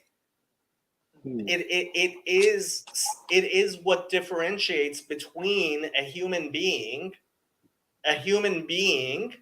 and the rest of creation. Okay, because like when if what God is breathing in is his essence, it seems to me that once like immediately when it is, what's the right word here? When that breath of God is now interfaced directly with creation and now makes up the essence of a created being, it seems to me that now there is if we're able to keep a distinction between creator and created beings, then we need to say that the breath of God, can't really be his essence, so to speak, because I don't know. So there are various levels of the soul, and so in Genesis, where the second creation story, right, when God takes from the Adamah, takes from the earth, and forms man and breathes into his nostrils nishmat chayim, right? So godliness gets hidden within you and your capacity to sin, and that's why actually what does it say? It says ki adam ein tzaddik ba'aretz, on earth, literally in the earth, right? So a man is not righteous in the earth who does good and does not sin. So our souls, and this is so in the Jewish morning prayers, one of the first things we say is Elokai neshama shenatata bi tehorahi. My God, the soul that you gave to me is pure. Now, what does that mean? The soul that you gave to me. It's that spark of godliness, of pure godliness, which is embedded in our true self, which is in exile within us. And when we do that which is good, yaseh tov, right? Do that which is good. We do the will of God. We act as God would have us do on earth. We are in fact representing God. We are becoming godly in a way that is impossible for a human being to continually do, because we are human. We miss, we have to. We go to the bathroom. Well, and that right? quality of goodness is God. So Yes. yeah, right. And that's why, for example, it says in I think it's in Chronicles, it says that they bowed to David and to God, because at that moment, in his splendor, David was in fact representing God before the entirety of the people, and then he goes to the bathroom, Right. So I can't. I don't know what to do with Ecclesiastes 7:20. So that's something new I have to think about. But what like a way to deal with or a way to go about Jesus's, I don't know how you would say it, like higher status as an image of God would be like, how would you view God's face in Exodus? Like, what is that? Is that an image or? Well, I mean, so the oldest prayer in Judaism, the oldest fragment of the Torah that we have is a I think it's almost 3,000. It's definitely 2,500-year-old fragment, which has the priestly blessing on it. The priestly blessing is Yavarechecha Hashem ve'yishmerecha, Ya'er Hashem panav elecha v'chuneka, Yisa Hashem panav elecha ve'yasem lecha shalom. Which three words, 5 words, 7 words. The Tetragrammaton should bless you and keep you. Right. Yep. The Tetragrammaton should Yisa Hashem panav elecha v'chuneka, that he should raise his face up towards you and vichuneka, and yes, well, have mercy on you. Yisa Hashem panav elecha v'yasem lecha shalom. God should raise his face towards you and give you peace, right? Okay. So the face of God turning towards you is, I mean, obviously we don't take it, well, I would say obviously we don't take it literally that God has a face any more than God has a hand, that God has a back, that God has legs. God doesn't have any of those things. But what does it mean when God says to Moses, you cannot see my face and live? And he allows Moses to see God from the back. Right? We lose ourself when God is truly revealing, when God is truly revealed to us, right? I would not be as much of a putz as I am, right? And this was my latest addition. This is new on Nice. I would not be the putz that I am and do all the horrible things that I do if God was revealed to me completely. And that's the veil, right?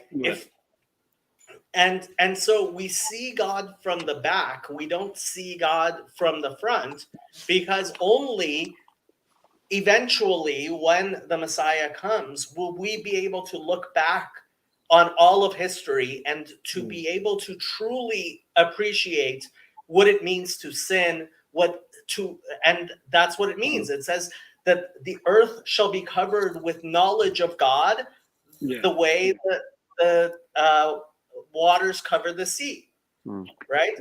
That true knowledge of God will in fact make it impossible for me, and that's why we one of the things it says in Pirkei Avot, it says in the Mishnah Avot there, is greater is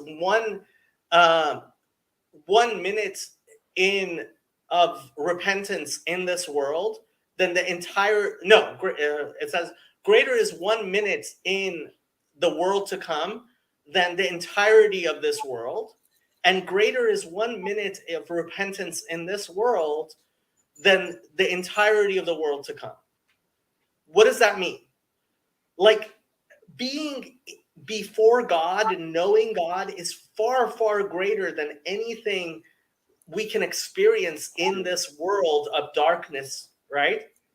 At the same time, what our capacity as we walk through the shadow of valley of the shadow of death, the capacity that we have to turn towards God in this darkness is a capacity we will not have when in the world to come. Oh, neat. Yeah. You can only choose God. You can only turn towards God in this darkness.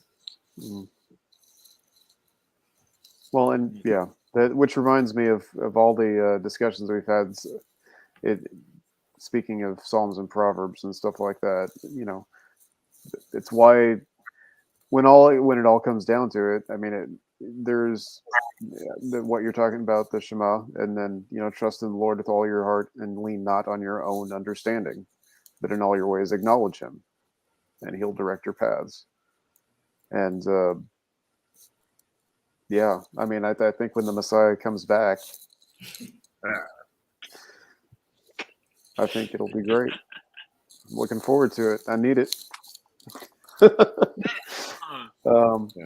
I mean, I mean, that really comes down. I feel like, given there's so much to be revealed. I mean, a lot has been revealed. I think every moment of our lives reveals something about just how convoluted we have made things with our own wisdom, and in our ways of naming things. Grasping at that fruit of the knowledge of good and evil, but yet not having the wisdom of having rejected the full wisdom of God, saying that we have limitations that He has not yet granted us, it seems. And probably He was right to. And why I say probably, definitely, because God knows what He's doing. So, but yeah, no, I think it's tricky stuff to navigate, but I think the particularities, and that's kind of what I alluded to with that question a while back about there's baseline stuff that is at the very foundation of reality as we know it, our very consciousness, or the matter, the everything that we have. That, I mean, we have revelation that's supposed to be at our level because we're God's children, but we can only take off little bite-sized chicken nuggets. I mean, but we do have to choose to eat what He's put at our table, and not just the crap that we try and lick off the floor that's been trampled on after coming in and out of the pig troughs, the pig pens. You have a way with words. I try.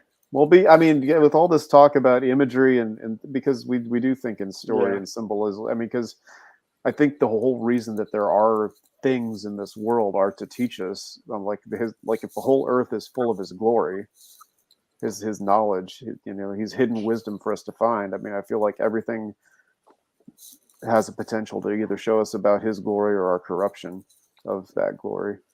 So, but speaking of corruption, I must observe the Christian Sabbath tomorrow. Indeed. Yeah. Today, yeah.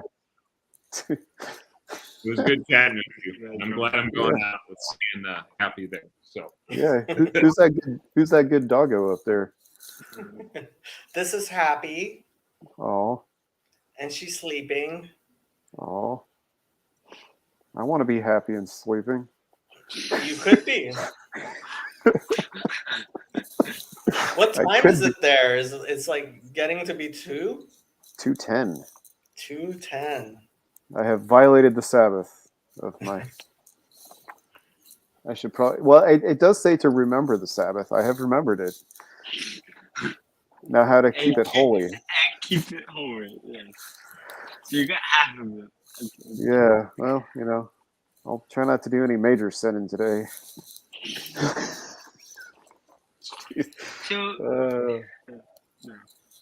Yeah, I try to keep at least a few hours a day when I don't sin. Yeah. Usually when I'm sleeping. Right. Well, yeah, usually, right? The amount of times that I catch myself in dreams like I shouldn't be here. I could indulge this, but I feel bad about it. The funny thing is I have any consciousness at all in my dreams. That's the weird thing.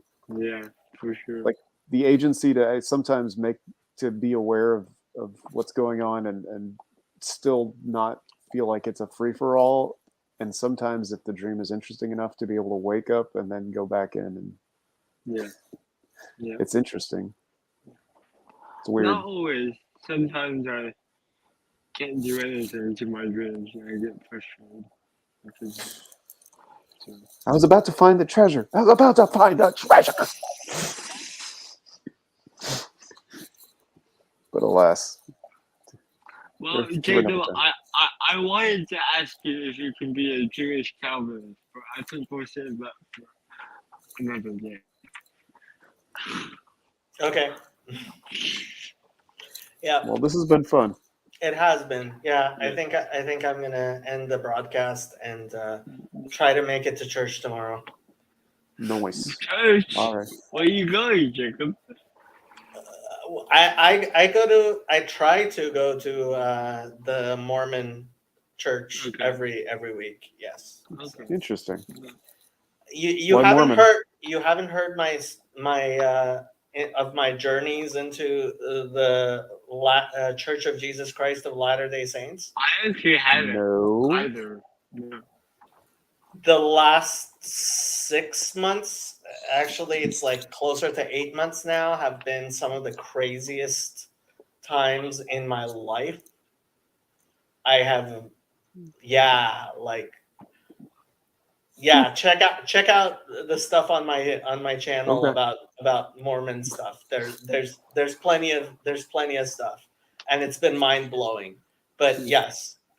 So you're just trying to trample in on all sorts of interesting territories. You're going into your I'm not college trying courses. to You're going do anything. I would stop going to the LDS church this minute if God wasn't like it's you don't even understand. You have Okay. no clue. Well, I mean, if you're being Listen to some of the videos I made on it. It's Okay. like, yeah, it's been mind blowing. Anyway. Okay. Okay, I'm going to end this broadcast.